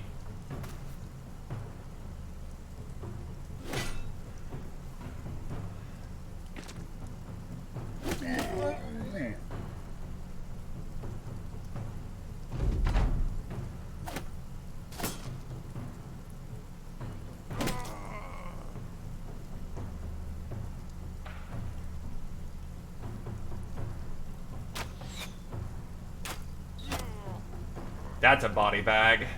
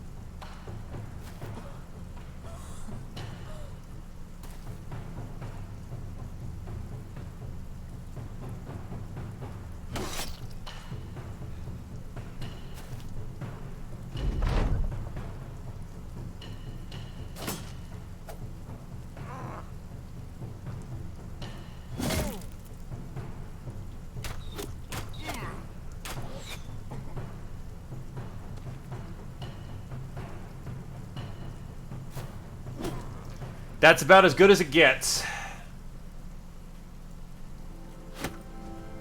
The Cultist Crowbeak. A heavy pike on a long stick used for sundering armor and crushing anyone inside. Neg 20 fatigue, plus 5 to weapon skill fatigue, 60 90s. However, the 53 medical supplies and the 111 tools we just got makes up for a whole awful lot. I actually recommended to the mod guy that you honestly get paid too well in assets. Like, 111 tools is roughly... what? 20, 60, 90, 100... 4 times 3 is 12. That's roughly about 13 to 1400 like 1,400, 1,300 crowns in just tools alone. The gear kind of sucks, but honestly, yeah. Well, in either case, vacancies just opened up. Also, the sergeant reaches apex level, and we will give him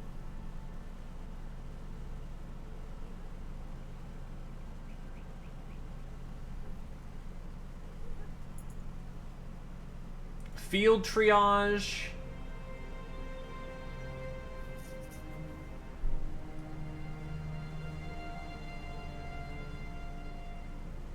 and the prayer of hope. Geo reaches level 8.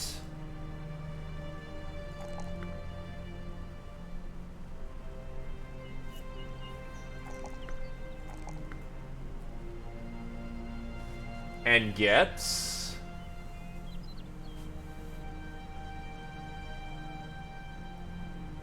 melee skill, resolve, and yeah, you just did not roll at all for good melee defense, unfortunately. But I can at least get your fatigue up a little bit. And that will give you fearsome.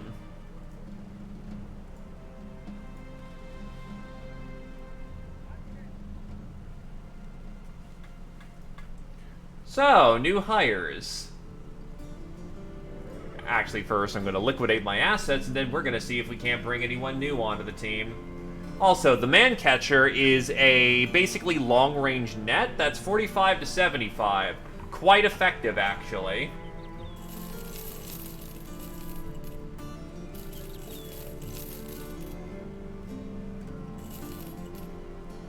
Meat hacker.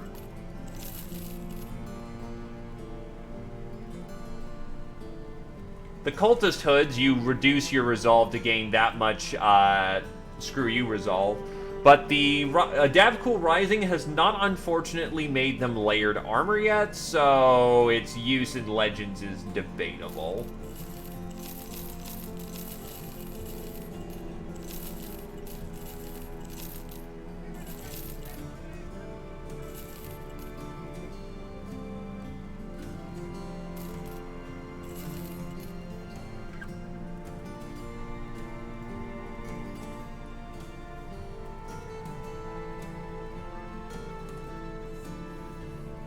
Just everyone has faces.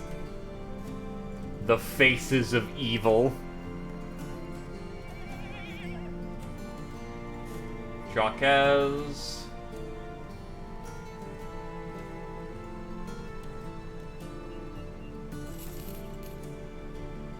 One might ask of me a task, and I say, you question a man who wears no mask. Along the muddy roads my boots skid, and so many things I am rid. Hand me your shield, and that thing shaped like my member, and let's— oh, ow, I have a splinter! The man speaks gibberish. It's not the worst I've ever seen, but yeah, I don't really see anywhere particularly strongly that guy excels, so I'm not gonna take that.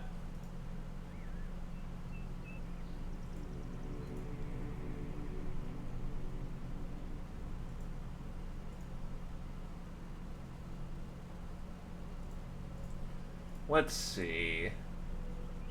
I could do for another shooter. First, I'll pay for some healing on the road. Oh wow, they have cheapest chips, tools, not tools, ammo here, so I'm gonna take some of that.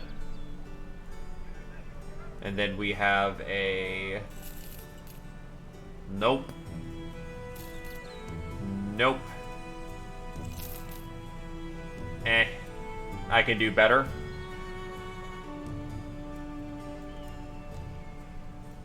And down the road we go.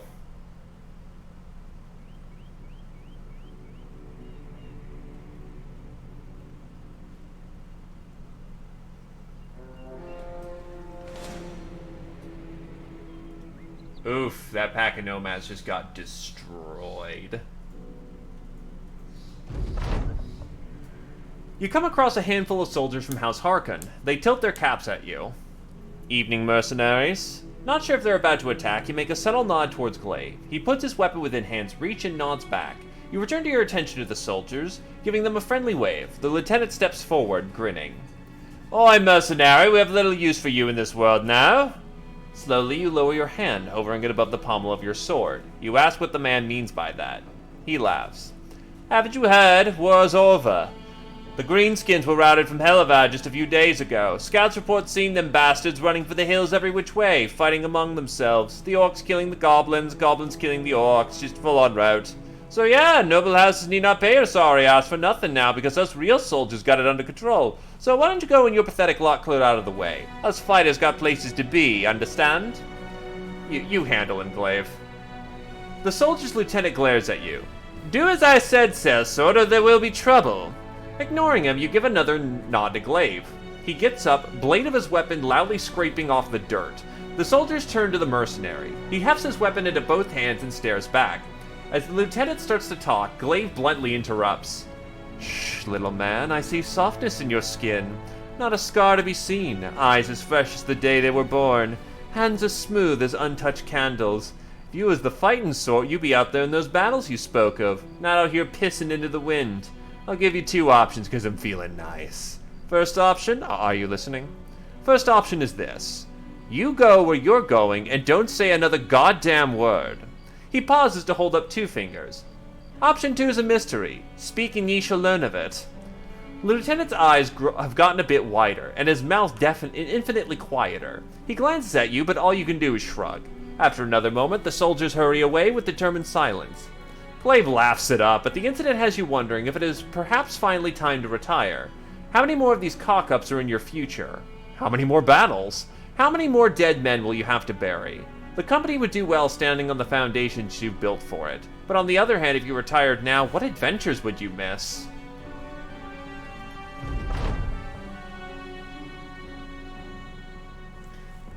Oh god, trade, kill gobbos, kill greenskins. I want a break from the greenskins.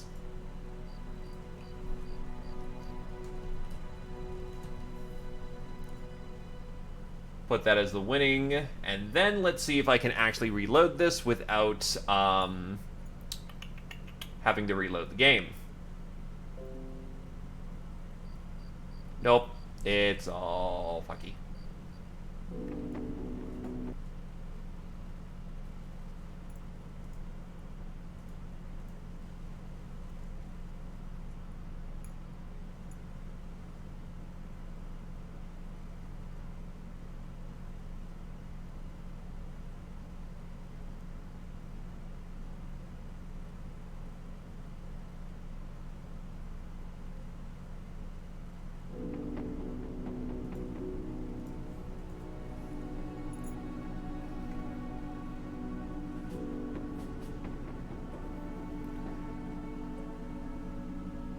The southern mummies do. The northern undead don't. Well, on the path, you come across a man sitting besides the path. He's clad in some beaten armor, and there's even more beaten weapon in his lap. He regards you with the limpest of waves. Evening, if you ain't sellswords, then I never set my paws a pants afire. That seems to be an interesting tale in and of itself, but you instead ask the man what he's doing in the middle of the road. More important, you ask why this rather able-bodied fella is looking for work. Job? No, I don't need one. I've already done that sellswording bit and I'm done with it. You know what? Here. He starts undoing his armor and throws it on the ground before you. Take it. I have no need for that life anymore. Take the weapon, too. I'm leaving all this shit behind. You should, too, but I knew you won't. Not before it's too late, anyway. I'm walking the earth till my feet are grounded in nubs. As for yourself, Godspeed. Just like that, the stranger goes. Well, good luck.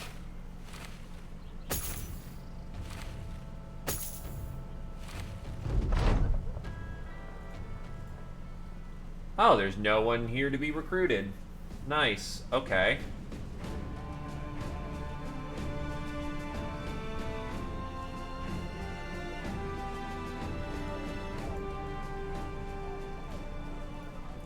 Honestly, I'm tempted into looking into some southern backgrounds because they are pretty nice on occasion.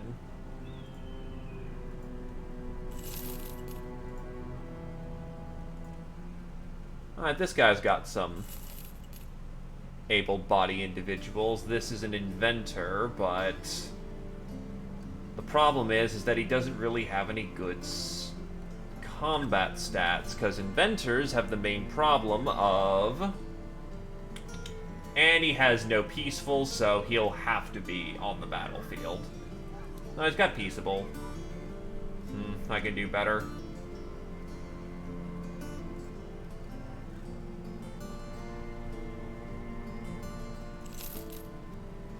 Not awful.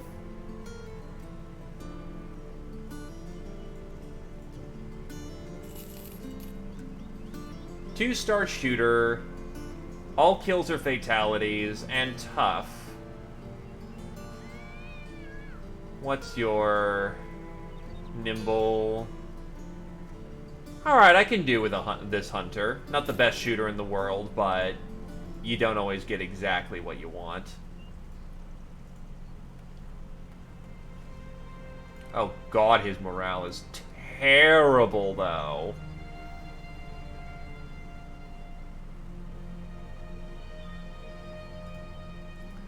So, fresh hunter for the field. Who wishes to take him on?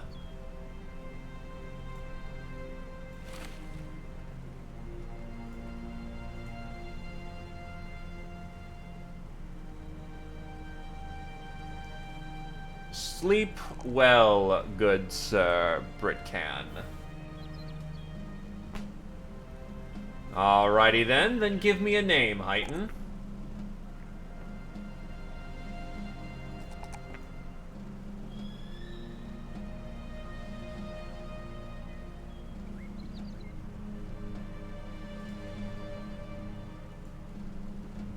Very well.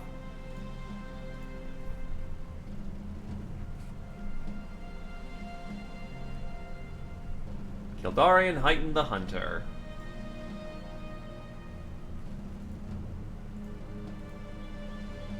Actually, what jobs are available here? We have 3-dot cultist.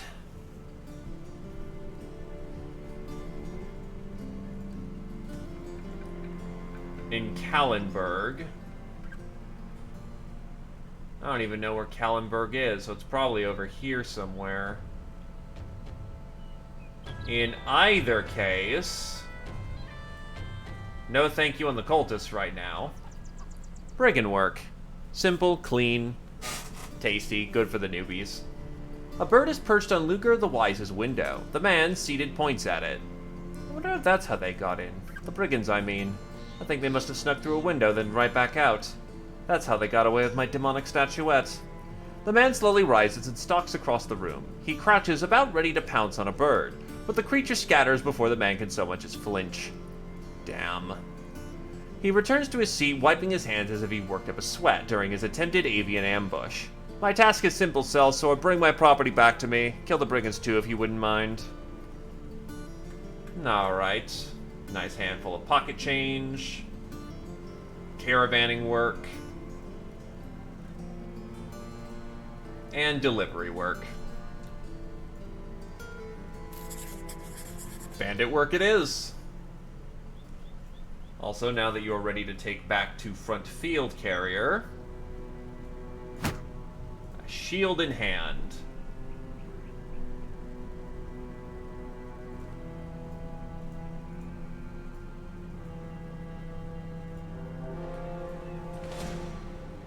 Oh, fuck me, that's a swordmaster in their line.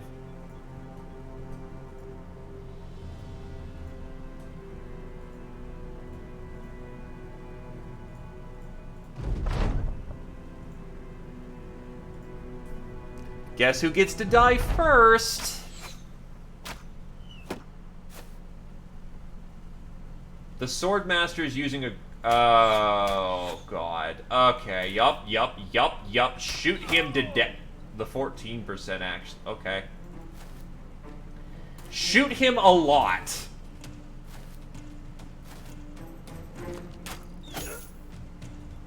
Otherwise, we will have some major fucking problems.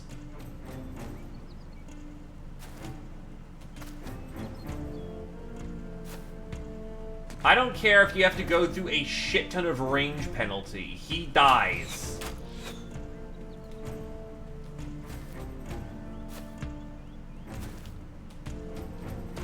The rest of the line can handle their shtick. But the fucker with the great stock is a problem.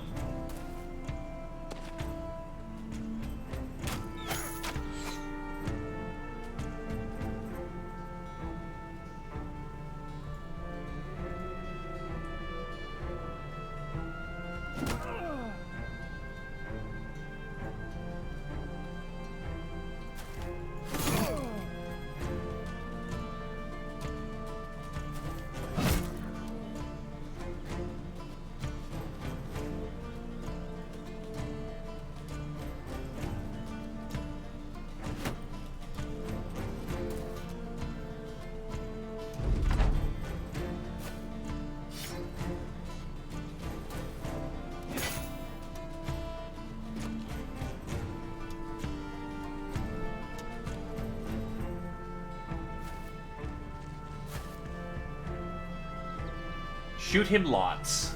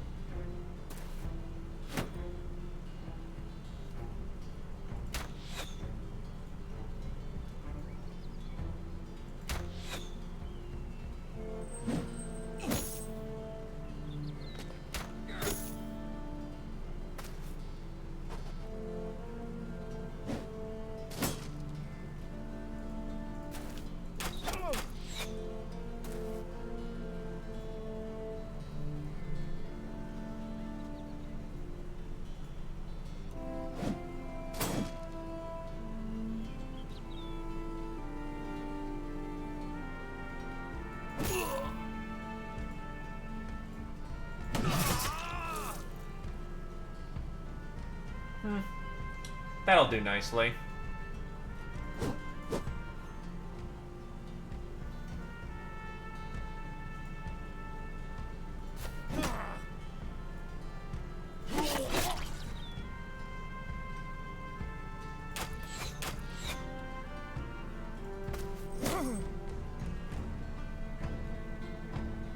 Yeah, one of our best melee fighters. Well, actually, a lot of those not known for his accuracy. Never mind, that's wrong.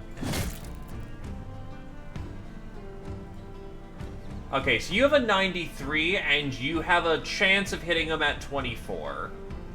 That should tell you all you need to know about why a Swordmaster has to die as quickly as possible. The best hope you have of holding down the tide is just being the most annoying fucker to hit.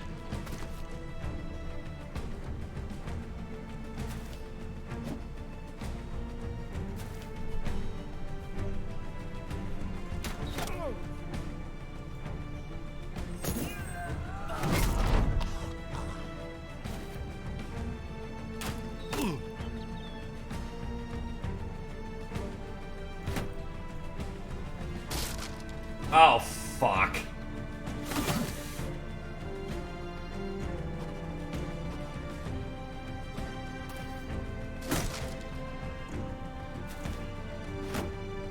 Oh, double fuck.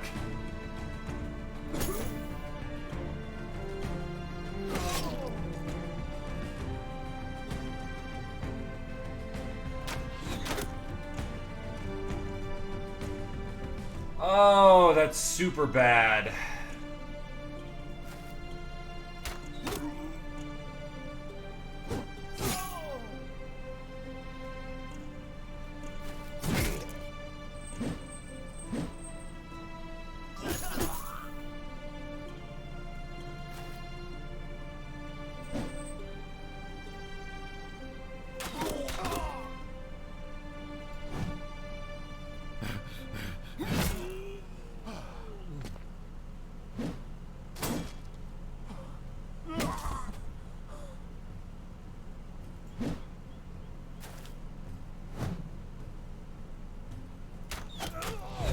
His legs clipped.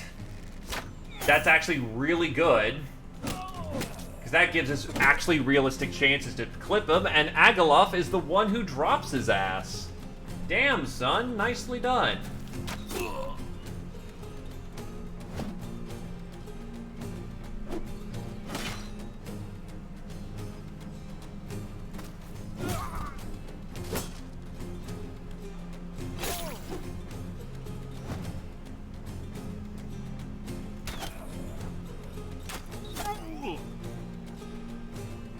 Yeah, needless to say, when there's a Swordmaster on the field, shoot the shit out of him. That is the only hope you have.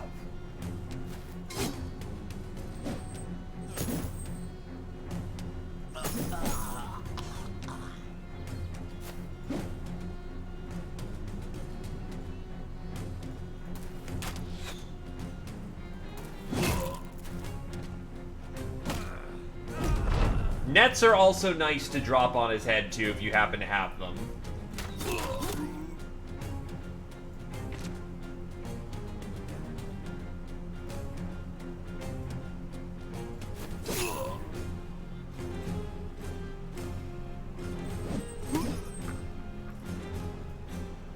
Either case, that went very well.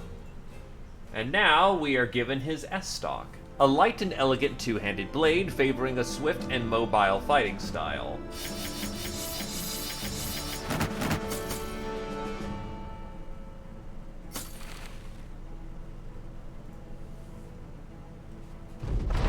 The battle over, you retrieve the demonic statuette from the wasted clutches of your enemies and prepare a return to Ludger the Wise. He will surely be happy to see of your success. And yes, bucket helmet.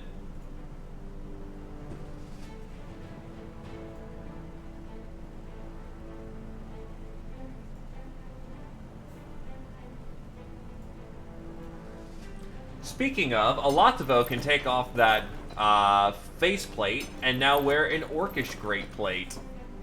All we just need is to fortify his body and he'll be good to go. Absolute fucking beast of a man.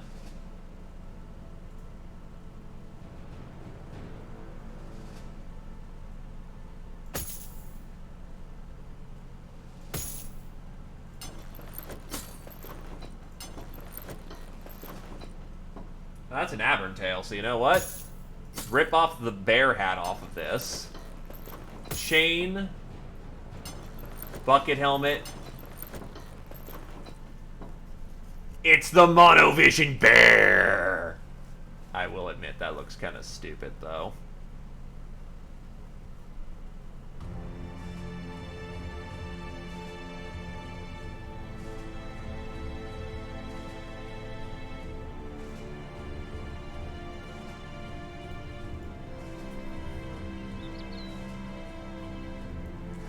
Hi there, Case. Let's get paid.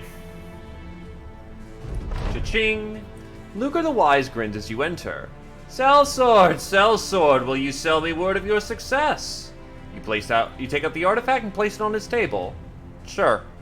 The man jolts forward in his chair and takes the item away. He turns to you, calming himself and returning to his previous composure. Good, you did good, very good. Crowns as promised. He hands over a sack of crowns. Crowns well deserved.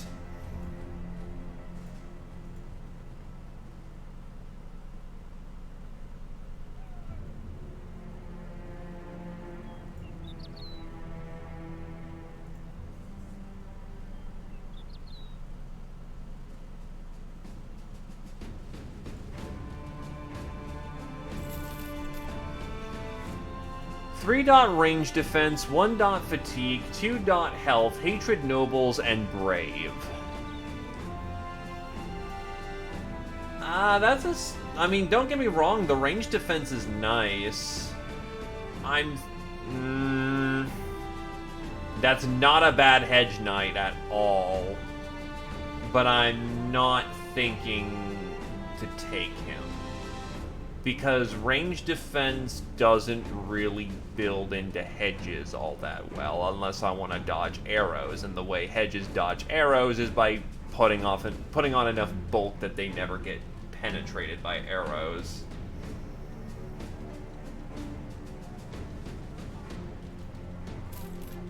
That squire is meh.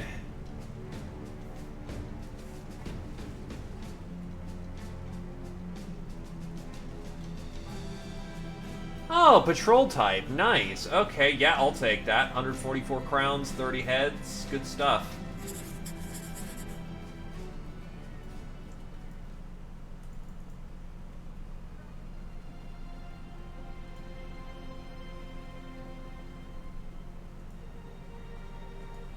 Apparently I've never been to Alderwyke either, so that's nice. You reach the first point of patrol and order the men to take 5 while you count supplies. The patrol is only 1/3 finished. You wonder if you should stock up on more equipment before heading back out. Oh, wow. Oh, preparing for feast.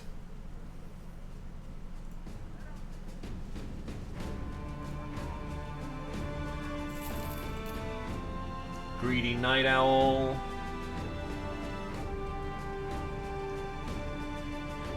Unfortunately, he does not have nimble.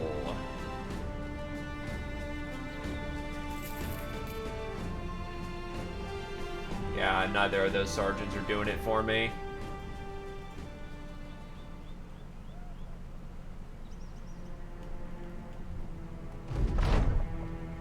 Wolfhaven is said right where it is to be. You have the men go take some rest for recuperation while you plan out the last leg of the patrol. I should see if there is something nearby to fight. Hello, that's something. Blade Dancers are nasty. The rest are... but Desert Stalkers are also elite tier archers.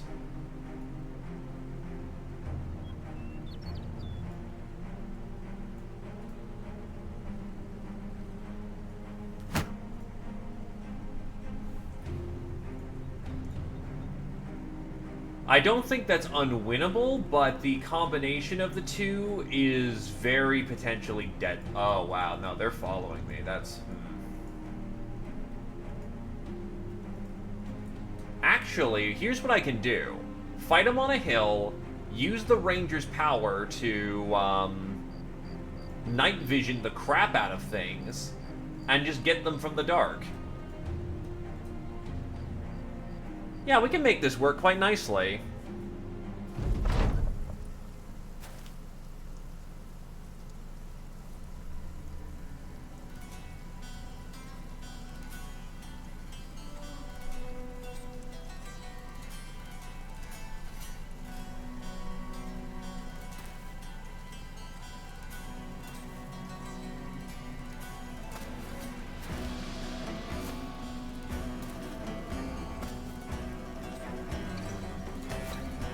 Try to fight this on the hill.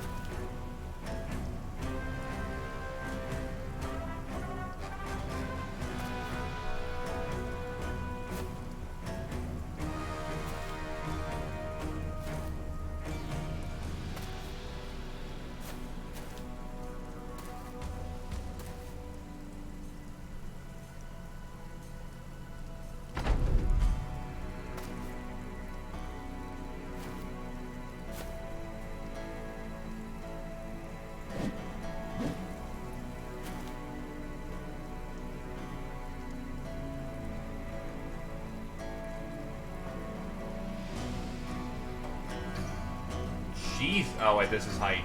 Right, he's not the best shooter yet. Yeah, that's a little bit more in line with what we're capable of.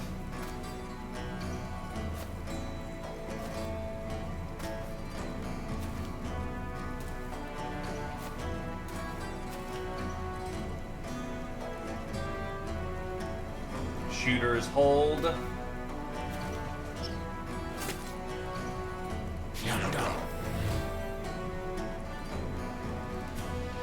And now we've spotted.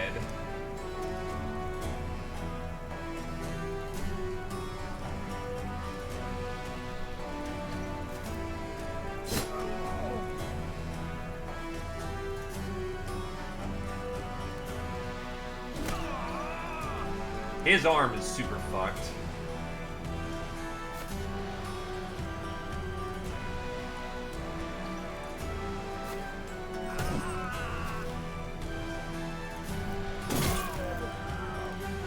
Now we're actually able to leverage a good amount of force.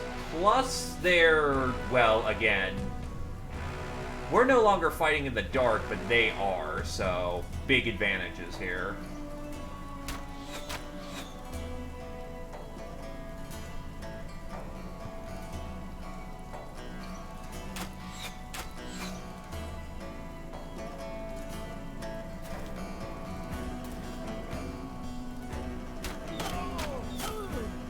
Triple-headed flail has been clipped.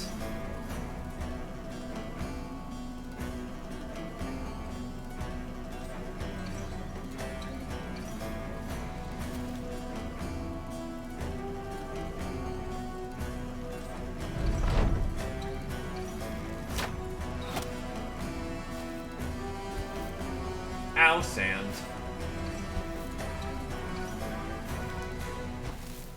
That's a lot of sand they're throwing in our face. Alright, so the important thing here is to get the priority weapons, because, oh god, yeah, that cleaver can absolutely do damage. Alright, so he's stunned. That's good for the time being.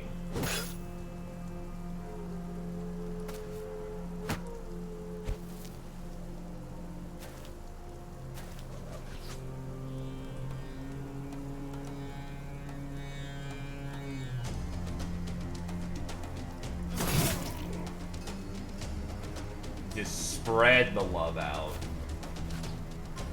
I think the worst threat right now is that not the cleaver, the split man. Oh, wait, shit. Heighten's in close combat. That's not good. Thankfully, Heighten just stabs a fucker in the face and he's gone. So that solves that issue real quick.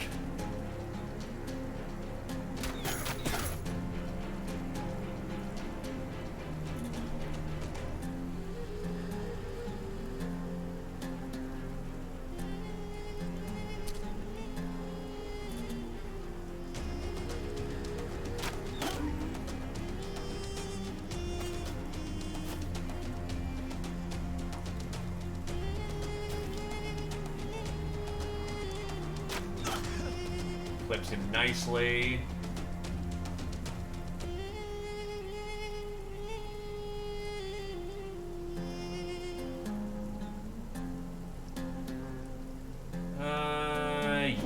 You can actually hit something.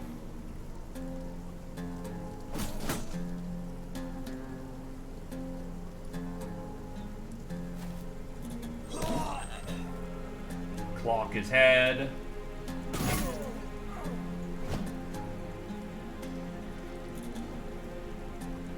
You stay on stun duty.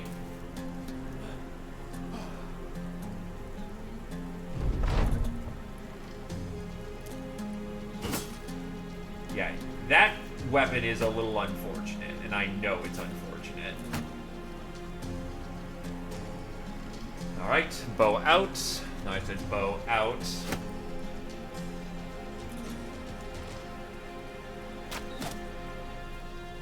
Oh, we're being affected by nighttime again, from what it looks like.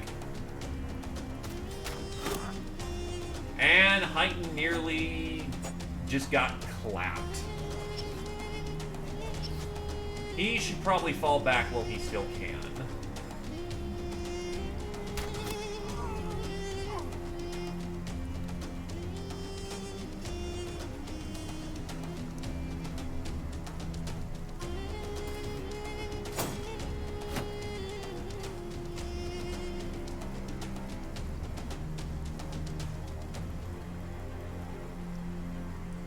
Hold steady for the moment.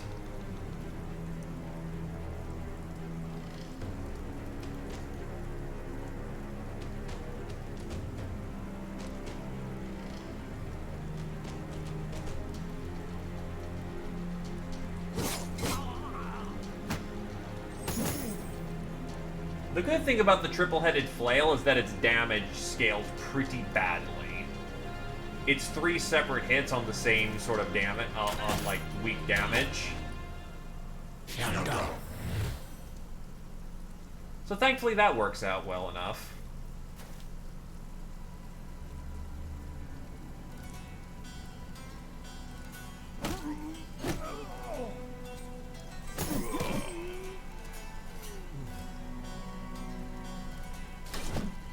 Oof, lucky ducky.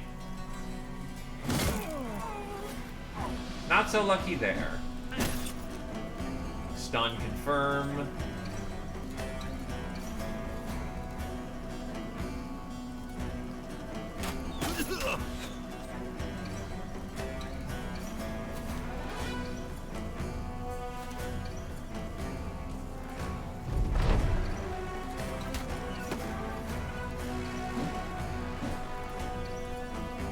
Heighten, you pull back, you currently have an arrow in the gut. You're not looking good for it.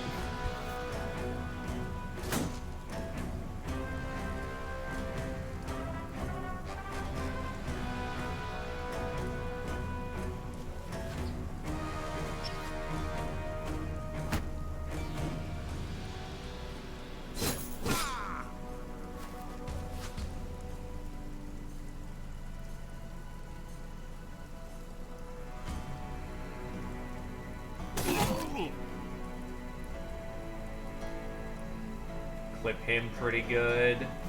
Up you go, and not a whole lot of good angles to hit from, but it is what it is.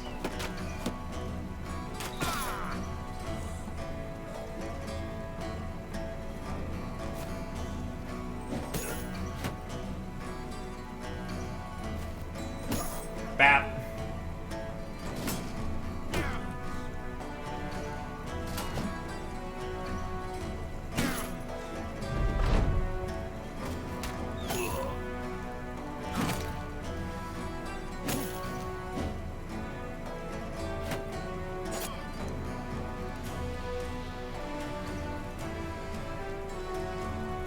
Yeah, just keep pulling back.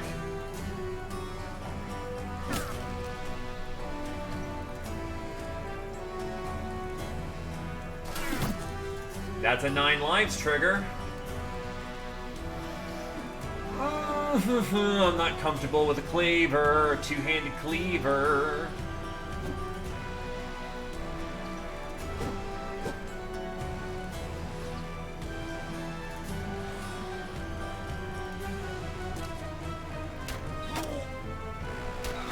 He's gone. And another misfire, but I hit the runner in the back, so that works.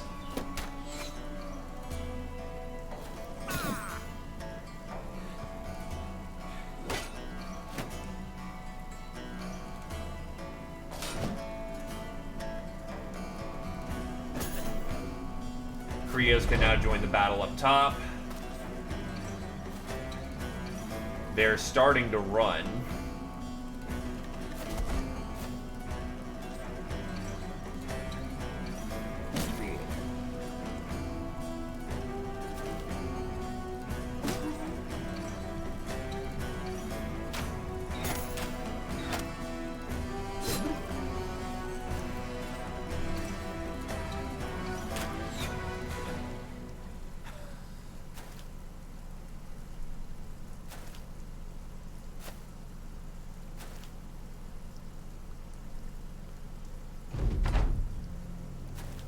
No, wait, come back. I just want to give you a hug.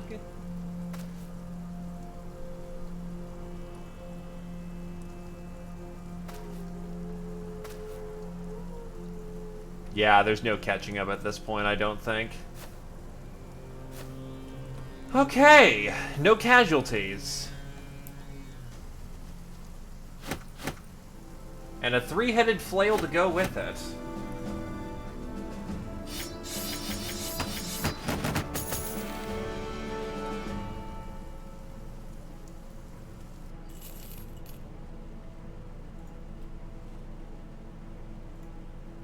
Krios has reached apex level.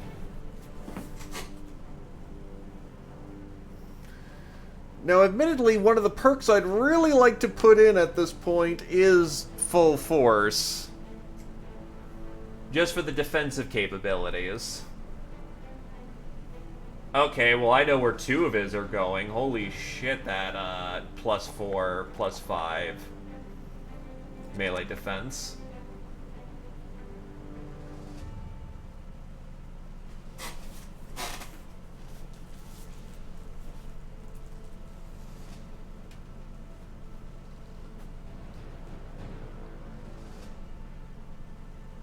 You know, I'm going to test something here real quick, because there was a version before the previous version.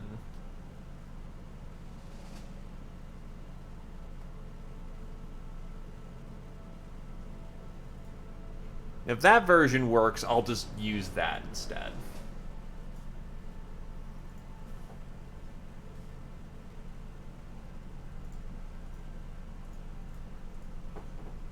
Because I really would like full force, but just for some reason it's just unpickable.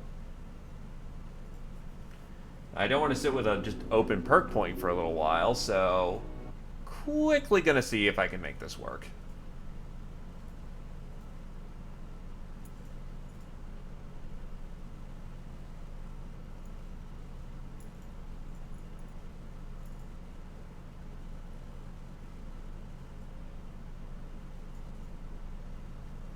Remove that, put that in.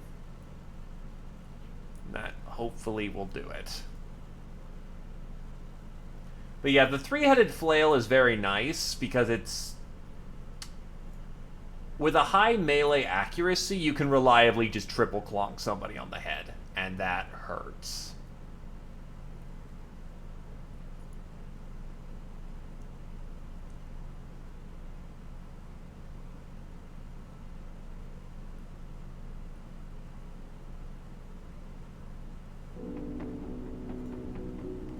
That would have worked the entire time. I'm an idiot. Alright.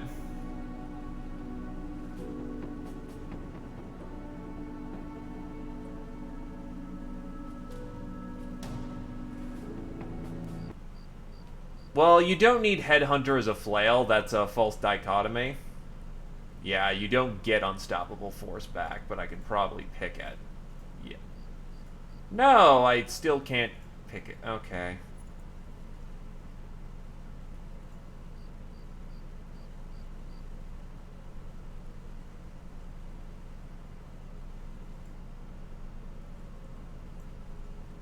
Actually, know what I could just do, maybe?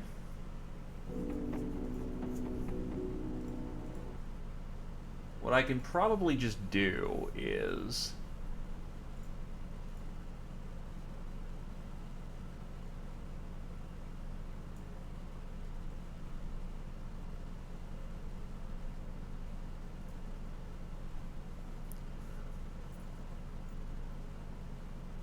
That's what I did wrong. You need... I'm an idiot. I need both in here.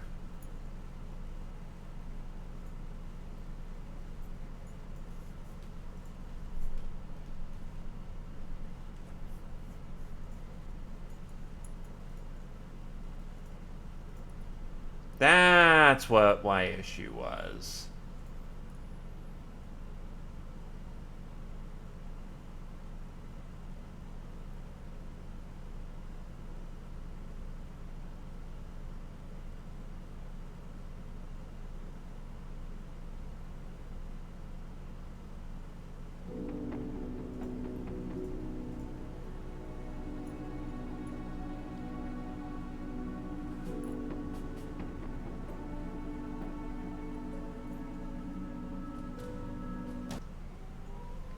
Okay, so first of all, does that give me back full force? It does not. Does it let me pick it? Yes, there we go. Up to 52 melee defense. Krios is doing quite comfortable with that.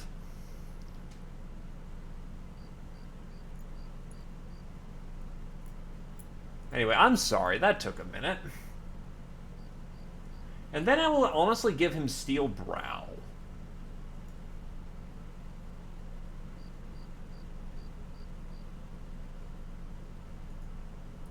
Because he is built pretty gosh darn tonky. Glaive reaches level 5 and gets bow mastery, along with some much better shooting skill.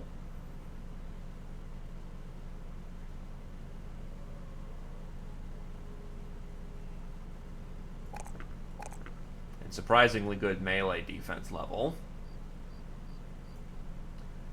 Kildarian the Hunter.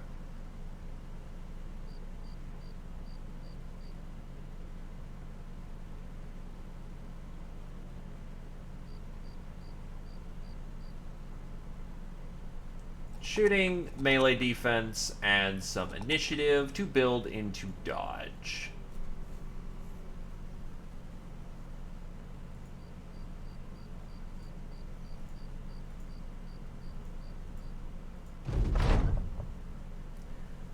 While taking inventory last night, Alanthavos Snake in the Eye had a little too much to drink and ended up losing a boar spear. Ah, yes, the drinking event. Sober them up, we'll talk it out. The mercenaries' drinking must be the result of something. One might even say we've seen the event before. You set out to find out what the cause was. You give some food and water to the drunkard and have them exercise until they sober up. You walk a long time throughout the surrounding lands and talk on worries that pursue them. Snaky Eye tells you of their story of a war-torn hometown. You talk for a time, not letting the past infect the future. Despite the in-depth conversation, you fear the issue is not yet resolved.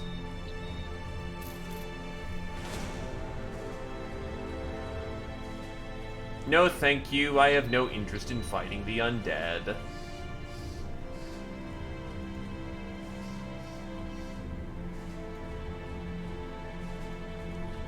I already get quite fucked up enough by regular people, thank you. There is a beast over here. You should have the three-headed. No, you do not. Three-headed flail is better than regular flail. Oh, well, I guess they already took care of that problem. The Ancient City. Empire's End. Metropolis of Ash. The Annihilation. Whatever its name, the Ancient City is now a vast gray ruin. It sits beneath a mountain missing a peak, its once glorious shape obliterated in an enormous eruption. Its explosion hit with such violence that shockwaves unfurled cobbled streets and sent the bricks showering over the city proper. Enormous granite boulders cratered neighborhoods whole, and boiling debris vaporized all in its way. The flow of lava came fast, smoldering much of the city in a black sludge, the edges of which pillowed and toed in bulbous contours until it looked as though a cloud of black smoke had solidified. It is a horrid sight to behold, in part because the earth-in rage also captured many victims in perpetuity. Gray casts of ancient humans still stand to this day, posed in manners most lively, like pairs shaking hands, one looking over a stove and another petting a dog. Of course, it isn't wholly within man's nature to see such relics of destruction, and distant as they are from reality, flock to its remains, and vicariously revivify the violent through means of faith. Followers of the Guilder see it as a warning not to fall to the Pilgrimcy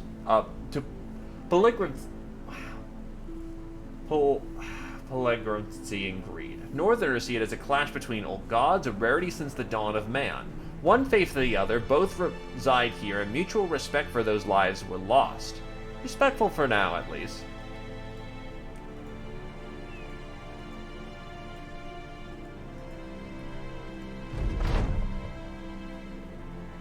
We shall earn the trust of a noble house and become their ally. Surely they will share the fruits of their well-stocked armories with good friends.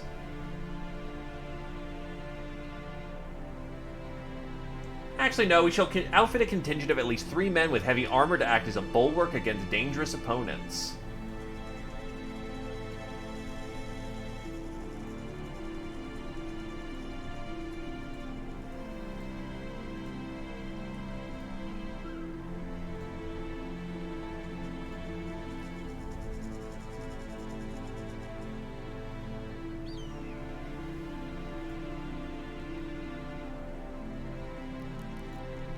Goes on layer 2. Oh, faceplate goes on layer 2.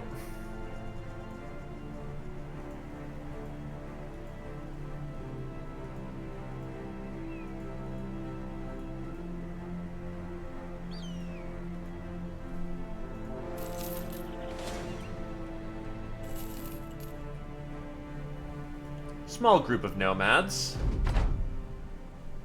Oh yeah, they're dead. It'll be a contest to see how many the Rangers can kill before they even get there.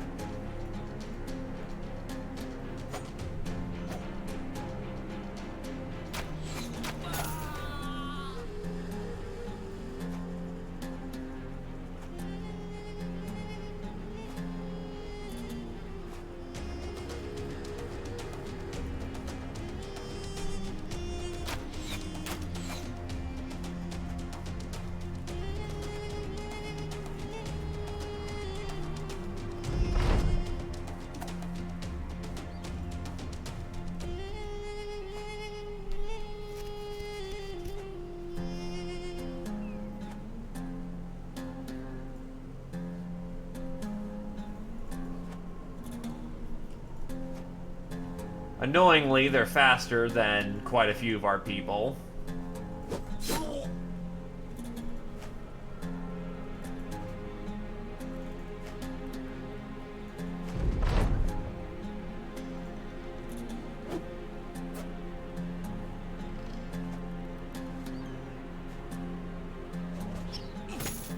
Oh wow, you actually tried to swing. Well, I guess if it works for you, friend, but it ain't gonna work out too as well as you think it does.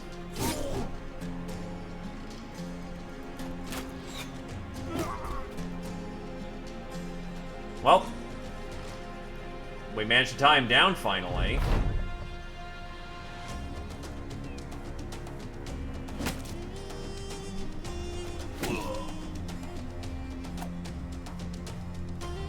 Yeah, it's not gonna end well for them at all.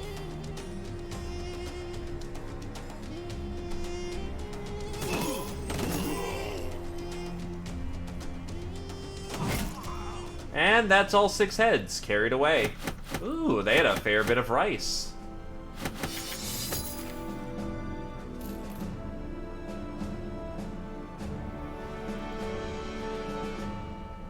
Alright, let's collect our last 9 heads and we'll be good to go.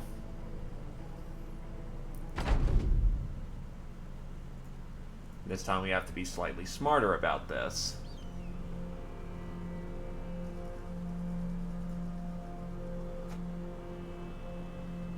So where's the leader?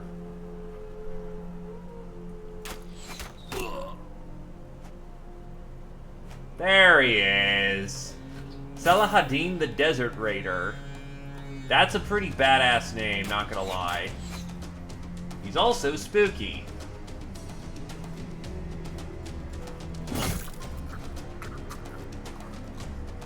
Because he's got a big fuck-off cleaver. Those are very good at killing people.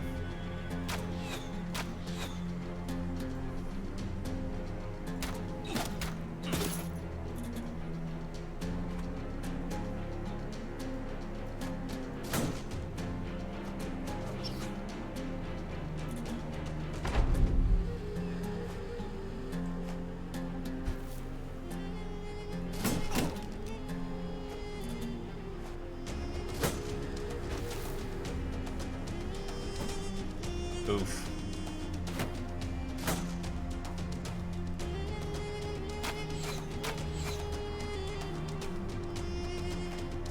Ah, he's engaging with the Axe Boy.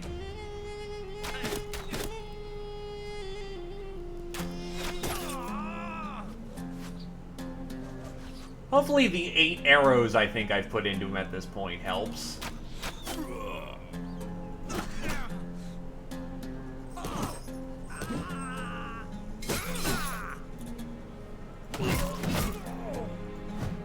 That's a miss.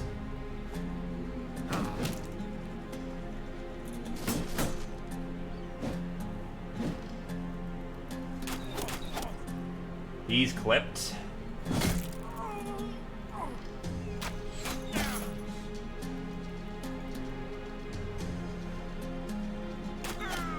And Heighton kills the Desert Raider.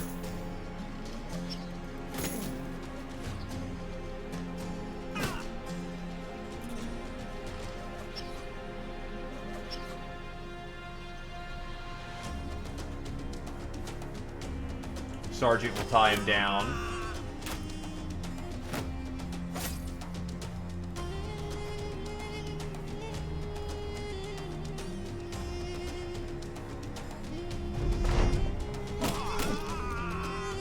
Oof, yep, nope, that's gonna be nice and cleaned up.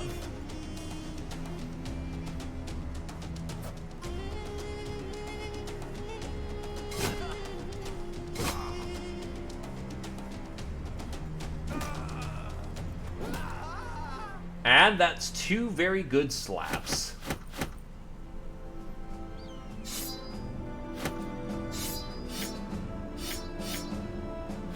Good old pole mace. And honestly, the rest we can just kind of leave behind. It's not too terribly valuable at this point. That's every head we needed.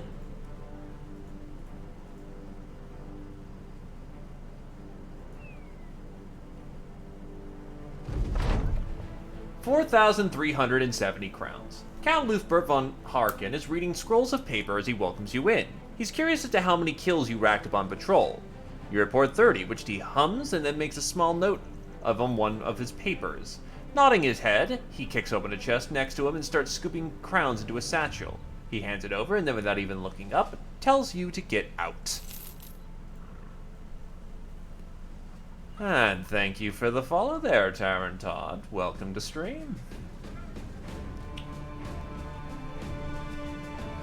Ooh.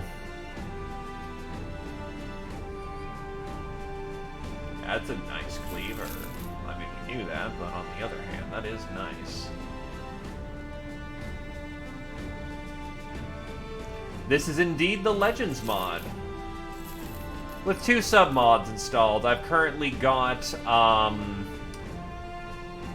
I currently have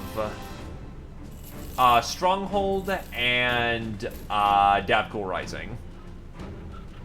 I think it's better you stick with the heater shield there, Geo. Your defense, to put it bluntly, sucks balls.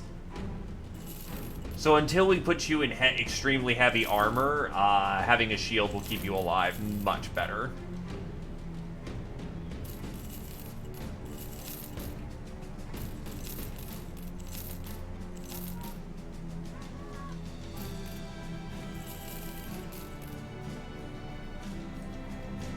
Well, maybe I could find some way to swing it, but it'd be incredibly dangerous. Though when we can find a way to swing it, you absolutely get that thing.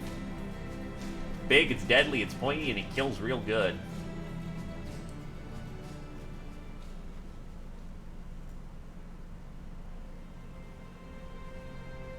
Yeah, most of your defense comes from your heater right now. Well, I will say, what is the... that's not bad. It's heavy plate, don't get me wrong. That'll fatigue the shit out of somebody.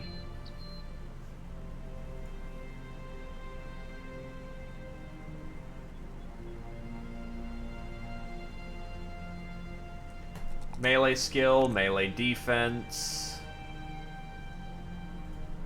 You have no mind over... You do have at least have fearsome, so honestly, boom. Boom. Boom.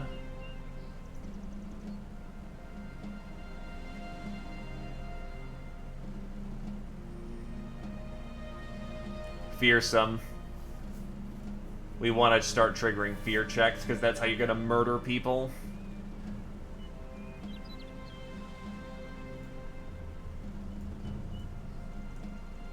Just realized there's no temple here either. Big oof.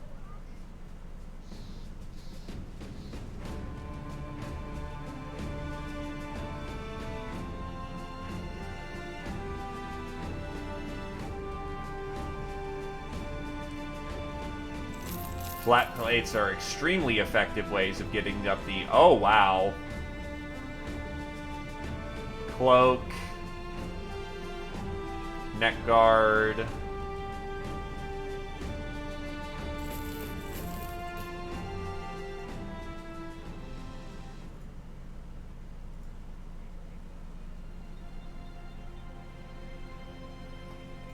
So let's see.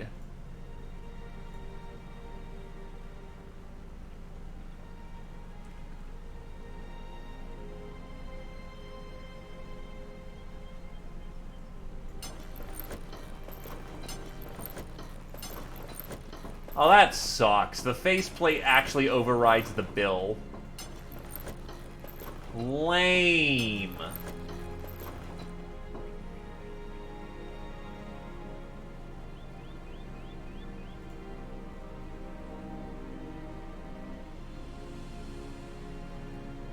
Actually, I just realized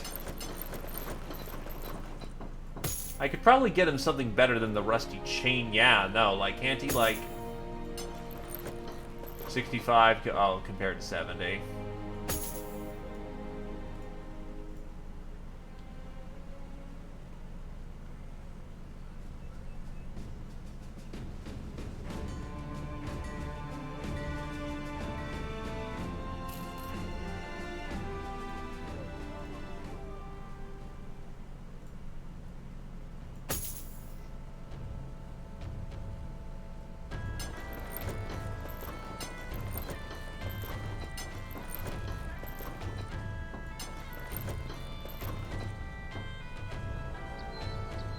Need to get above 230, and those faceplates admittedly look awful.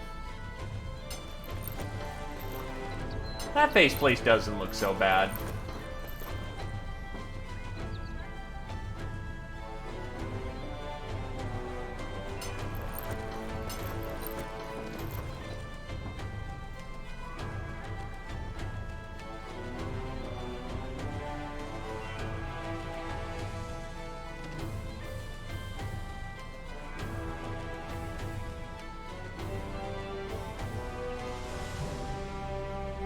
Need a firmer plate 1 item.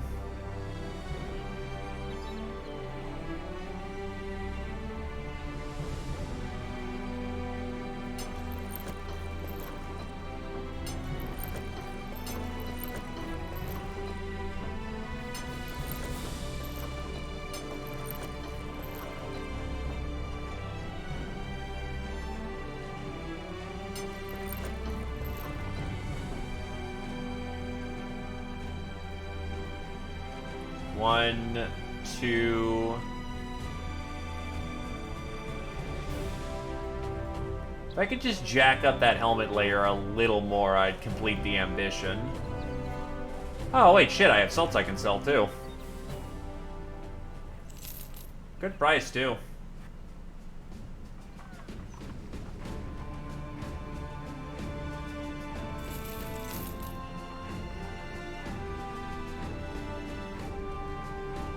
I'll buy a little of the overpriced tools and stock up on some more cheap ammos.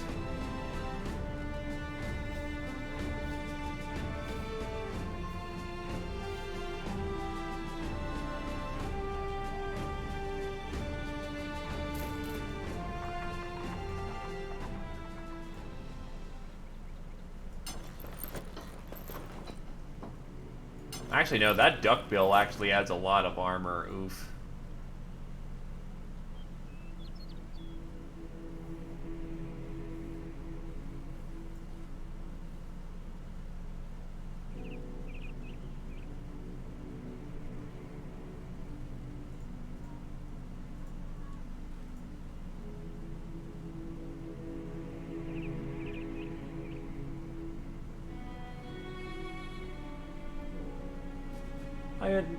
I hold on. 1, 2.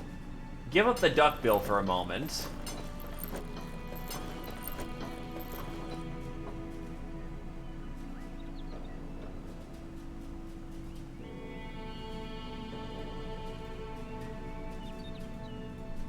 Do I have anything that can push me above that bear piece? Take off the straw hat for a moment. Put on the bear hat, even though it looks kind of ugly. There we go. Spirits rise with the acquisition of more heavy armor and helmets for the Thracian Crusade. Feel that? That is craftsmanship, Aragorn says, wrapping a hardwood pommel against his fellow brother's newly armored head. Think of all the well-paid contracts we missed out on because of our crummy armor and pathetic equipment before. From now on, the backline can breathe a bit easier going into battle, knowing that their heavily armored brothers will be there to take the brunt of the assault. Should they fall, their unwieldy bulk will at least delay the enemy, giving their lightly armored companions a chance to more swiftly retreat.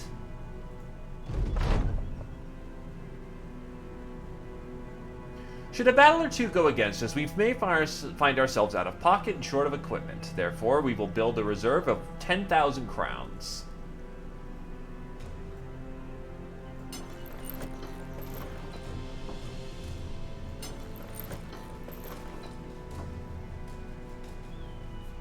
Where is your straw hat? There's your straw hat.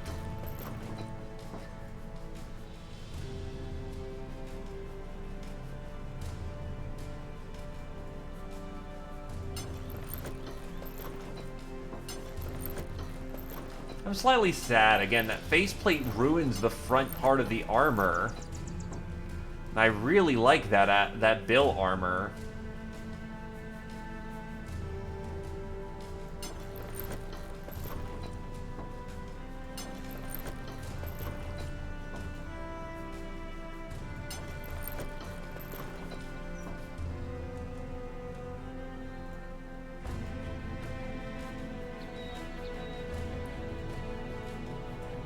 Oh yeah, you're rapidly battle forging, aren't you?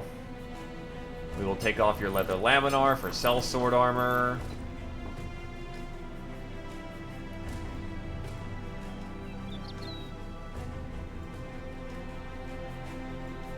And give you a front faceplate.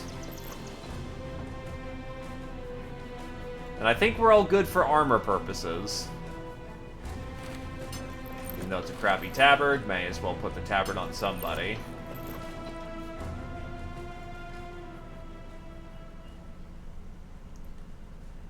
It's maintenance. Maintenance happens. Actually, you should be able to put on that armor fairly nicely.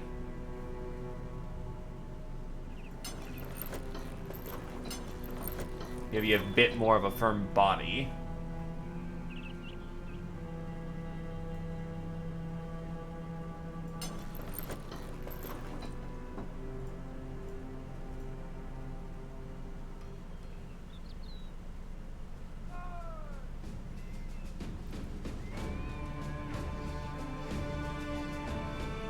We're supposed to be saving money. Baron Volred went out to inspect rumors of a cultist infestation close to Kallenberg.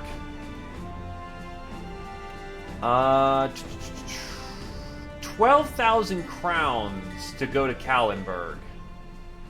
I think Kallenberg, like, way the hell up here somewhat. Where, actually, first, where is Kallenberg? All the way up there. That is a hell of a walk. And with 3 dots, I'm not too confident in the capabilities of being able to handle that shit.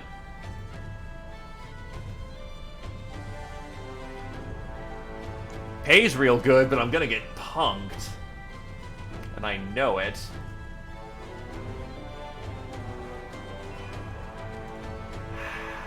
And yet everyone's telling me to go do it. Alright, how bad is it? The wound will heal in 1 to 3 days.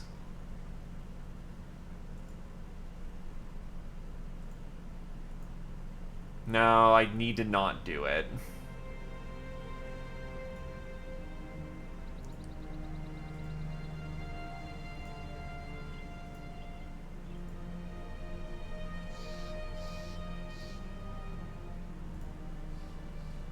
Grubenfest seems peaceful enough, but there must be something wrong, because a messenger comes to you with a notice from a local nobleman, and where there's riches, there's trouble.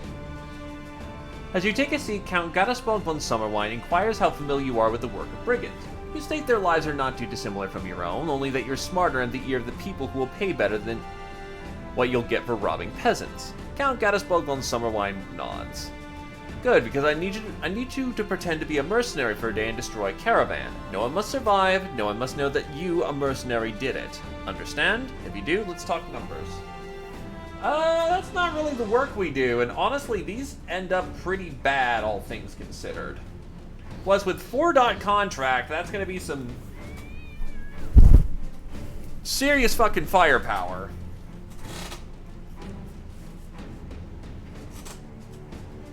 So, no thank you. That's a good way of getting killed.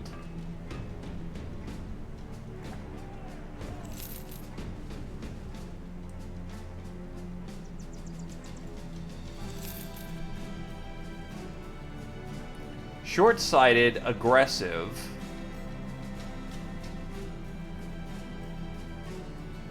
Does he have...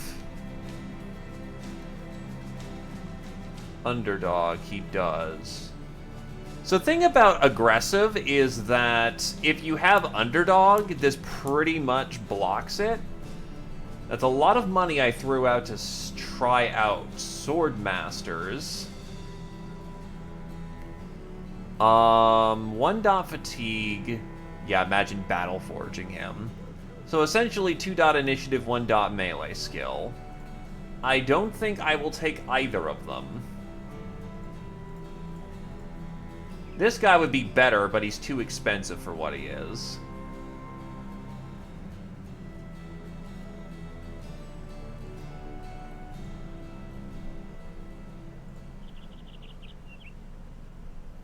Gotta know when to hold him, gotta know when to fold him. And this is a fold him moment.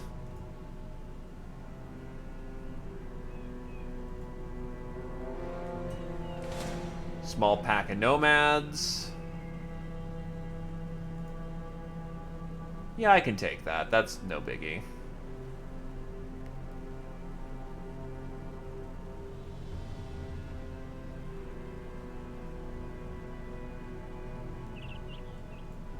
Though admittedly switch the positions because you're pretty fucked up.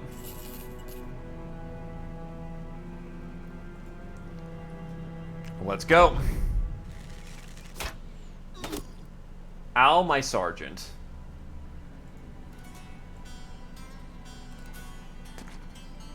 Also, he's looking fucking wacky.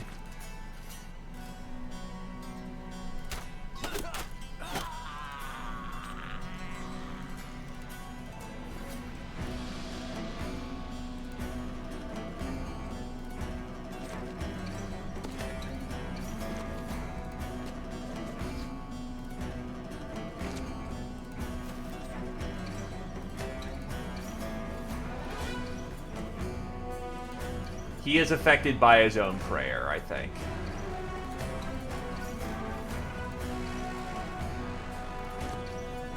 Whip incoming.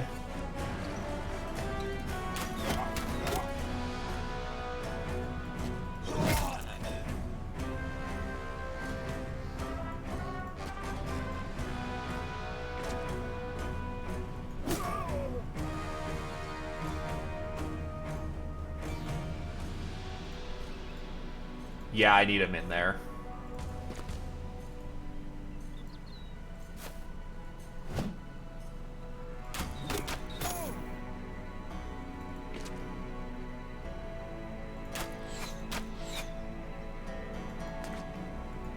Bop.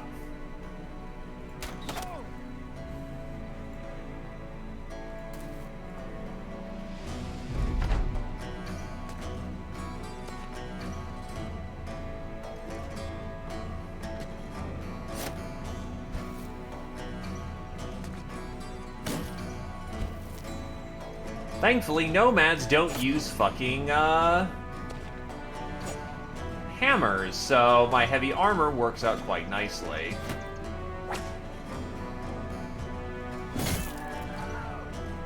That worked out very nicely there, too.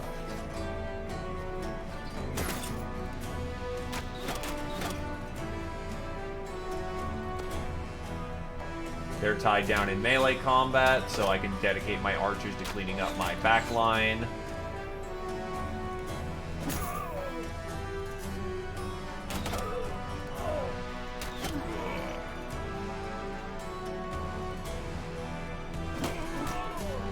Really? I've only been hitting his head? You lucky bastard.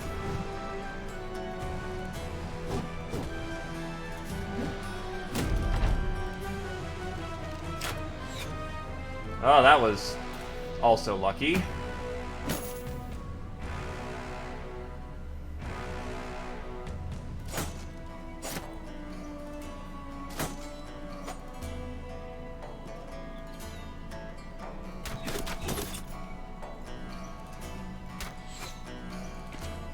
Something tells me I want more arrows into him fairly immediately.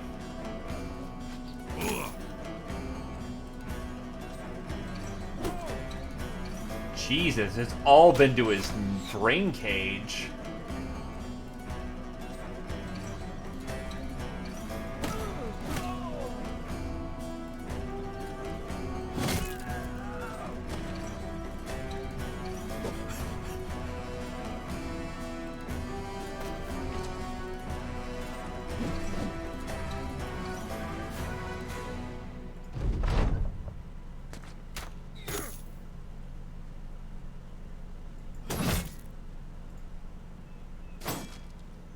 He has a fighting spear, so that's a bit concerning, actually.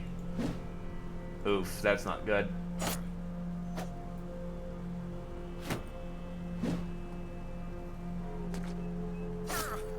Thankfully, he went for the right target. The one who can just tank damage, so we're gonna be fine.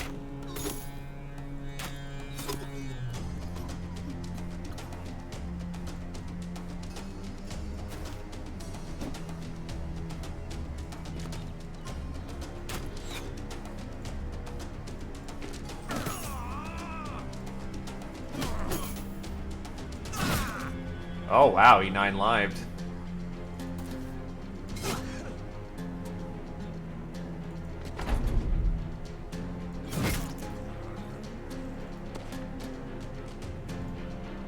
Yeah, at this point, it's just cleanup. The Desert Stalker's gonna get away, but I'm not too concerned about that. I've got other problems. Never mind, Heighten kills another leader archetype.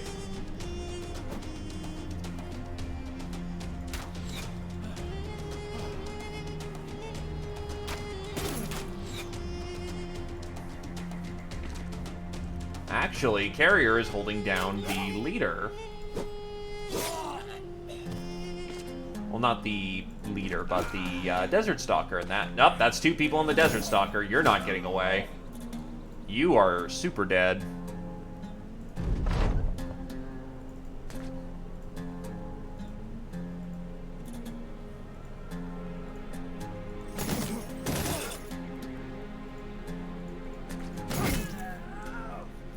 Let the good times roll with your head.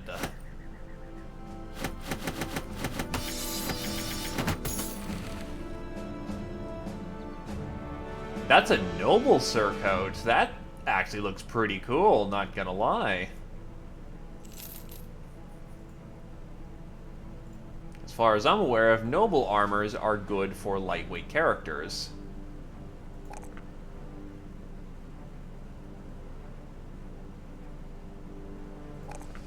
Gonna fix up your... Hey, you know what? Surprisingly turning into a ranger archetype. Yeah, but your dodge score is still super fucked, so there's not a whole lot that can be done about that. Bullseye... Yeah, bullseye that.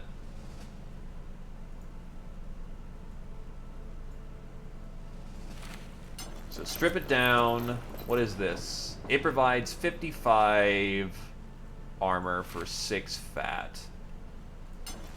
Honestly, it may be time to upgrade Agroluf's armor.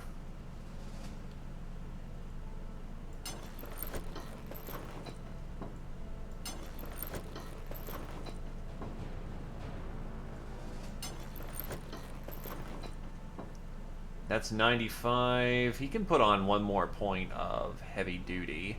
And then we have Nomad Mail.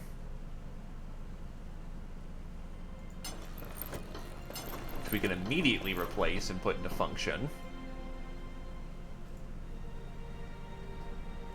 And away we go.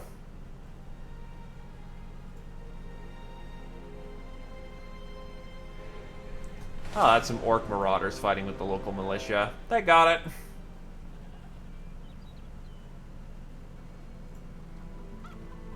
As you take a seat, Salif the Merchant throws a scroll at you. It unfurls just as you catch it. You begin to read, but Salif the Merchant skips ahead with the news anyway. Traders from Fernshikfest have all agreed to no longer patronize Krithral until our cultist problem is done away with. The history of it is pretty simple, as I'm sure you're aware, the cultist methods, but these damn fiends have been harrying the roads, capturing caravans, and dragging off merchants and simple villagers alike. I know exactly where they are. I just need a man in name of guts and in need of glory or gold to go and kill them. So what say you, mercenary? Name a price and we'll talk. Jesus. So 13k to go deal with the local cultist problem. A very nasty cultist problem, might I add. Okay then. It's becoming overwhelmingly a problem.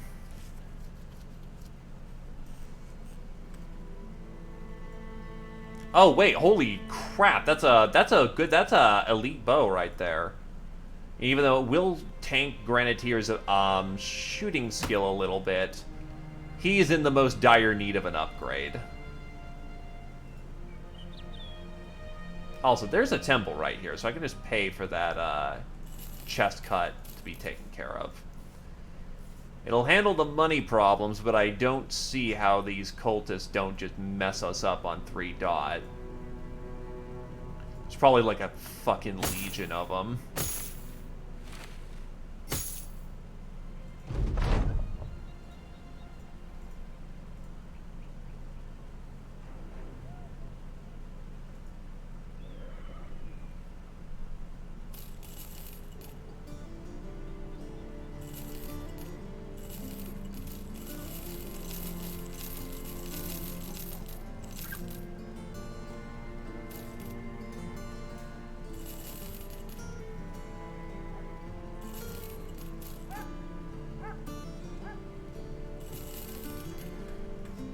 But if it is becoming so overwhelming a problem that it needs to be dealt with, well, I guess we'll just go and deal with it.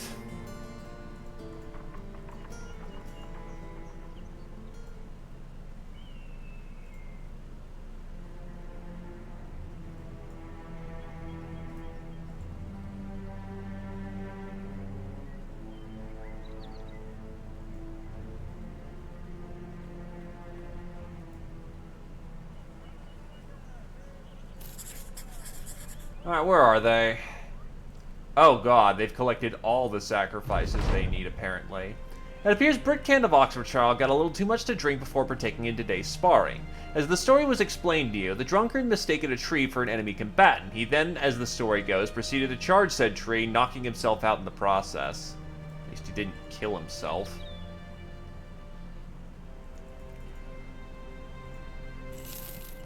Man-catchers, many defilers, few hunters, and a plethora of fanatics. How the fuck are we gonna do that?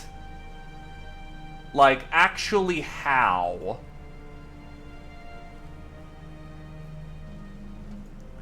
I want to see how bad this is before going in.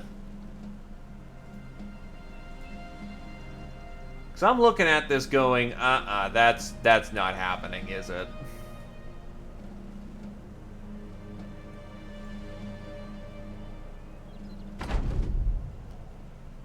$42! 40 fucking 2!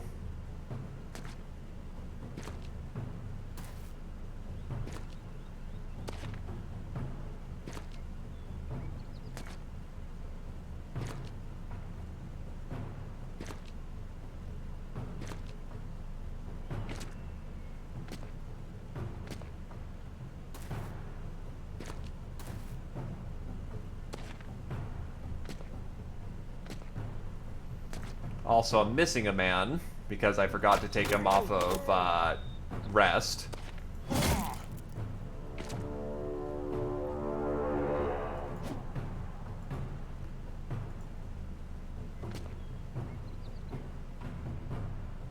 Unless we forget their main mechanic of,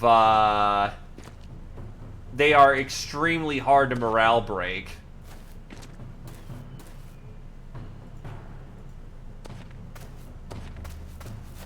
Yeah, I kind of called we wouldn't be able to do this with the amount of money that was on offer, but holy shit.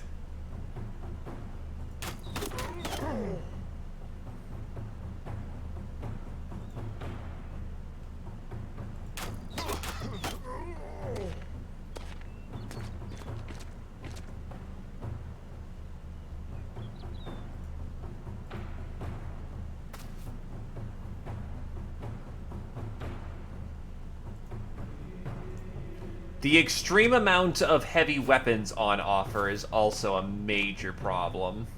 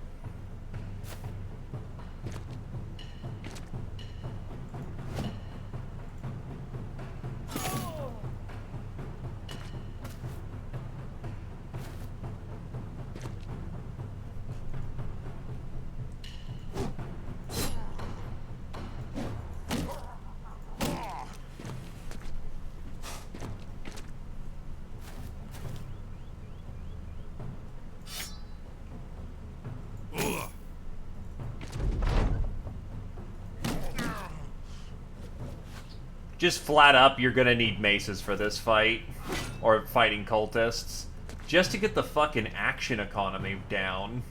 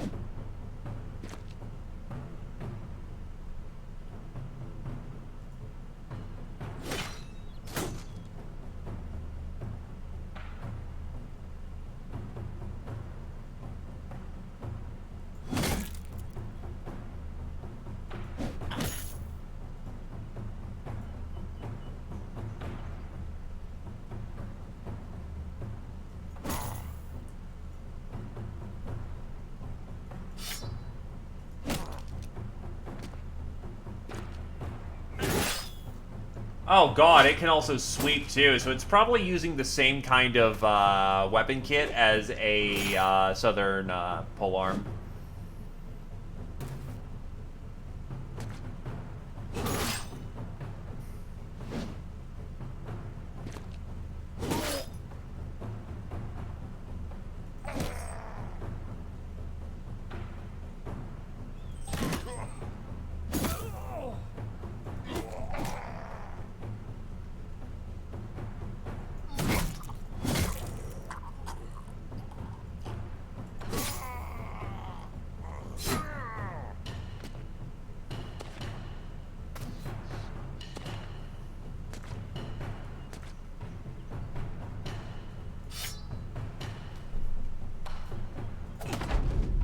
I'll probably just be bailing out of this fight, because, one, we're gonna get overrun. There's too many heavy weapons on the field. I can't stem the fucking cultist tide.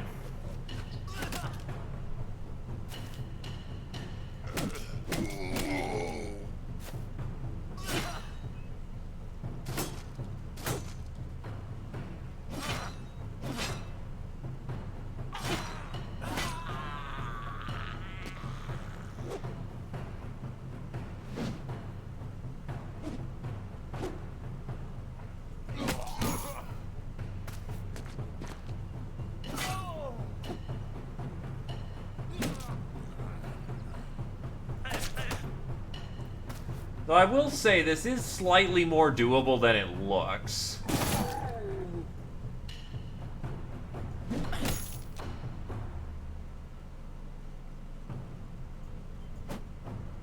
The problem is, I'm not probably you need more polearms than I do. A lot more. Yeah, the main problem is that the Defilers of Davkul are such an extreme force multiplier. No, not a chance in hell. Cleaver Boy will not be able to handle the heavy weapons. And there are a lot of them on the field.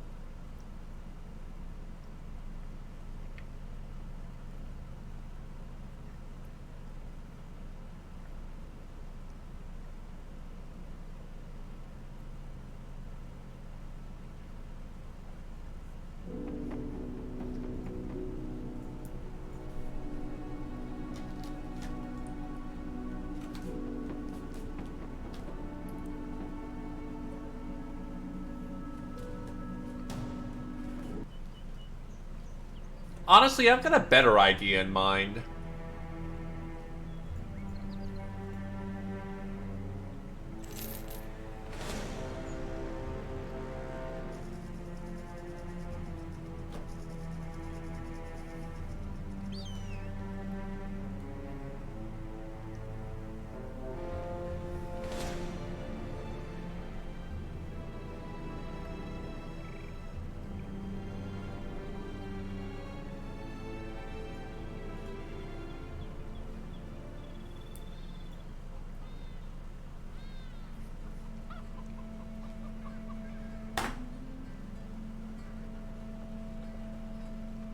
Here we go. Fire pots. Expensive, but...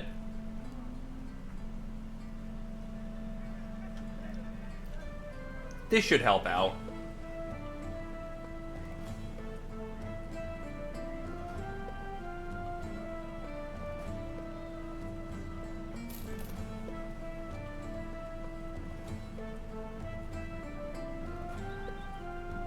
Cat potion.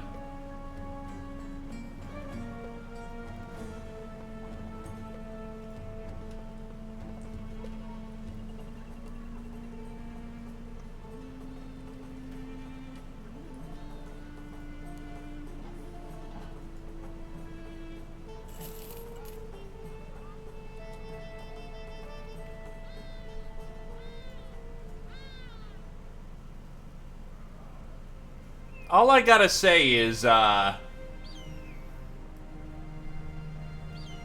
I can't go get a gun.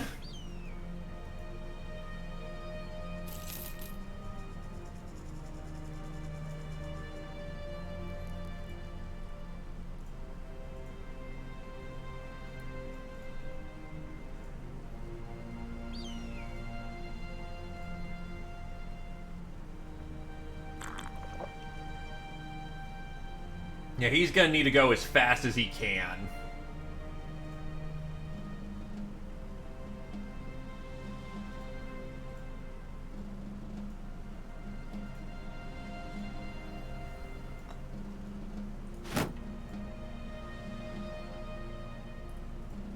Hello, run, run, rum, run, run, run, rum, rum, rum, run, run, rum.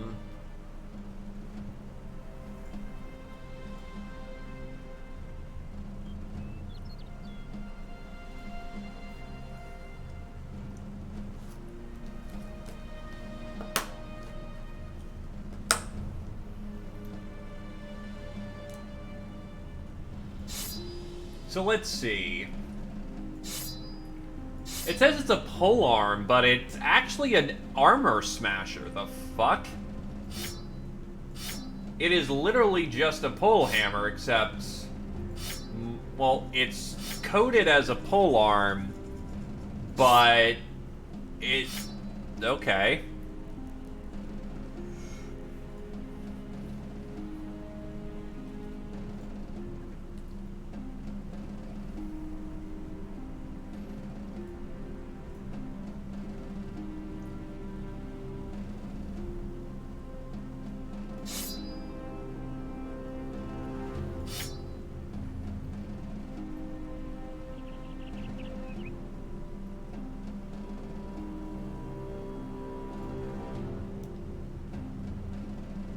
You know what time it is.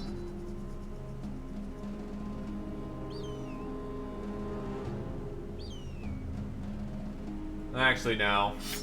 It's a minor increase for very heavy.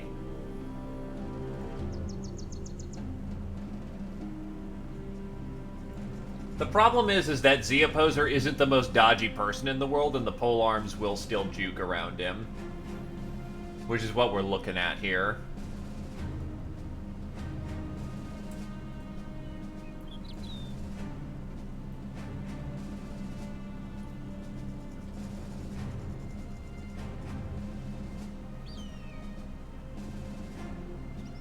Honestly, spears might be nice as well, but we don't exactly have a whole lot of those.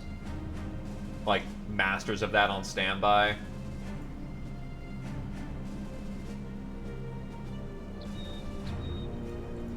What we're really lacking is AoE death. If we could get some AoE death, we'd be in a much better place.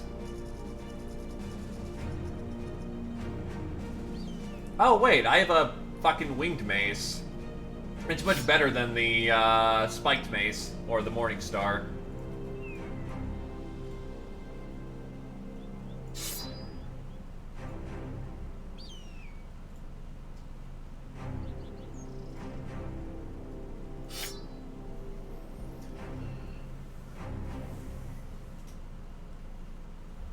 Riposte wouldn't be bad if he had better defenses. Unfortunately, it's just not to be.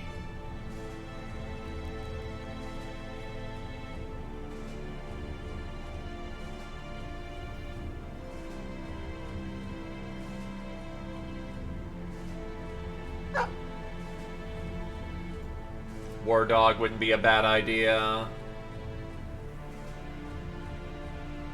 Someone's gonna need a smoke bomb, honestly.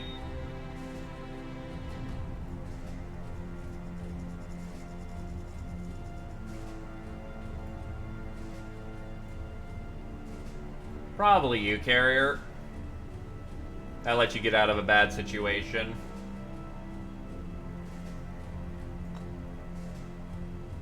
Oh, that's a flash pot.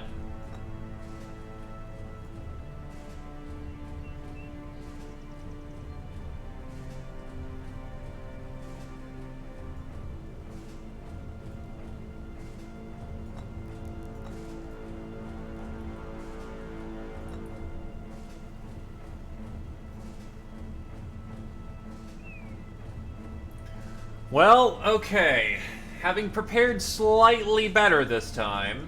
Wait, how'd they do the sweeping attack then? Unless they have a different polearm. That's what's going on there.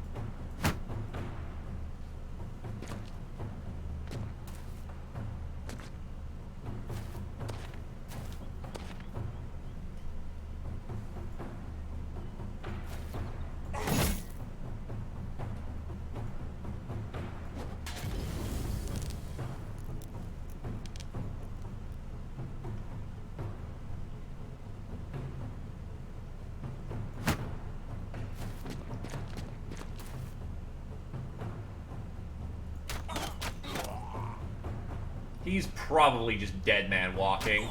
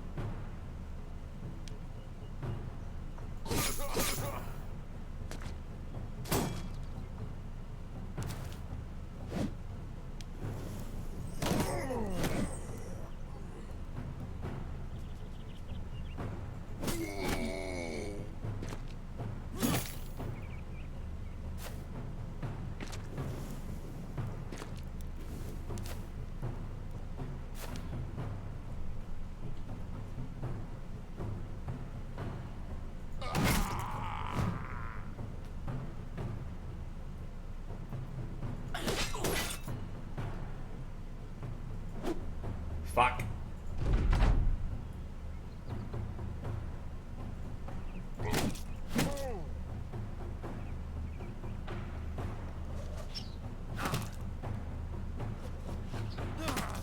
Jesus, that's 2 solid hits on heightened through the back. Oh, that's not good.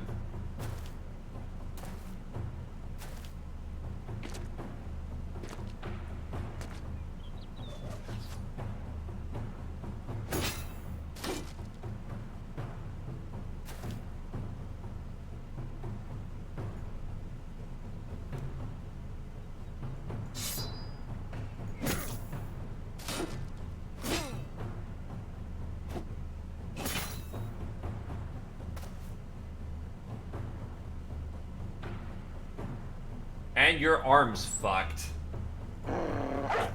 Get him, puppy!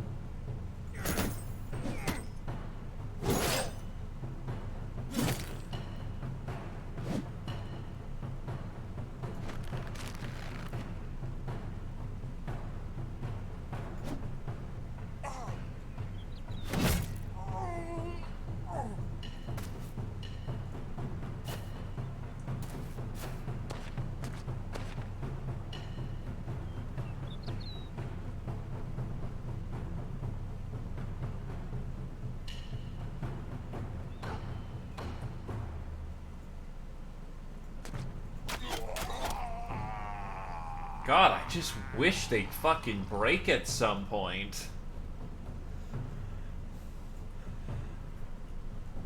Like, yeah, I know they're cultists, they're supposed to have great morale, but on the other hand, like, holy fuck. I haven't seen morale checks practically anywhere.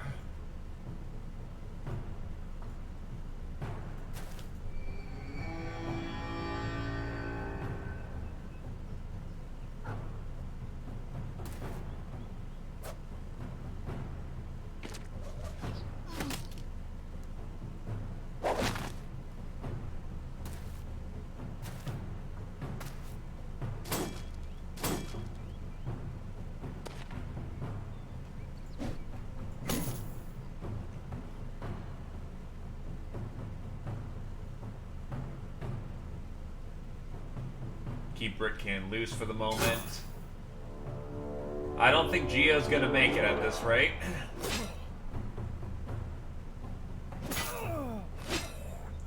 And that goes, there goes Krios.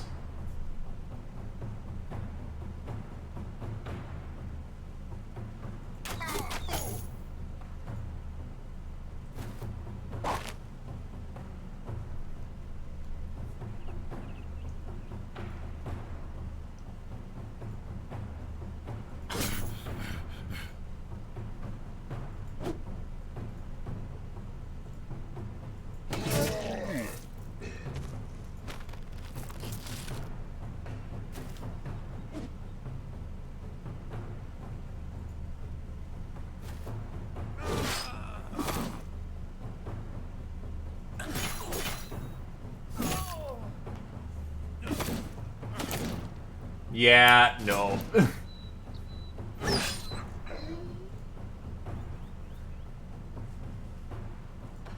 It's mostly the defilers who just don't break. Who none of them break, which again, understandable, high resolve. Even if I'm slaughtering their dudes left or right.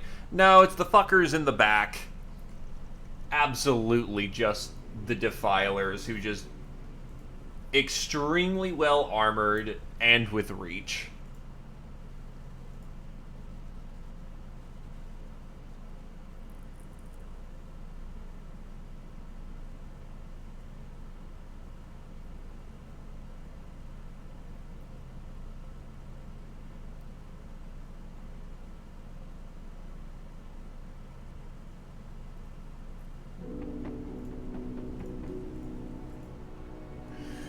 So as much as it sucks, gonna have to dip out on the contract.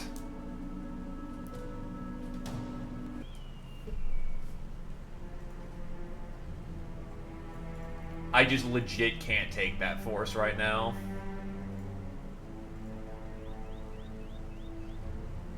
They're gonna be pissed, but it is what it is.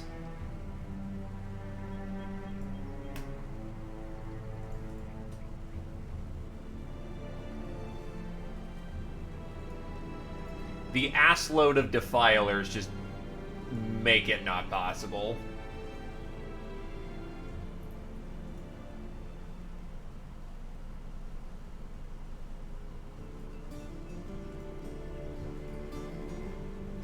Delivery, 80 crowns. Yeah, go fuck yourself. Valoran the councilman pours himself a drink, stares at the cup, and pours himself some more. He seems to drain it in one gulp before belching his news.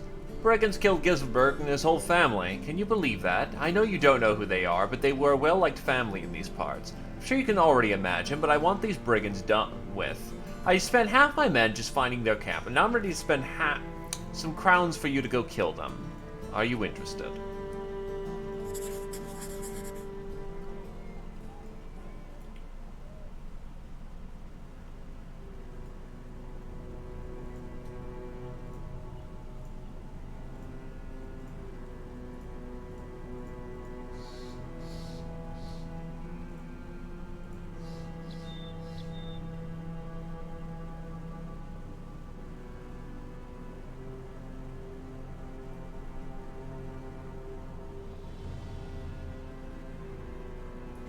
Veteran, leader, raiders, some marksmen, thugs. Let's get to work.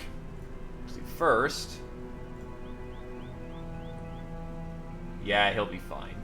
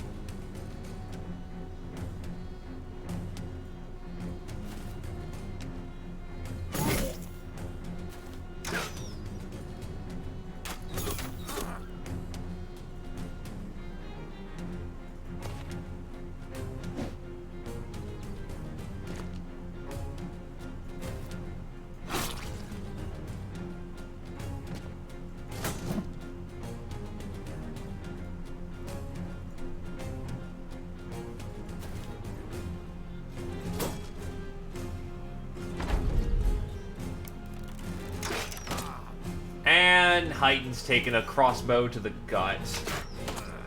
And the lungs. Holy shit. Well, by the miracle of God, he is not dead yet. And there goes his shield. That's not good.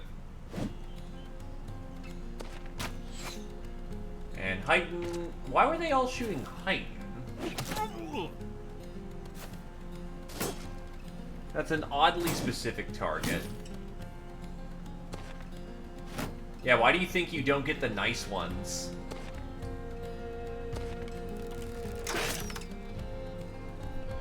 Either case, Heighton needs to fucking go.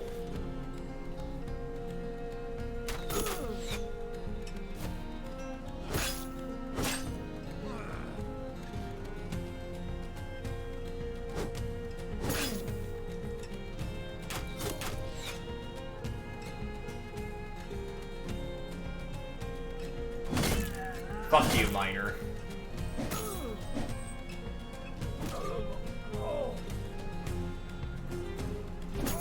You are the bane of armor builds.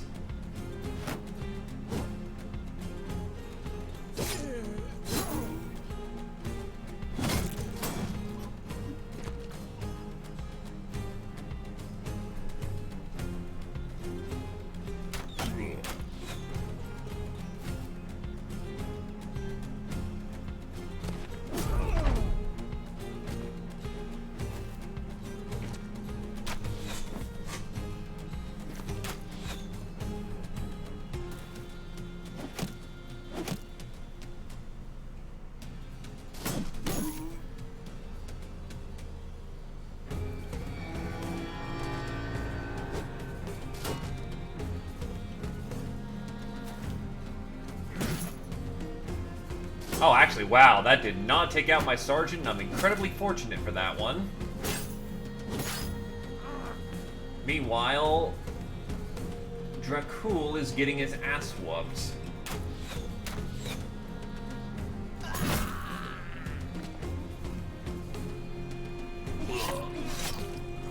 Thankfully, he just evened up the odds real nicely.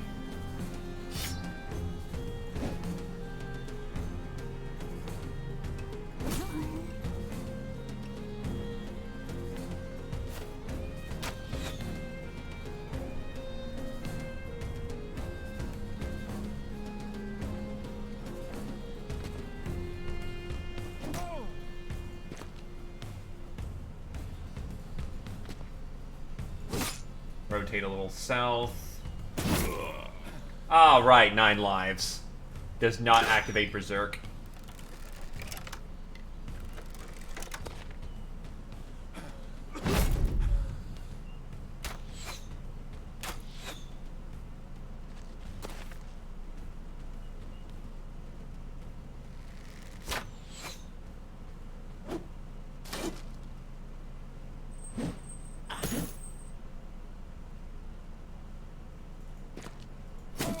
Bop.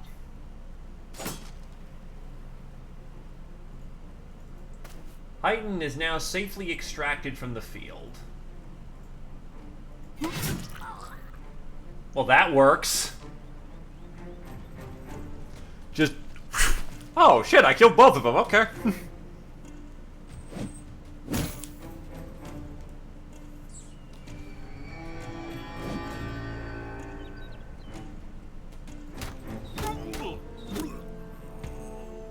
As it turns out, this particular monk was also not protected by God.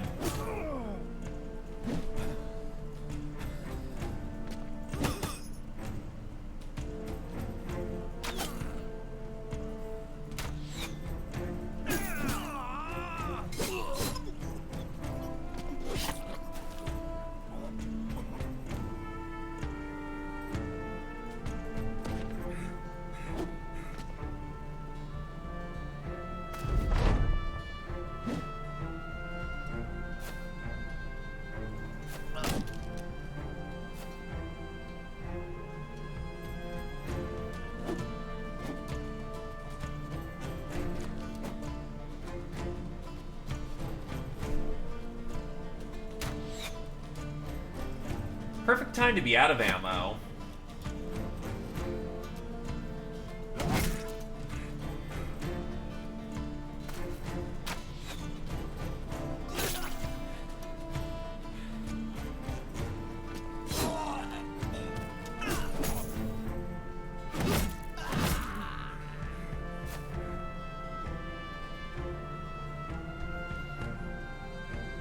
Nah. Do a little bit more scooping up.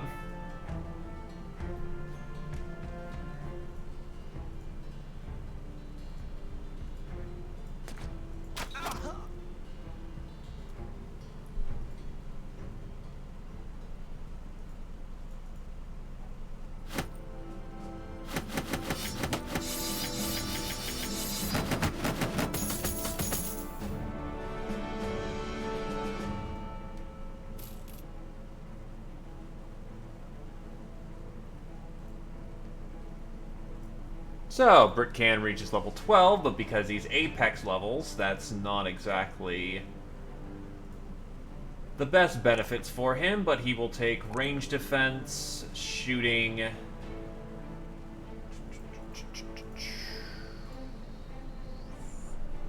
maybe melee, so he can cover his ass?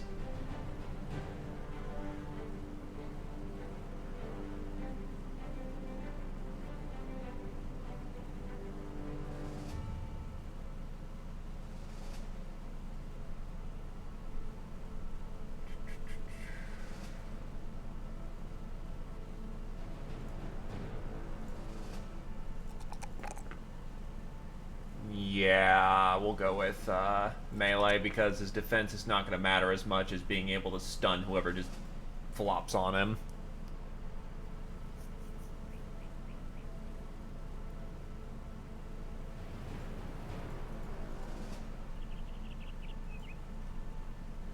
Well, that puts me over 10k at least. Ballerin, the councilman's desk, is blanketed in dirtied and unfurled scrolls. He's smiling warmly over them as if he's crooning over a pile of treasures. Trade deals everywhere. Happy farmers, happy families, everyone's happy. It's good to be me, and of course it's good to be you, Sellsword, because your pockets just got a little bit heavier. The man tosses a small purse your way, then another, then another. I would have paid with a larger satchel, but I just like doing that. He cheekily tosses another purse, which you casually catch with the sort of unamused aplomb of a man who still has fresh blood on his sword.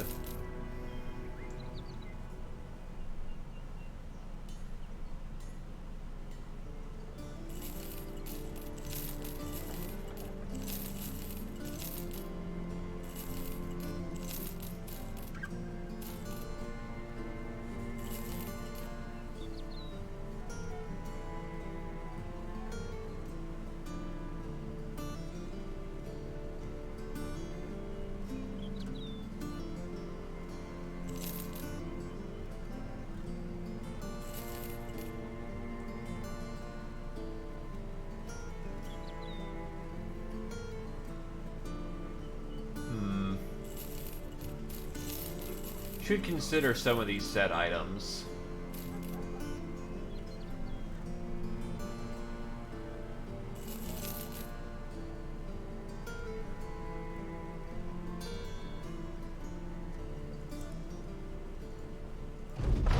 Your increased store of coin and other valuables lets you sleep easier. The men do too, knowing that they won't have to chase you around the steppe when payroll is due. You'll no longer be at a disadvantage when it comes to contract negotiations, and you'll not end up short of men or equipment should a battle or two go against you.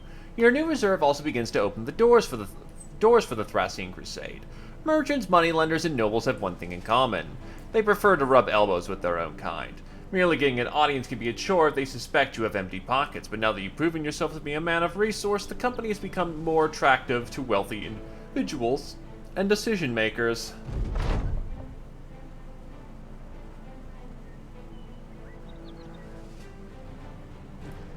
We need real talent to bolster our ranks further. We'll recruit the most talented we can find and mold them into a god of war. Have a character in your roster with three different stars talent at 3 different attributes. Travel the land and seek the best of the best. No thank you, I'll go with the taxidermist for right now. Holy shit. Well, actually, I should check the retinue. Who can I add on?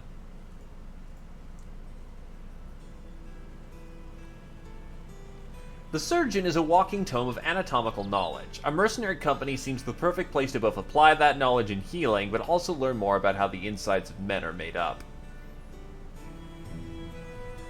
Makes every man without a permanent injury guaranteed to survive an otherwise fatal blow, and make every injury take 1 less day to heal. Sure. I will then also take on the Bounty Hunter. Significantly increase the chance of encountering champions, but pays 300 to 750 crowns for every one of them slain.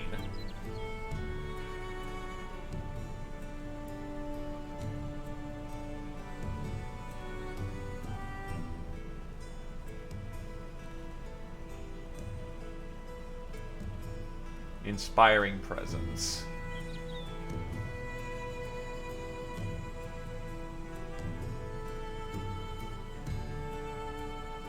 Honestly, he would be great for me, but I don't have Inspiring Presence, so... There goes, like, almost all of our savings. Yeah, Heighten is, a second opening for air proves of little use except for sounding like a bagpipe.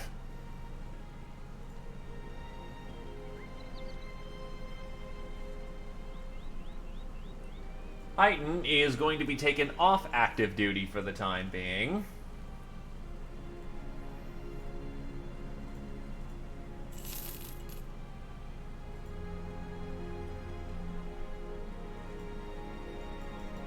Down glitch.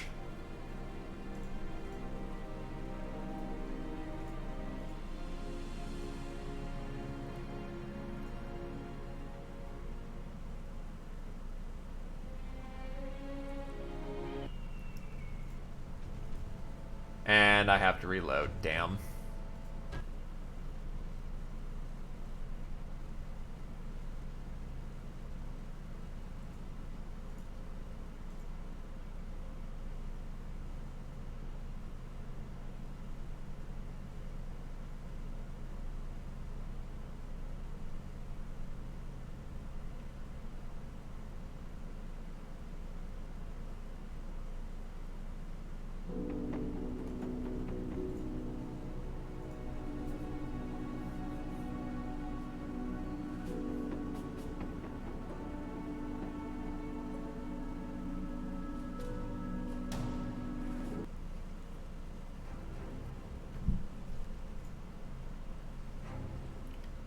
A cultist lair is nearby, harassing this village with,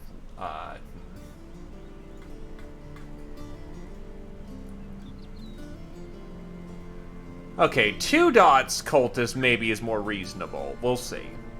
Sella the Younger is looking out a window, dancing a finger along the rim of a drink as they weigh their thoughts. Cultists have been making off with folks living on the edges of town. They come in at night, the cultists I mean, and cut the throats of those on guard to make sure the captives to make off with the captives they want. I'm sure random townsfolk are important to you, but people are scared and considered leaving. So the other day I had a scout follow the tracks out of town, and now he's told me exactly where those cultists are. As I'm sure you could guess, we don't have men to spare to take these fiends on, but crowns I am not short on. If I were to cross your palms with copper, would you be willing to cross these cultists with steel? Yeah, that seems far more reasonable.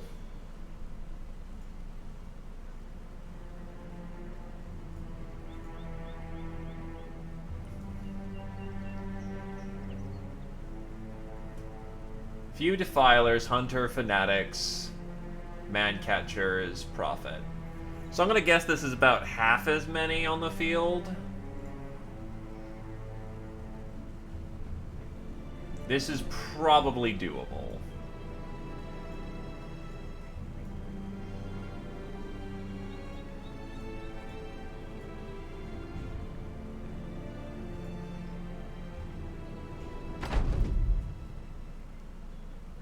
Yeah, half as many. That's a big difference. I will say that Geo is lacking a lot of his armor right now, which is not good.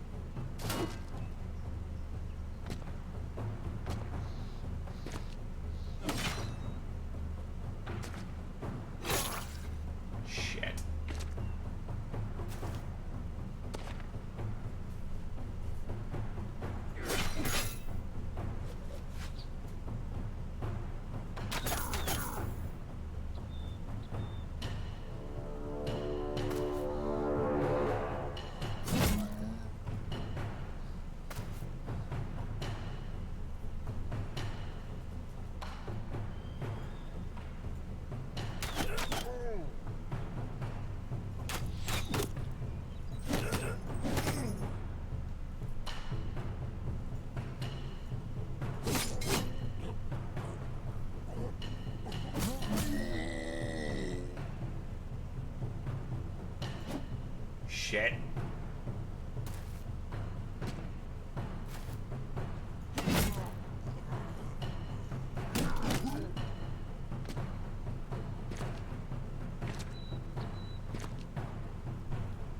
Now that's incredibly unfortunate, but okay.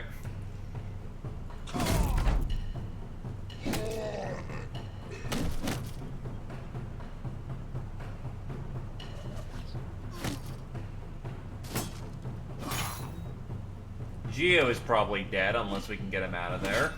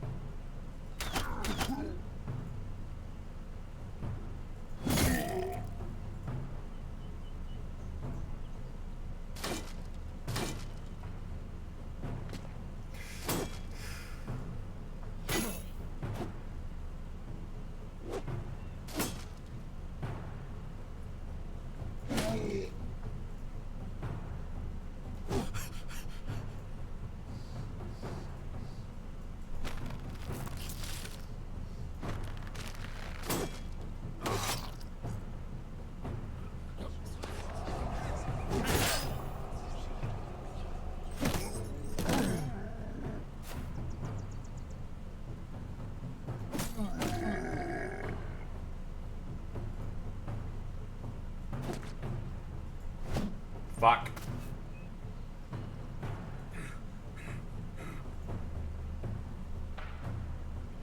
Oh god, you're gonna fucking try to leave the field. Yeah, Geo, you're dead.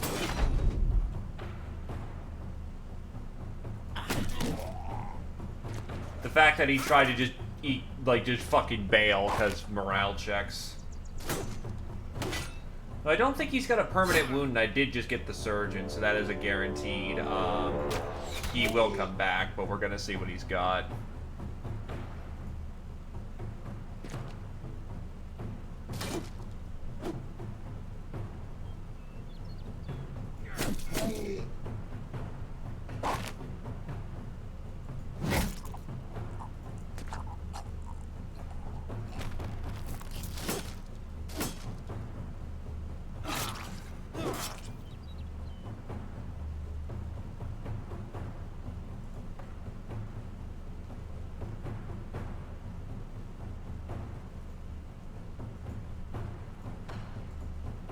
Invalid target, what the hell?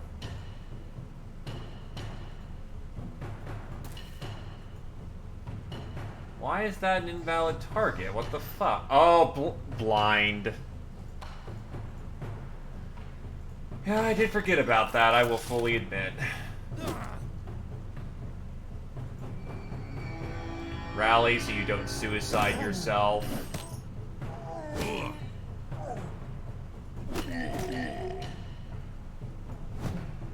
Also, the other thing is that defilers are incredibly dodgy. Like, holy fuck. I think they have a 20 melee defense. Which, that's not an insignificant amount.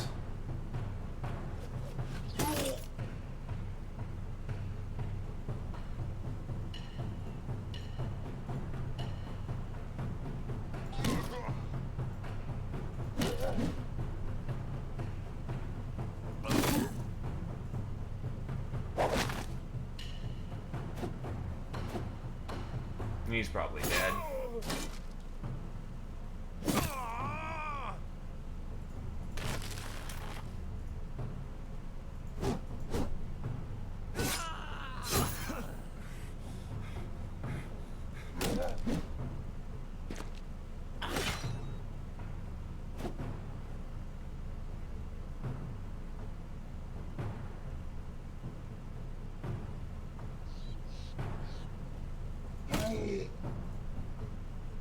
Probably get the fuckers from behind us.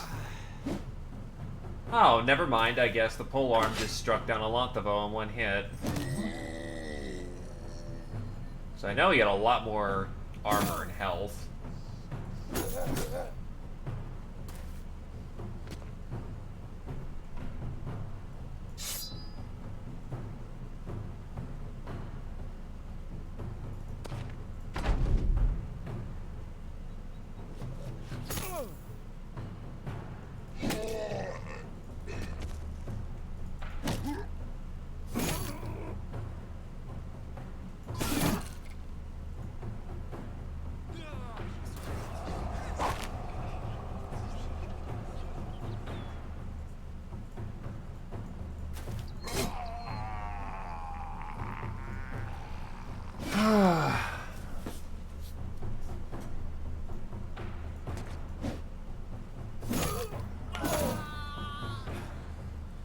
Son of a bitch.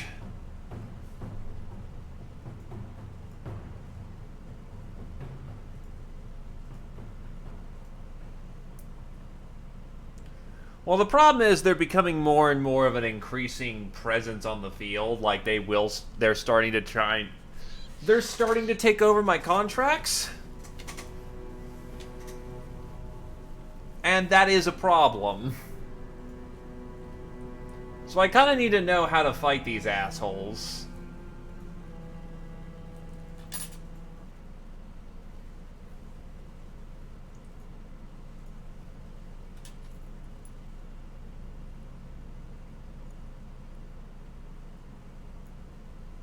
I just wish they would fucking break or at least start checking.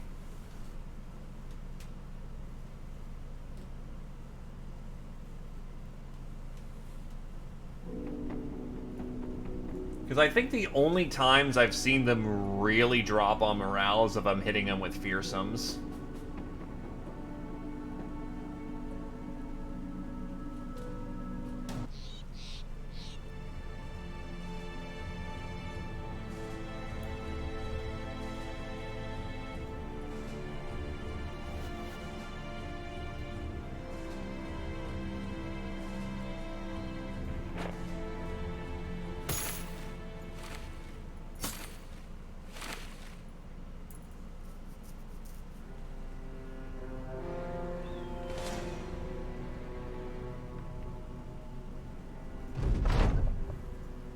I'll give it another crack, but holy shit.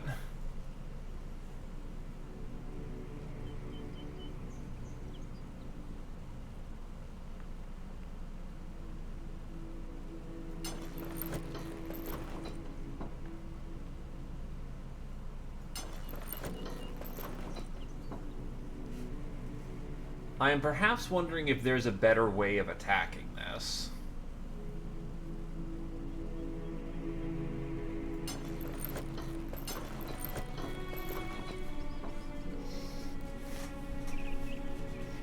Heavy weapons and armor are nice, but if they can just eventually tear through me, that's not gonna help.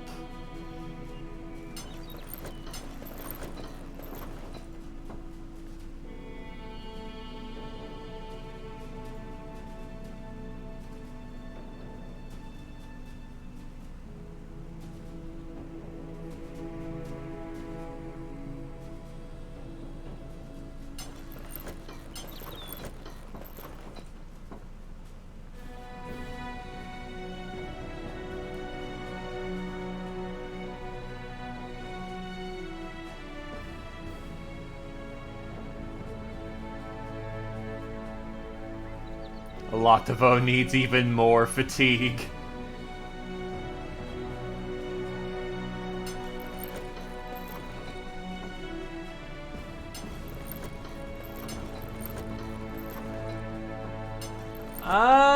No, I think it's precisely enough.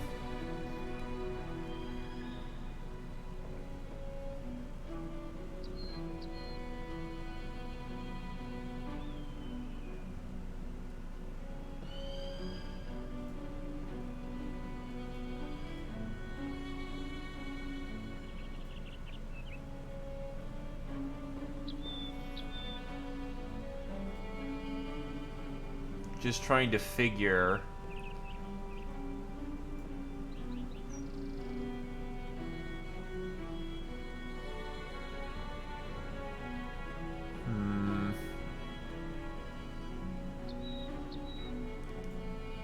Probably some throwing weapons would be nice too, but I've not got really anyone who's well suited to that purpose.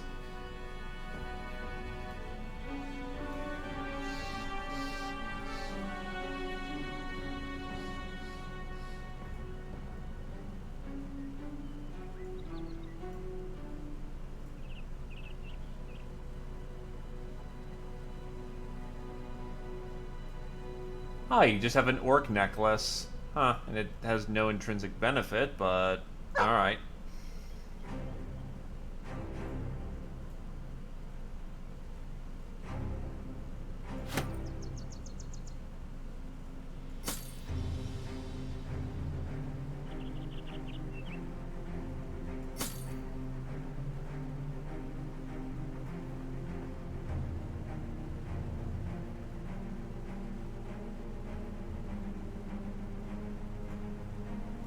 Oh shit, I didn't know that Inspiring Presence gave you plus 10 damage with the battle percent. Why don't I have Jesus Christ, I'm a moron. Well, he can get it at level 16, or if he gets a perk. That was idiotic of me to not give him Inspiring Presence. I think the other problem as well is that the Cults of Davkul are all armed with minimum chain. So they're all running at you with at least medium level armor, which getting through that it takes a minute.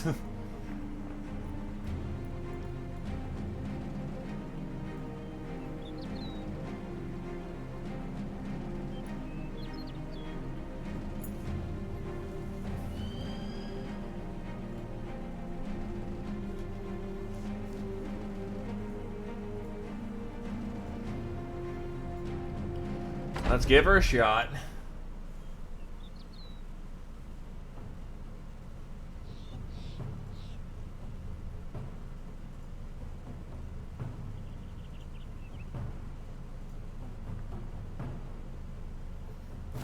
It may just be that to fight cults at all, you legitimately need AoE weapons.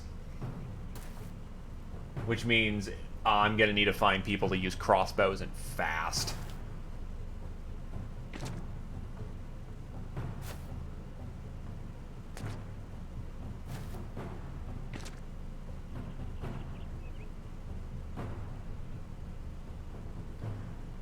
The other problem is that it seems like nimble is a very common trait on cultists, which reduces DPS significantly.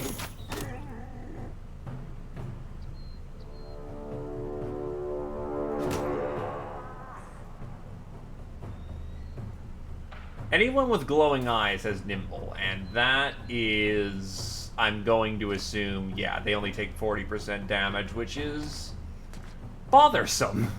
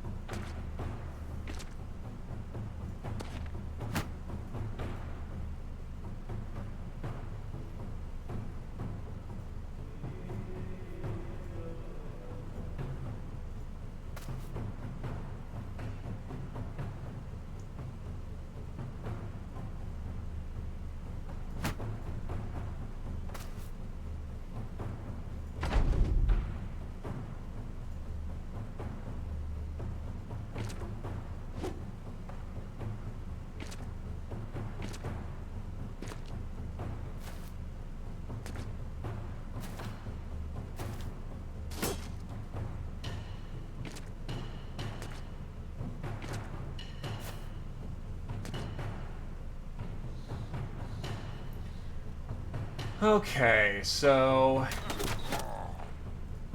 at least I kind of am starting to figure out the target acquisition on cultists. Kill anyone with a fucking cleaver first. Those guys are just flat up the deadliest guys on the board.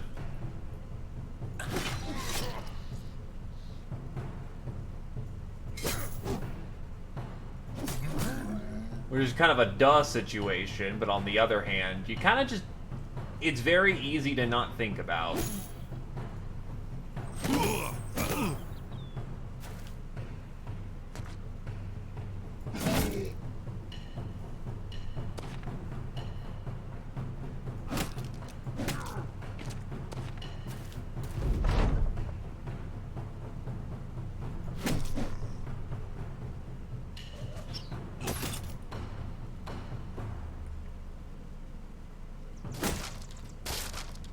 There goes his shield. And there comes a problem.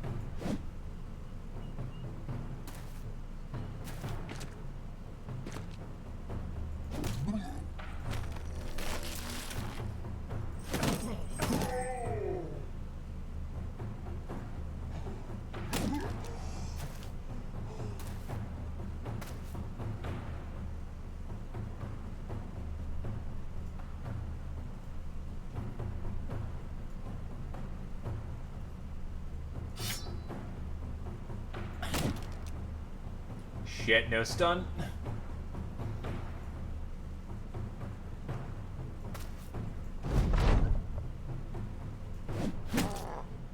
That was the wrong actions to take, actually. Yeah, also 2 of them north. Unless Carrier does some, run the fuck away. I do not believe that. I think they're all trying to just get easy kills on Carrier, and yeah, that's probably not ending well.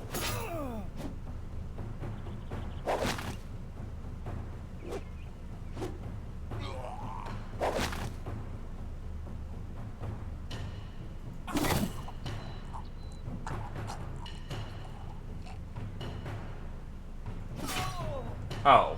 Well, shit. That was actually a very wasted action.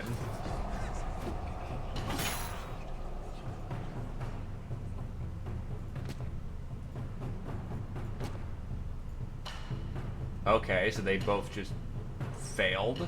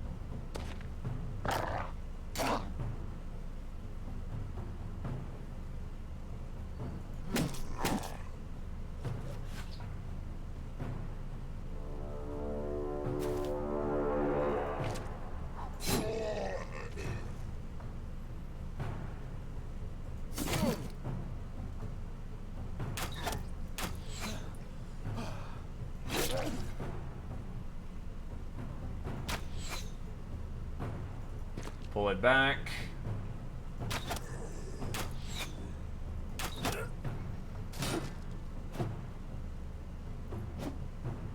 I'm also thinking you're gonna need some taunt for these fights if you can't, if you don't just have that on easy blast.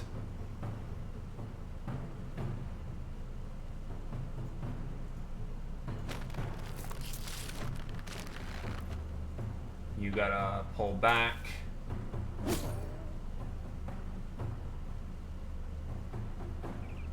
And Krios just had his ribs popped.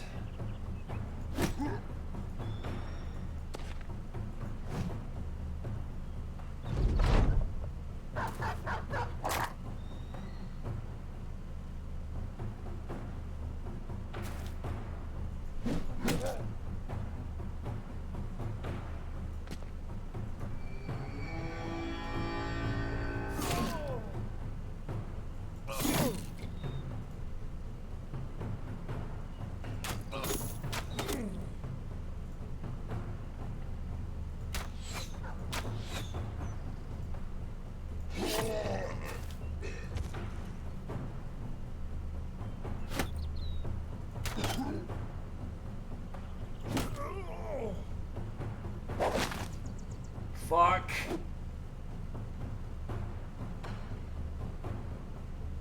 What are you doing? Oh, don't fucking action lock me now. That's slightly upsetting.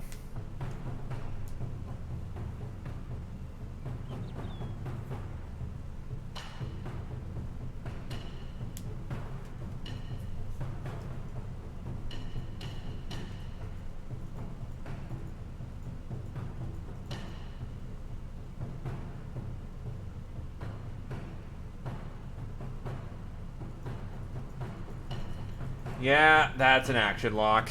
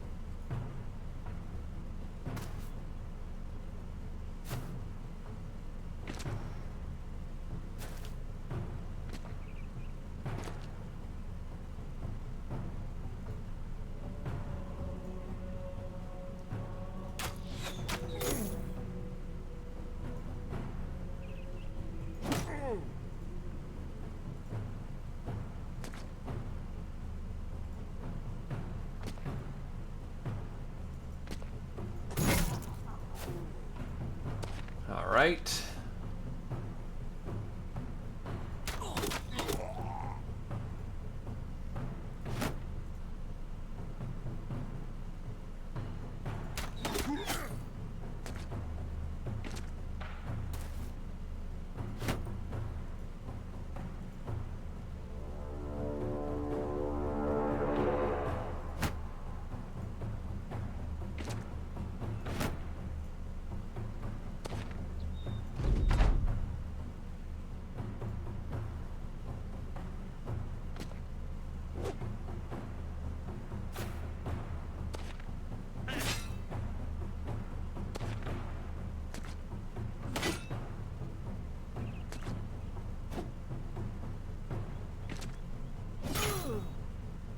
Wow. Well, sometimes you do just roll that low, unfortunate. Wow. It's unfortunate, but it happens.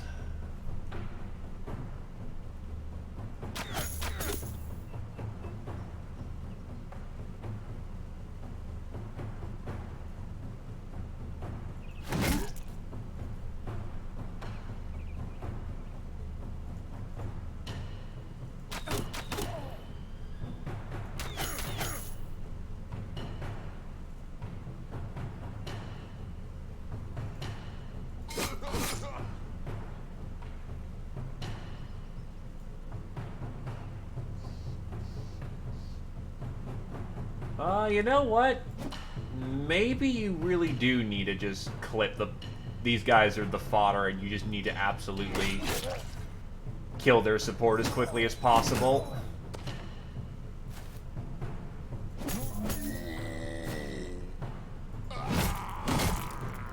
1 and 2.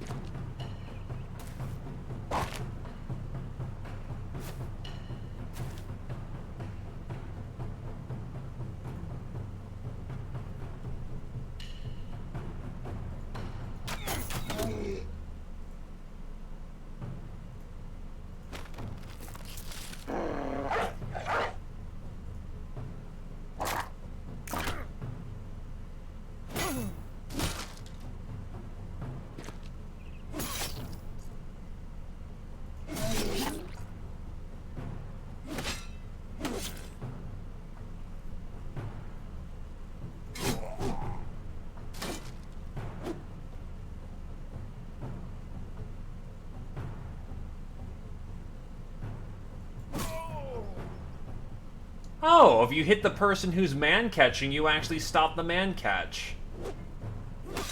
Then yeah, polearms are absolutely crucial to stopping man-catchers from being annoying as shit.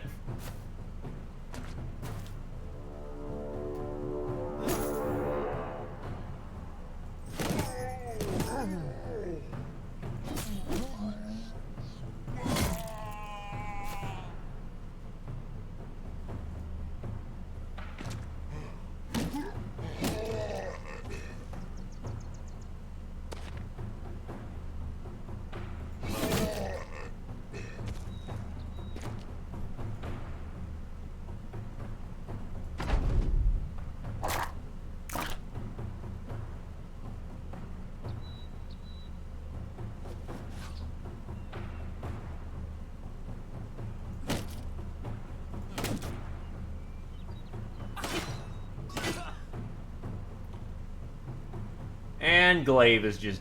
No, wait, no, got bandages. I got bandages, I think. Yeah, I think I specifically put on some bandages. Glaive is hurting, but he can actually extract from the battlefield.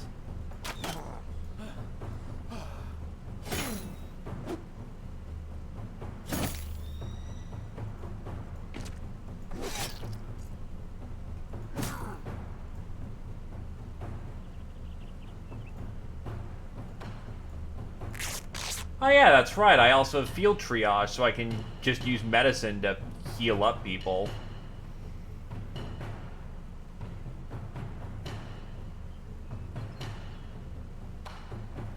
builds up fat like fucking crazy, but that can absolutely save somebody's life in a critical situation.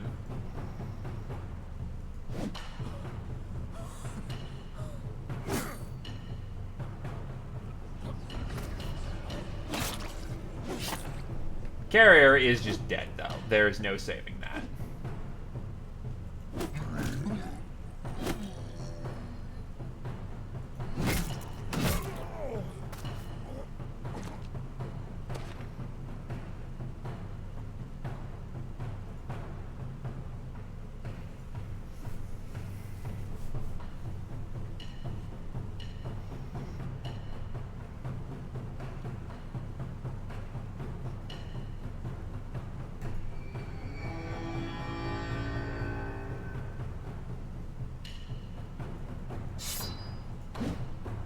I suppose the last thing you can do, Carrier, is try to murder someone before you're out the door.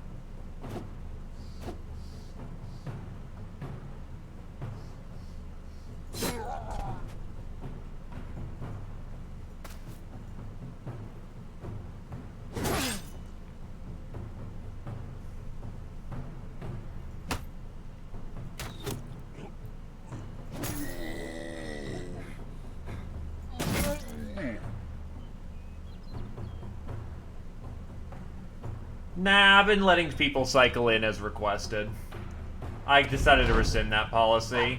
Just for the part of there was a bunch of unclaimed characters that were sitting around, people who wanted to get back in but just simply couldn't, and I was like, you know what, that policy is turning out to be kind of dumb, so... we walked back from that. Now, I'm still going to put the priority on new people over old people, but on the other hand...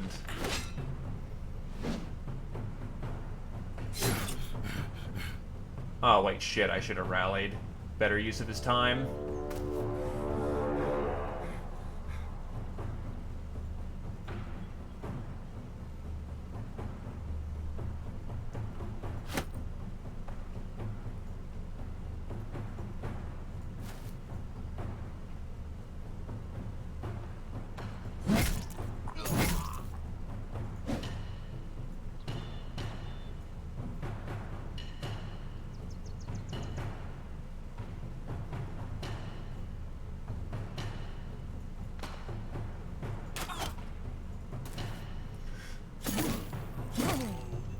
Oh. Well, there goes my sergeant, because, again, these fucking... scythes...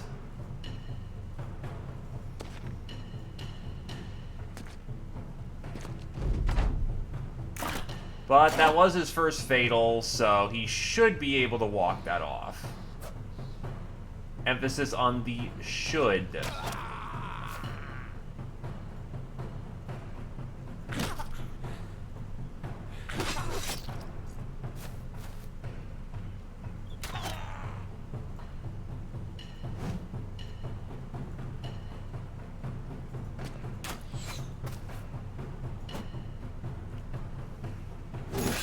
Never mind, this fucker is just soloing my entire army by himself. And I only have 56 to hit him, despite the fucking surround bonus.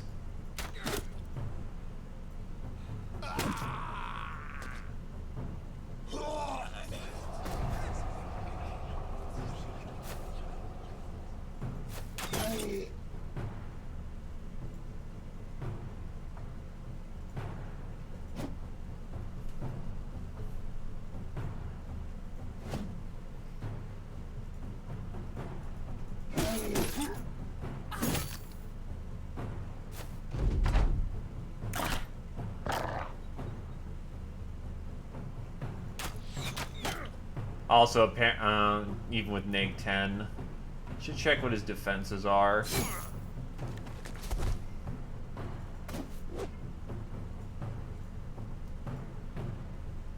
So the Defilers have over 100 skill, by the way, because 95 minus 8 minus maybe 10.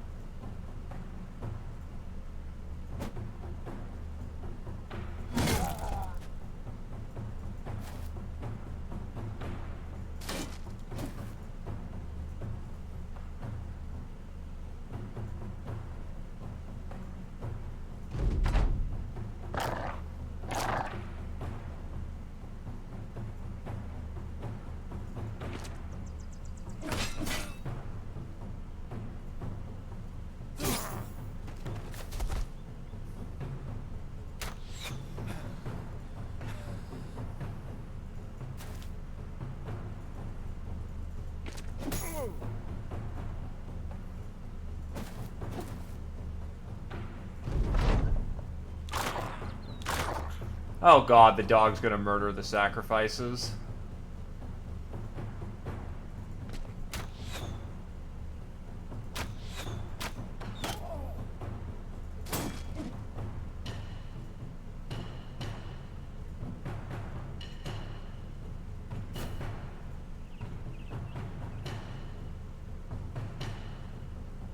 What the fuck? He freezes it again. Oh, god damn it.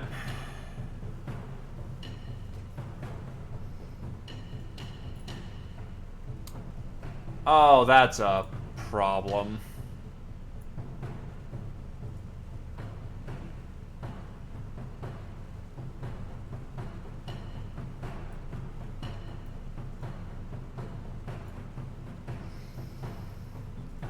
I wonder if it's because he's scripted to try and kill one of his sacrifices next to him, but if he can't sacrifice somebody, he's just stuck and he can't do anything.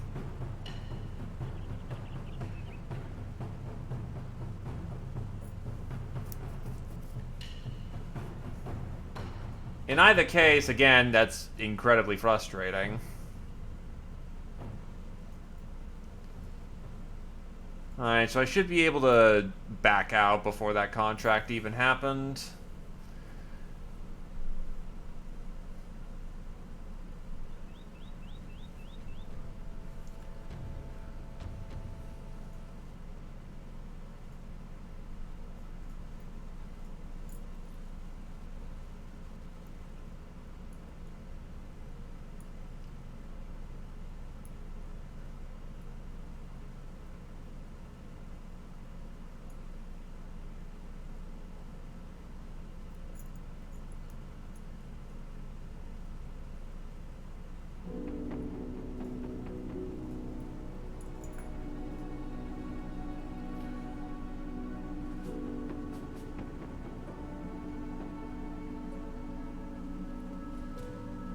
The problem...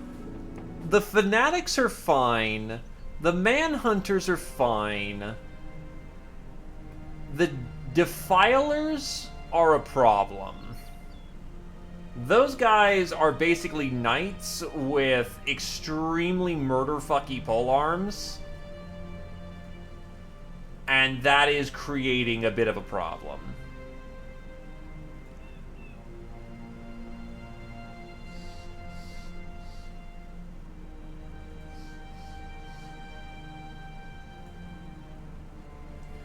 You find Orm of Groenberg talking to a group of peasants. Seeing you, he quiets them all down.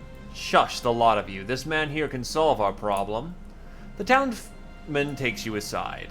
Sellsword, we have a bit of a problem. There's a relic I need finding, something by the name of the Prophet's Pamphlets. I don't really give an old god's damn about it, but these people worship it for spring rains and winter shelter. Naturally, it's gone missing, and for whatever reason, people think it's gone off to a place by the name of the Dark Vault on its own. Nobody will go there, but you will, yes, for the right price, of course.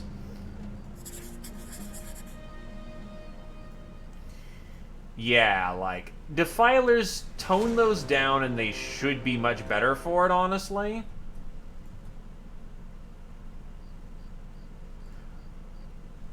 I think they've got their lower tier enemies just fine. I think that, yeah, that part's good. Having a bannerman who basically is in command of the army, honestly, I'm digging him too. Like, that's good. It's the higher tier enemy that's proving to be a problem. And the guy did also admit that he doesn't really scale the enemies, or rather his scaling is just almost non-existent. And that, yeah, like, that is also a problem.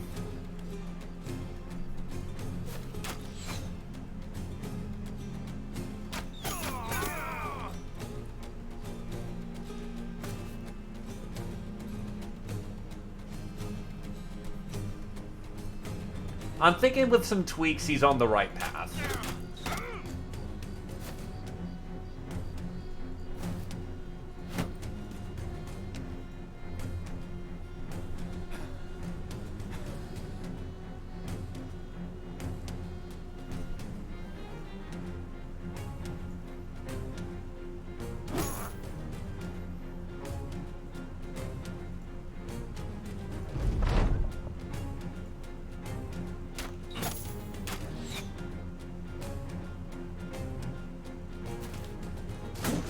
Yeah, I'm also going to recommend maybe as a... I'm not sure how the mechanics work on Resolve, if there's, like, that many high-tier enemies. Or the exact numbers. But I'm thinking that there's someone or two present that is making it so that even the lower-tier enemies are a lot bulkier than they should be in a morale fight.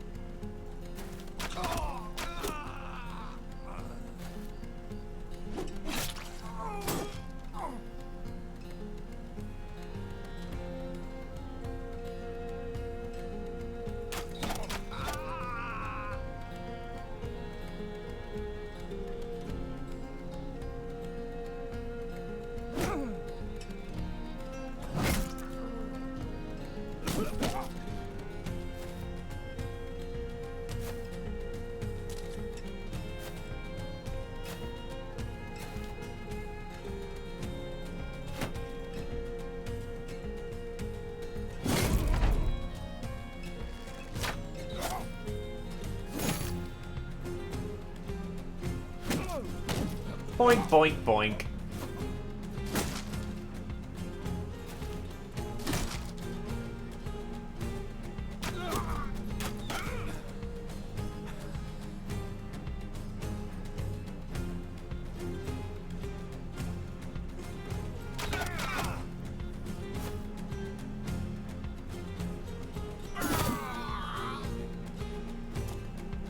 Actually, fuck that. Tie down the Master Archer.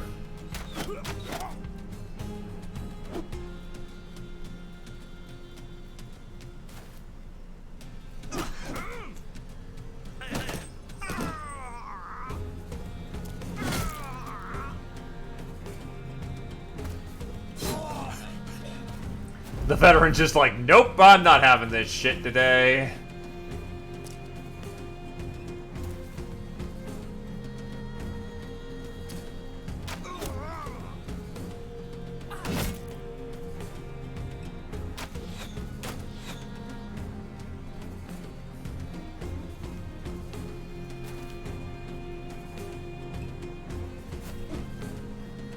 I think giving the enemy decent AC and good resolve is fine. But yeah, the Defilers with like 100+ attack and plate is a bit much.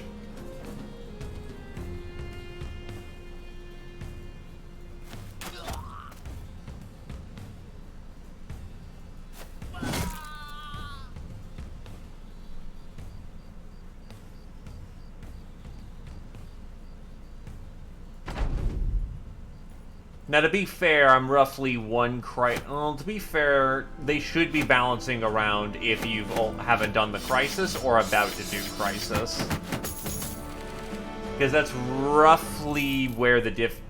Once you're past the first, maybe second crisis, you've... No, it's maybe first, definitely after second, you've basically won the game at that point.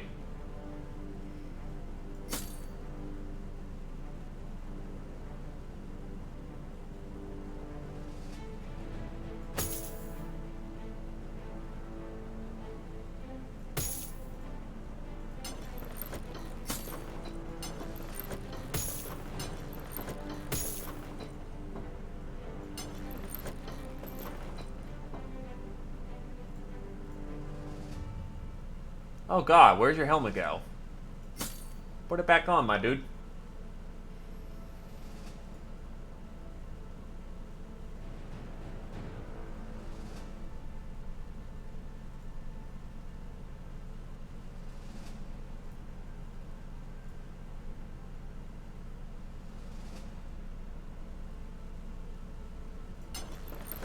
Metal skull cap.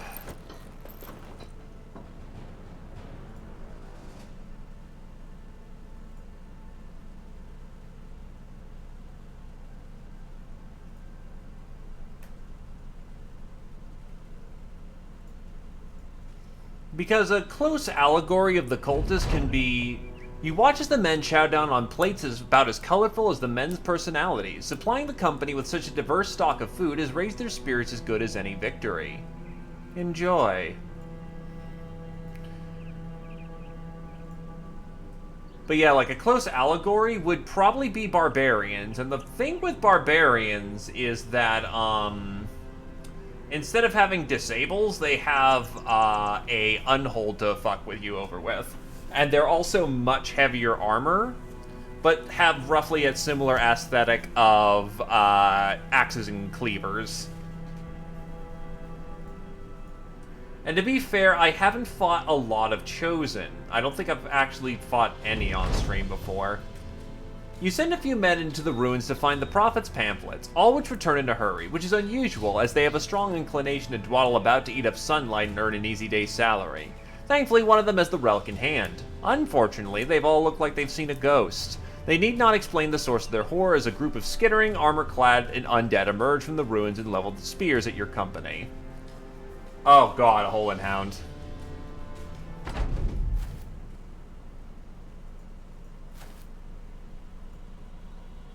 Oh, and it counts as an ambush spawn, so Heighten gets deployed on the field with his fucking turbo cancer.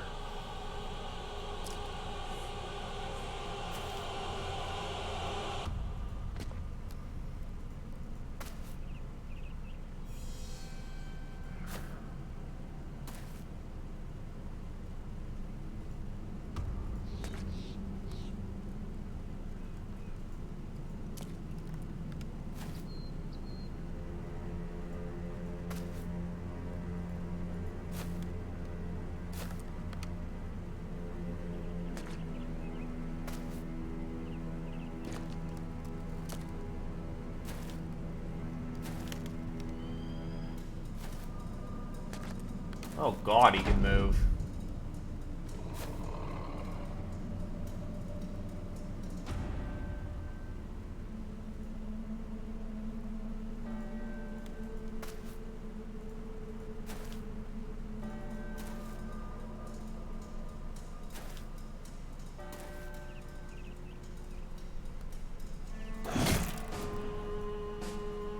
Oh shit, that doesn't count as a... Right, ooh, that was bad.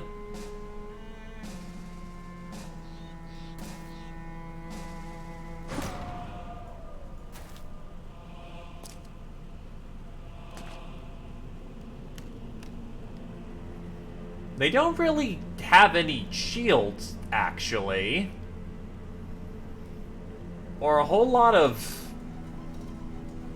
Huh.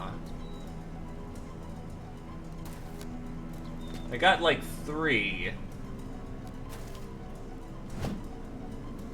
The priest is gonna be a fucker. For that specific reason.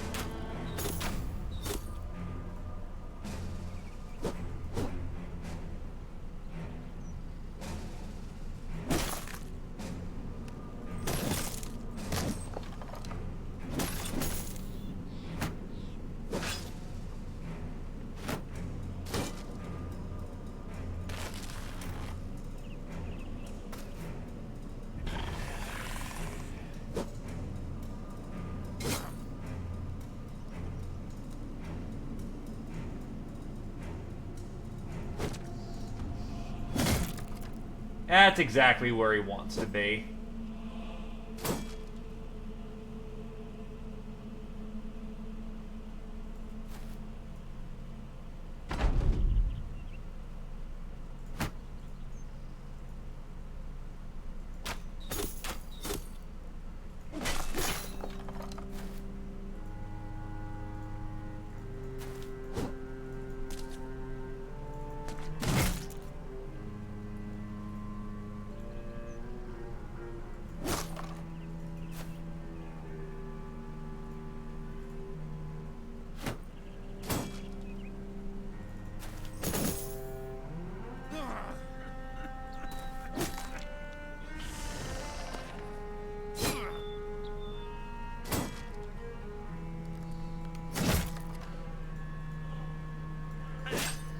Oh, shit.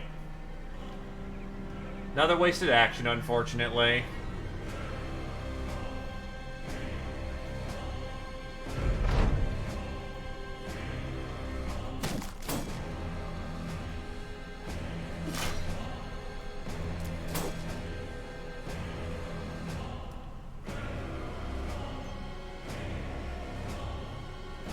One of the few times we're actually coming up pretty well against the undead. It pleases me greatly, and it passed me into that shit. Alright, whatever. Oh no, not spooky ghost time. Too bad that my dudes are harder than Terminator armor.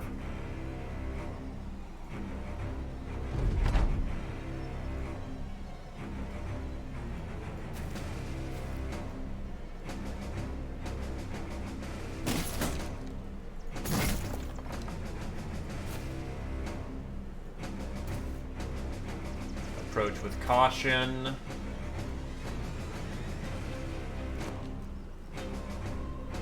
Are you a coward?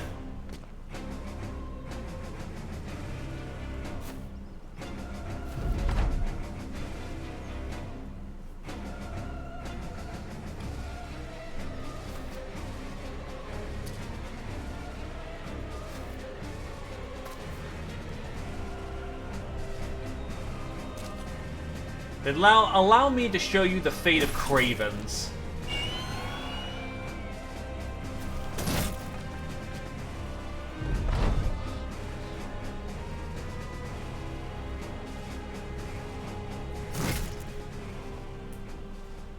Nice.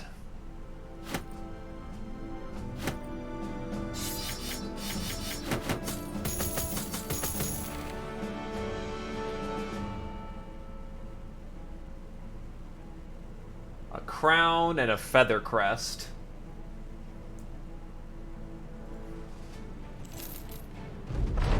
The Prophet's pamphlets is in hand, but at what cost? Strange men, if you can call them that, attacked the company, and you swear one of them specifically pointed you out, as though you committed a crime that went beyond space and time. Oh well, you're not here to dwell on those sort of things. What you're here for is the relic which you've got, and a good payday which awaits you at Orm of Groenberg.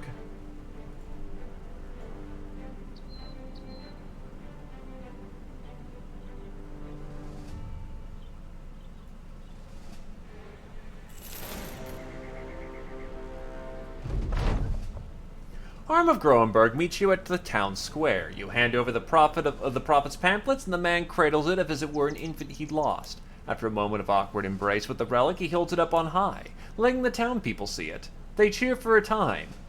Too long, truly. You have to elbow Orm of Groenberg to remind him to pay you.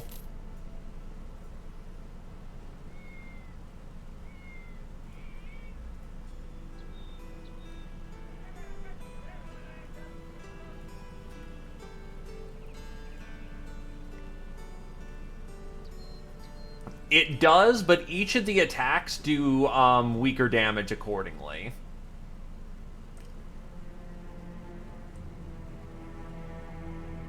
Makes 3 separate attacks for half of the weapon's damage each. Ignores bonus to melee defense granted by shields. And if you do hail, it specifically does headshots. Effectively, you're coming out to having more damage in the long run. But it is something to keep in mind.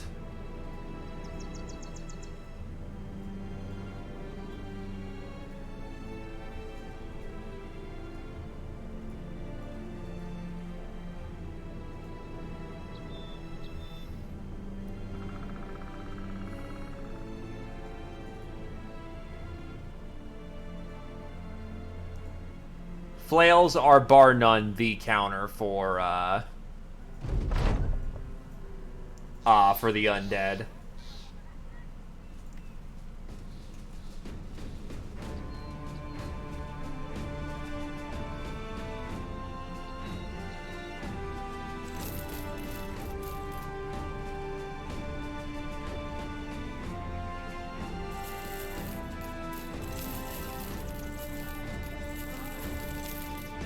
Ancient Gladius. Alright.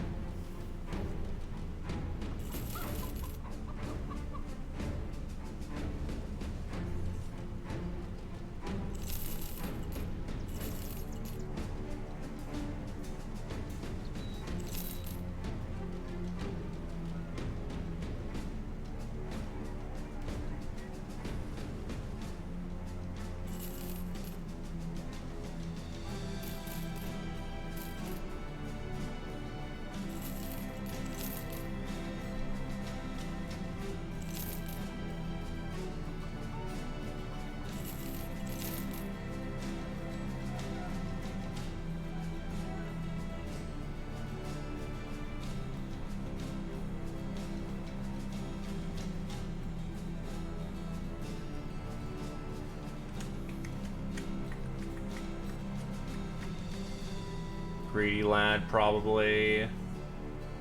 Also level 4, which makes him incredibly nice, but I can't afford him. Actually, what is the local job? Greenskins.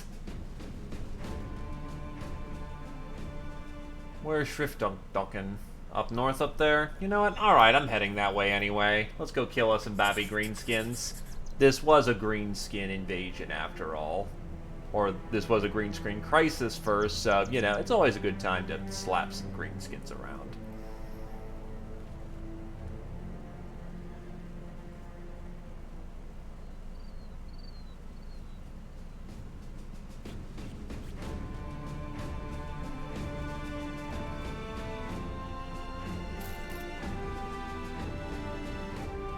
Sure-footing, dexterous, 2-dot fatigue, 2-dot melee skill, 1-dot range defense. Does have taunt. Does he have Battle Forge? He does not have Battle Forge. God damn it. Otherwise, he'd be like a yoink. But even regardless, he still has... That's not a bad archer, is the thing.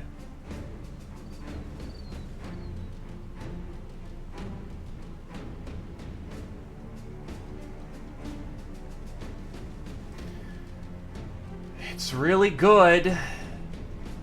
But I think I will pass.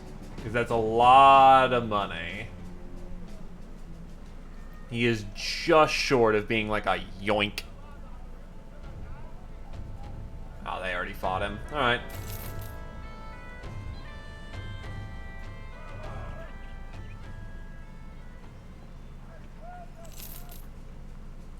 Lumbering and aggressive.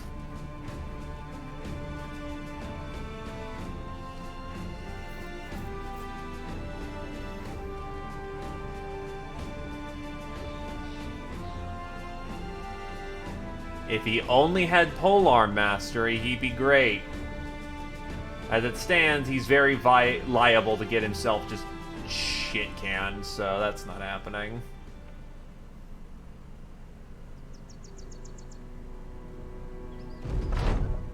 Tendrils of smoke crawl and slip out of the ruins of the farmstead. A body is half what it used to be at the front door.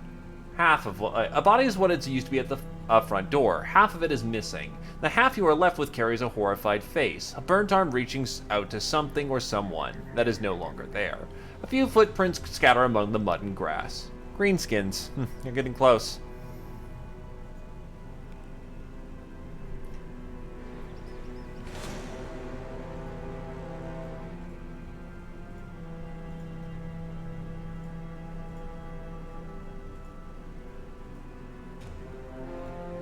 Orc Marauders. Behemoth in the midst is not bad, but we're gonna definitely want to fight them on the plains. Fighting them in a swamp would be a nightmare.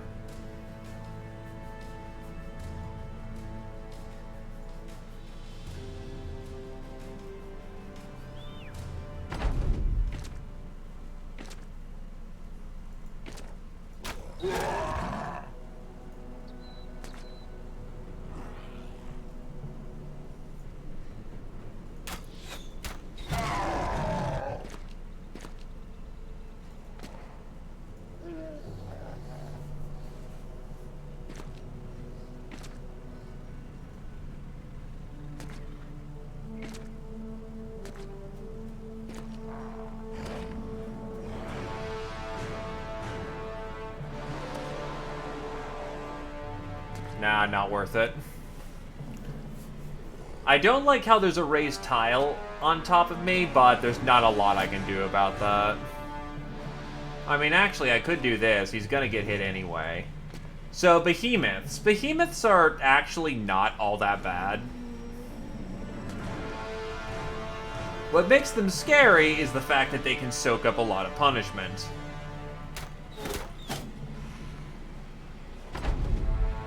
They're distraction carnifex that can do serious damage if you leave them be.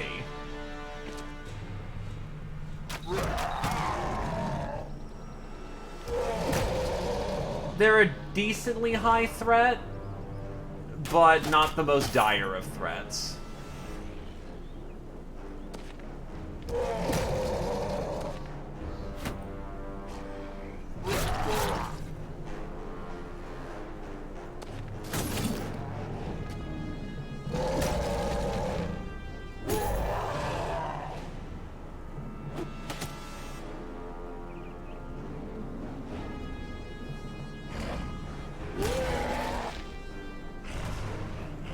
Now that actually is a problem.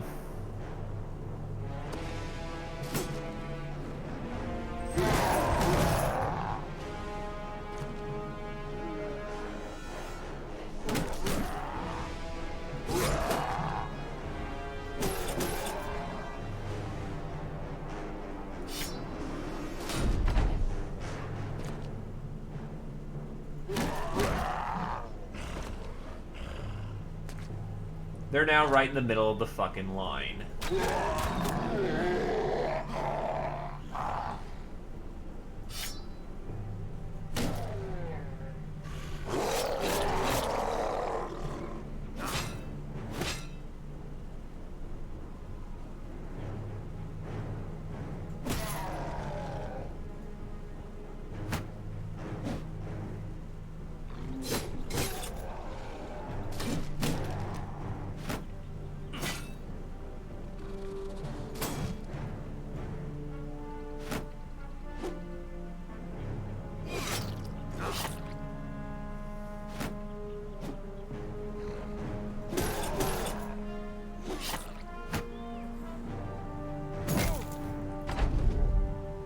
What?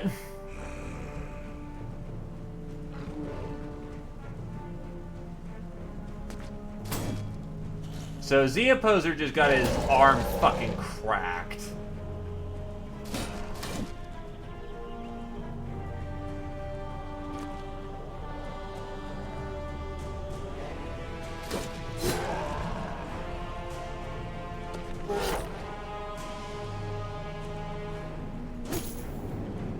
If he doesn't get out, he's fucked.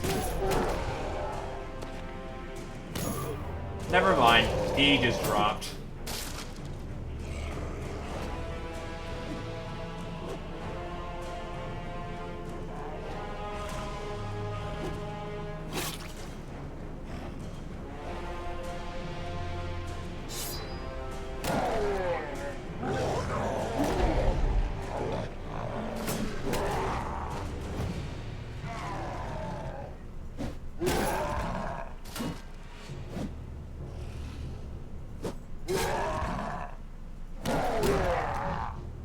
Well, let's see how bad the post is.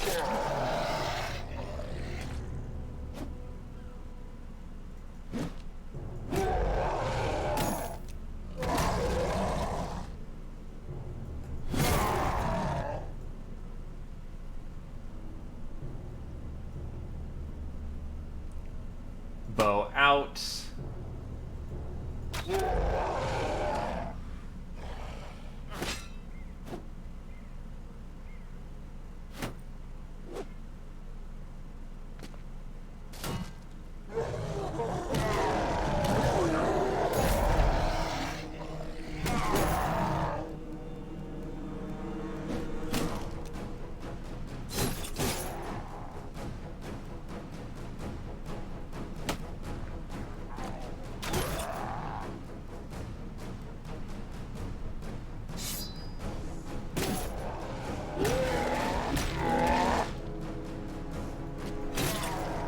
Well, there's this asshole who's just doing his thing.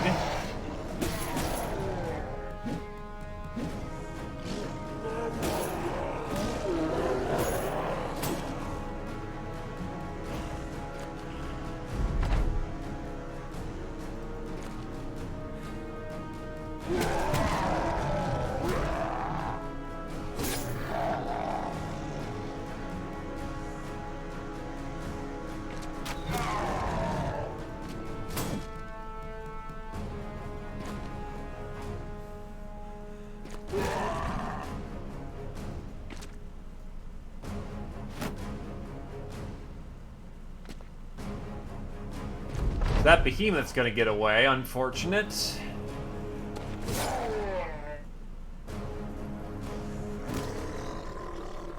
But we shall have our lads still at the end of the day. What the hell? Are they coming back? It's over. How bad's the opposer's injury? Dislocated shoulder. Oh, wait, no. Ear. Luckily, missing an ear isn't that much of a hindrance for this character, but it does look gross. -10 initiative. That's not that bad at all. Carrier, on the other hand, is very much dead.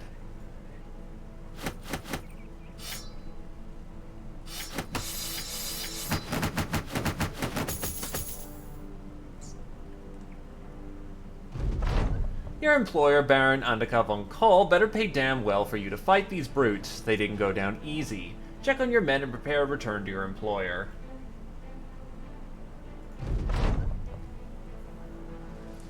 Baron Andaka von Kohl's having a coughing fit when you return. He glances at you, fist hand burrowed to his lips. Surely your presence is not another bad omen? You shrug and place a greenskin's head on his table, explaining that all of them were taken care of. Baron Andaka von Kohl glances at it. So my illness must be caused by something else, but what? Women? It's probably the women. Let's be honest, it's always the women.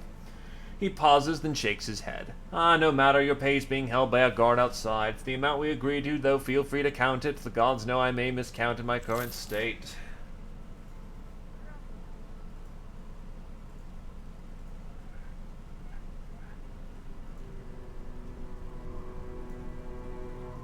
That's probably a last good contract for the day. Let's hit the Liar's Guard and see if there's any fresh bodies I can snag, and see if there's anyone who wants to join the team.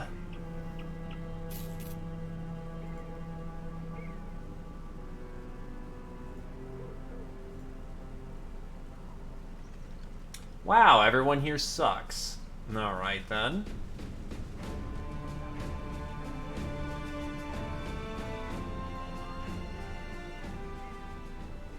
Kellenberg has cultists real bad.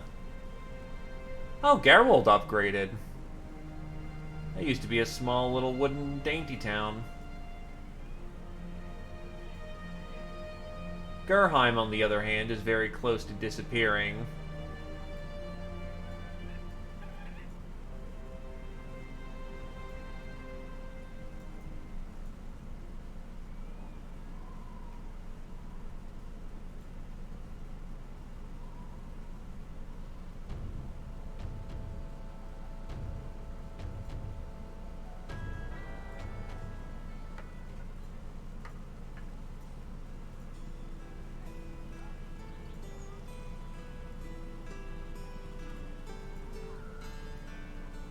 Actually, can I taxidermy anything?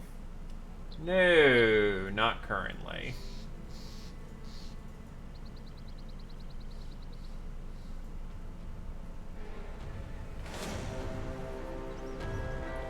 Lars the Lunatic. Alright, that's a champion.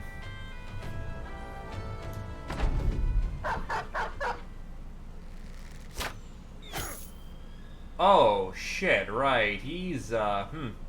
That's, not good.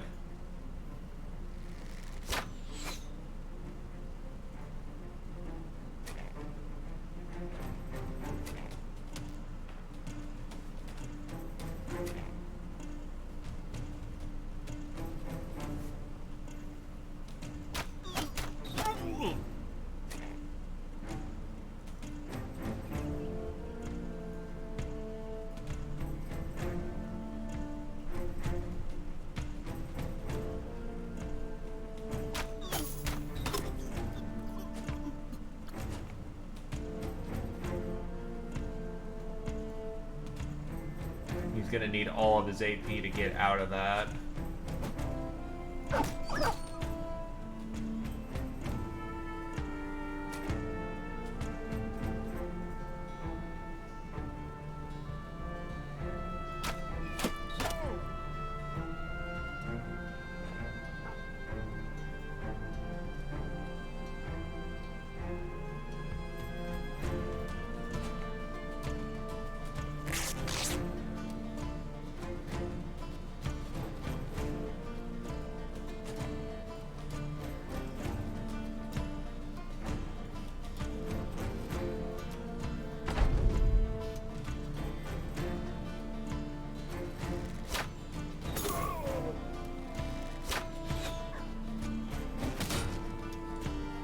Lars the Lunatic has a very nice pull fork. Spectrums, I believe they're called.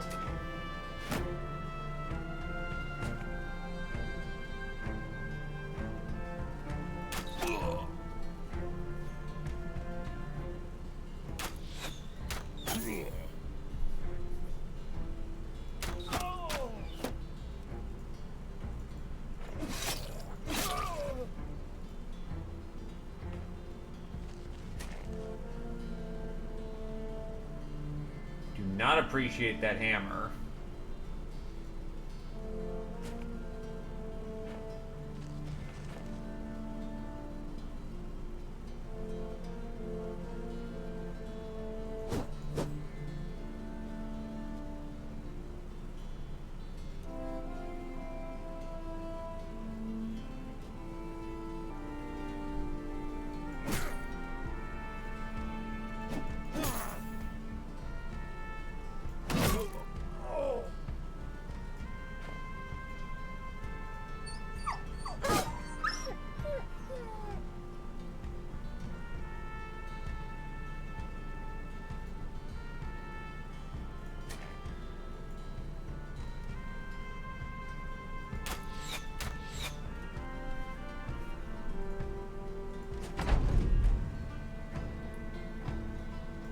Scoop up the shield and bap.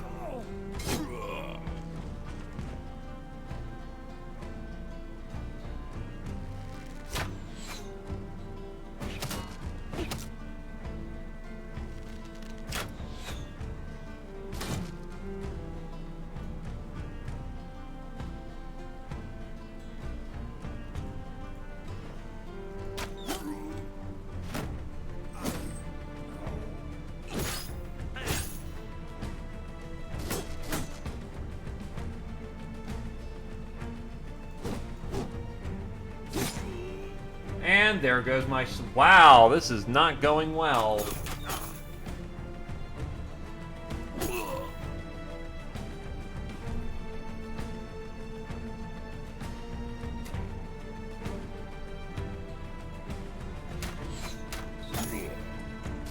Thankfully, that was his first drop, so...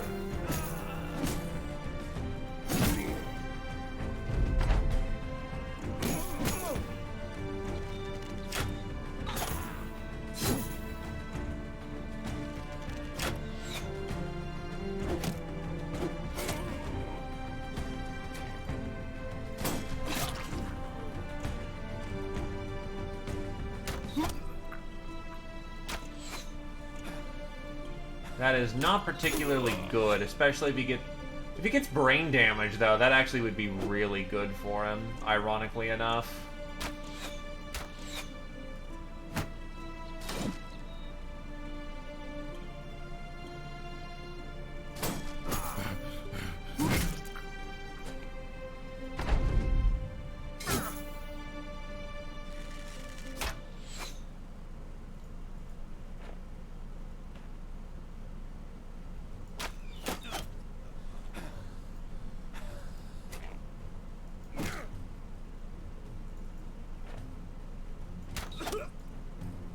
ammo.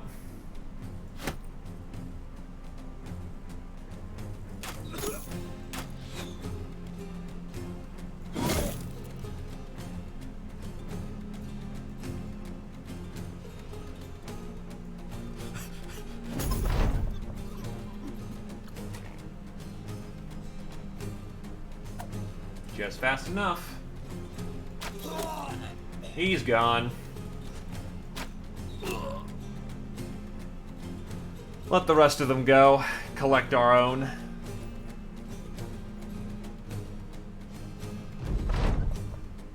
The sergeant lost an ear.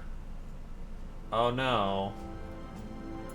The Spectrum is especially well crafted, and its 3 tips have been honed into a perfectly pointy spike.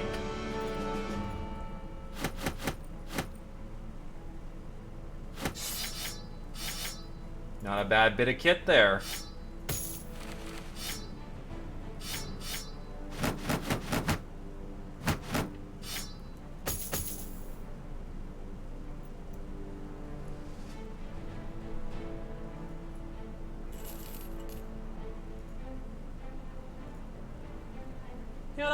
You know what? Yeah, it doesn't look good at all. That looks fine. Agriluff.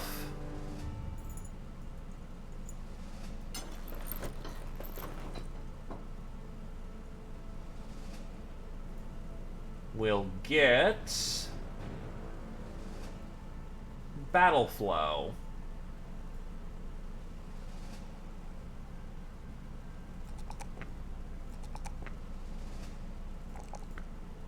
Actually, why did I go for the plus? Whatever, that was a terrible use of stat up.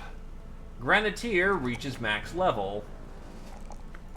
Still not the bravest lad in the world, but he'll hold.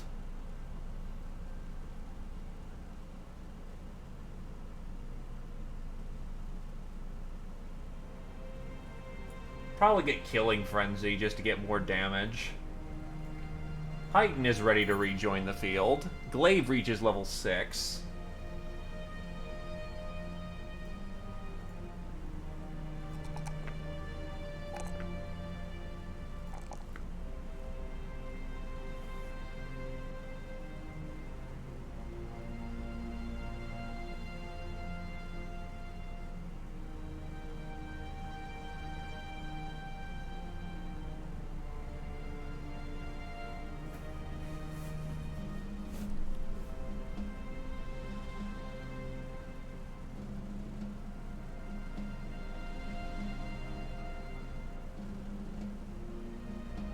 And we will go with...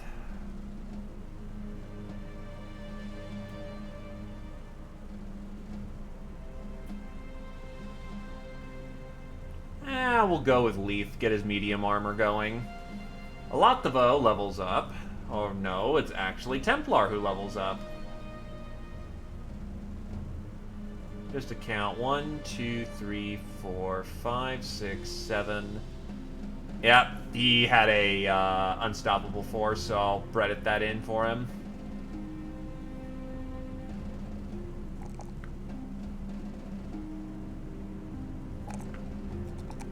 I'm actually surprised at how dodgy he is.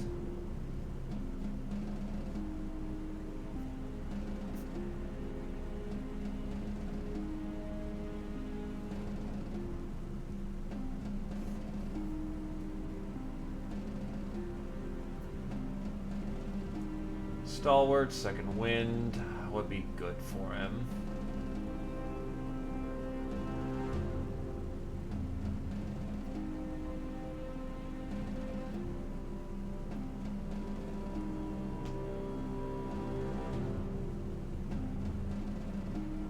He's hammers, so reach advantage doesn't work as well for him.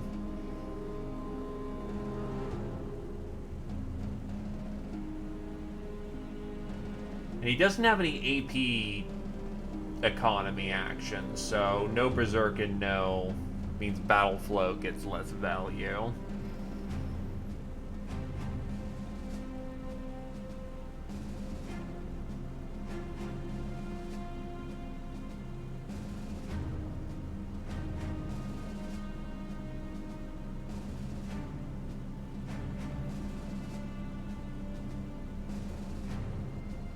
Honestly, steadfast, that's not a bad thing to just have.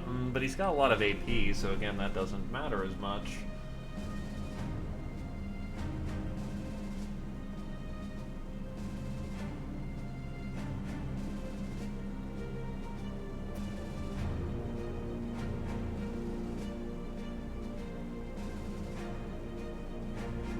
Probably Killing Frenzy, then.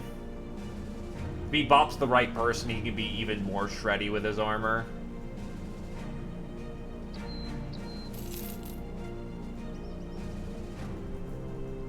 Town Glitch.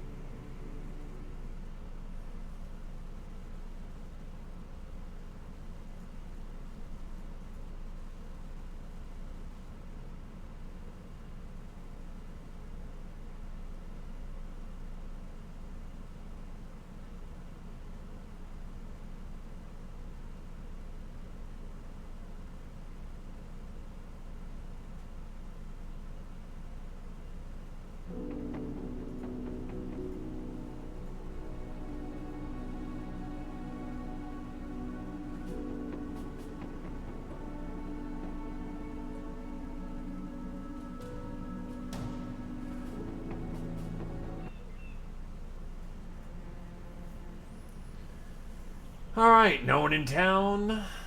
Unfortunate. We'd make about even here, so let's not. Instead head to Gerwold.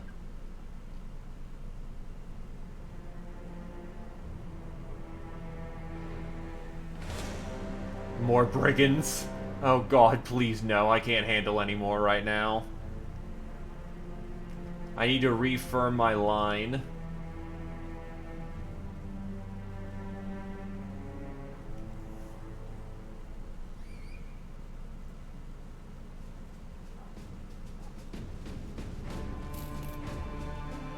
Not very good. That's plus 10 HP, and... no, it's 10 fat.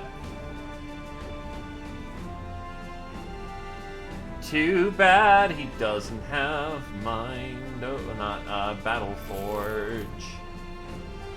This one would be... this is an alright lad.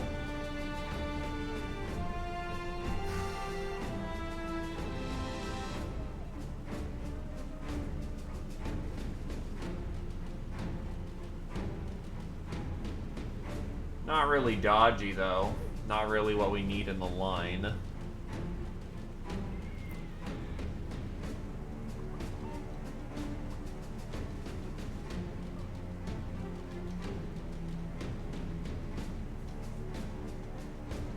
Nah. Not thinking either of those are appealing.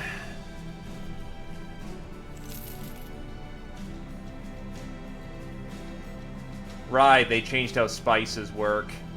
It's now a crafting recipe. I will say stocking up on foodstuffs while we're here is good. Though the prices here are far worse, so I actually do need to head back down south in some weird loop-de-loop roundabout.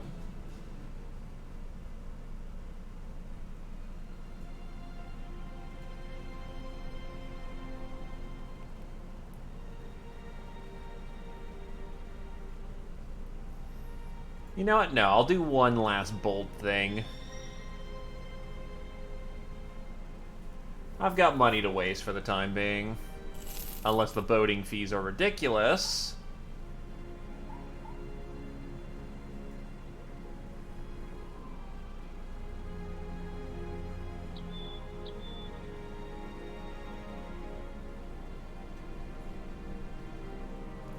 What are the boating fees to get down there?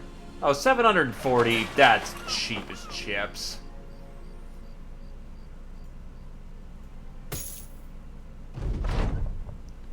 The opposer of the straw hat enters your tent and flashes the wound, or what's left of it. The garnished thing has seemingly healed entirely. The mercenary looks at you with a giddy smile. you'll have to try harder to take me out of this world, Captain. Good to have you back. Alright, so let's see. Dervish. The Dervish is a religious background that enters an almost trance-like state of combat. Interesting.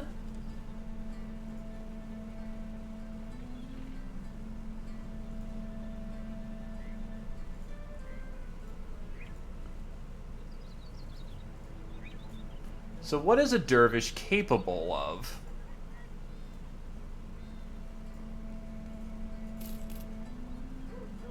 Tough night owl.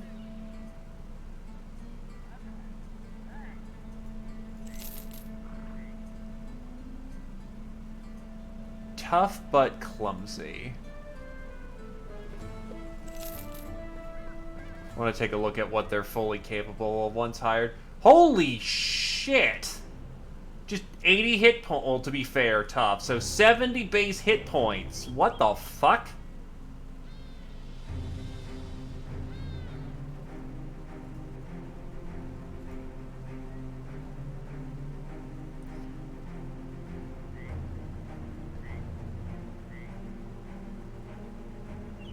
Probably because the intelligent perk group, then. I'll get the other one just to see what his list is. Yeah, definitely guaranteed mind over body. They also seem to be guaranteed swords, great swords, cleavers having a strong bias here. They're not guaranteed the big trait. Okay, he's slightly less tough.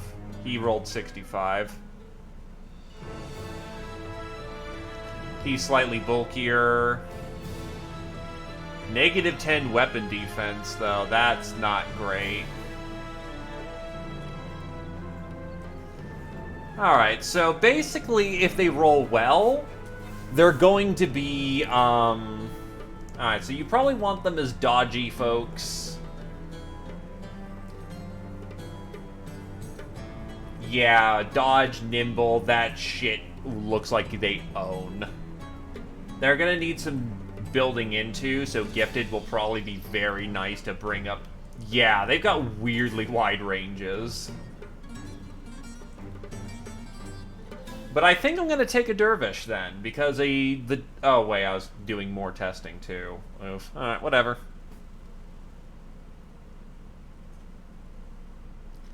So, I can see why dervishes are cheap, because while I can see the amount of ass-whooping they can do, the just massively fucking random degree that they have of capability either makes them really good or really bad.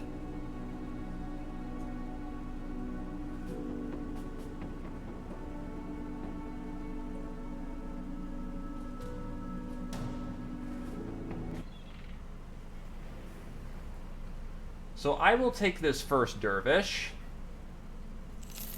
And what else do we have for backgrounds? We have man-catchers. Alchemists, I assume, are like taxidermist. Ooh, and then we have a full-on assassin. Too bad he sucks.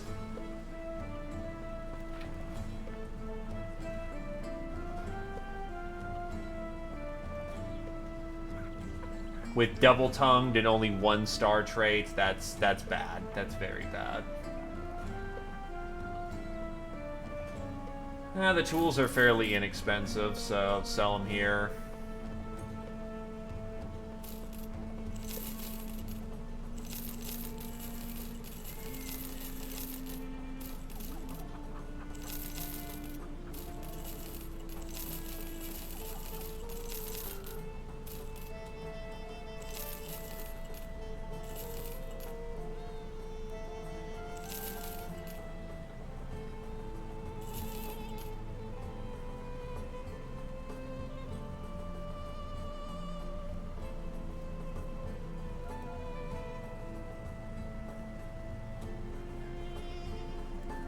Honestly, that's a pretty good price for rice.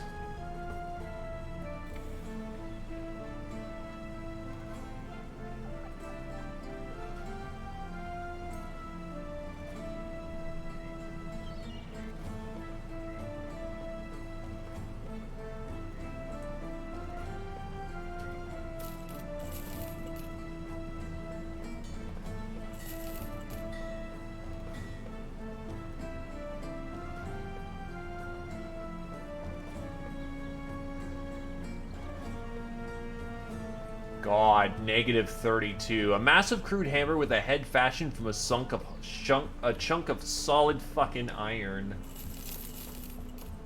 Alright. So, before we go for the day, who wants to be the new dervish?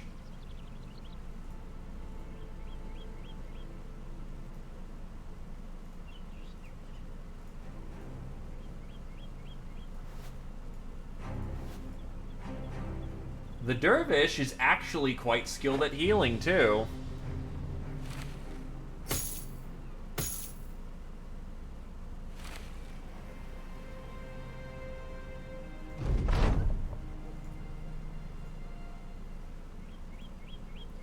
The main problem...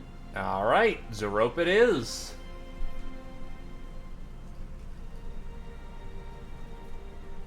I wish you the best of luck in the days to come. So being built into light armor does preclude you from a few things.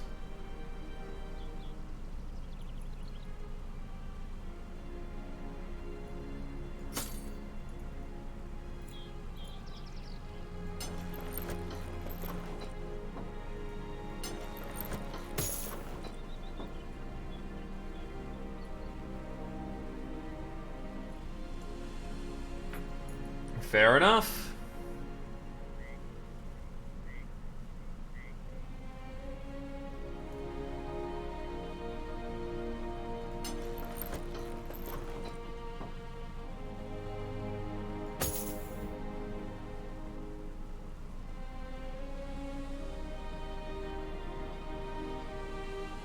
That's 13. Actually, I can just slap you back on with a light chain. Or something to go up top that doesn't weigh 1,000,000 pounds.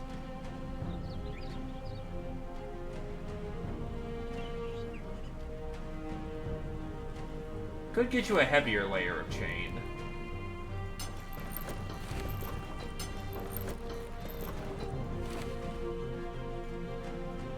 Actually, if I do that for 11 plus 4, that leaves you exactly at the armor you'll be using the entire game. Definitely want shield. And then it's going to come down to a question of sword, greats. You don't really have the stats to really make a great sword viable without getting yourself killed. But sword, great sword, cleaver, dagger, hammer, spear.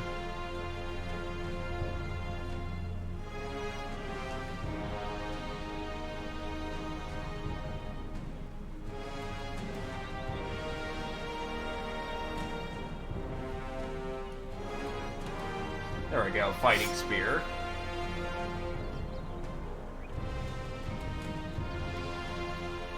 And honestly, place you right next to the great sword so that if you need the support, you're not boxed in a bad place. I will not be streaming tomorrow, I will be streaming Monday. I am a Monday, Wednesday, Friday routine, with Monday and Friday serving as my Battle Brother days.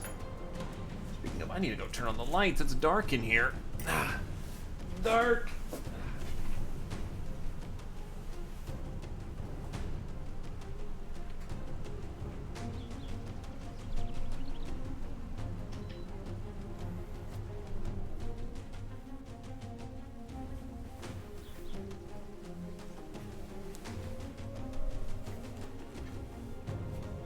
Yarr. I stream from 2 to 8 minimum EST, but usually that more looks like 2 to... not EST, PST. 2 to 8 minimum, usually 2 to 10. Depends on what's going on and how absorbed I get into things.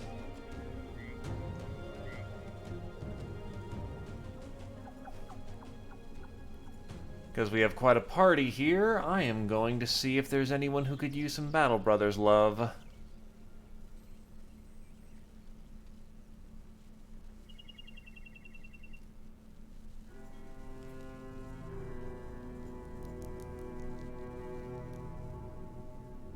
And then my Firefox crashed. Nice. Once more with feeling. How's the obituary looking? Oof, 17 fallen. That's quite a range. Still, 17 to day 113.3, so that's not doing too bad for the casualty count. I would say I would like more people on the field, though, but this is this and that's that. Hopefully with the in-between with the crises and the cultist mod getting some rebalances, shouldn't be too bad on manpower count.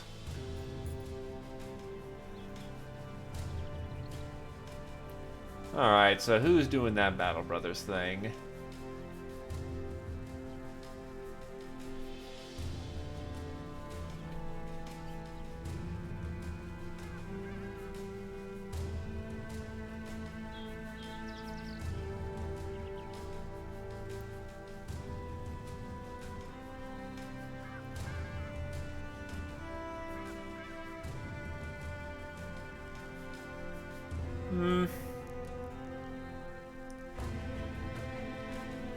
Not a problem. Thank you for coming on down, and sorry to have you kind of catch the tail end of things.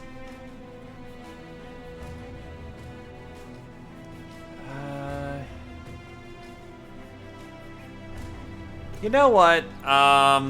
Anyone got a target they'd like to raid? Anyone want to throw the raid in a direction? Oh, well then, hey. Welcome from the Lurker's Den.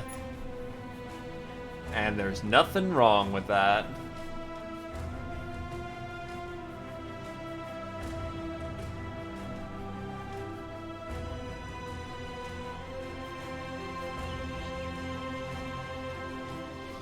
But yeah, anyone got any friends that are currently going on right now?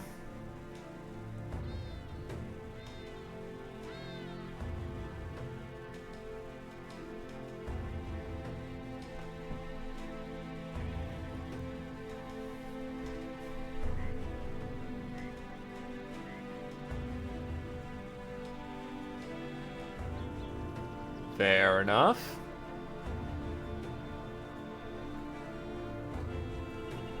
Alrighty, I'll throw a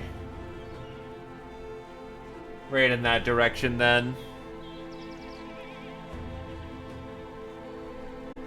Alright, have yourself a good night, folks. Bop, bop, bop, bop, bop, bop, boy.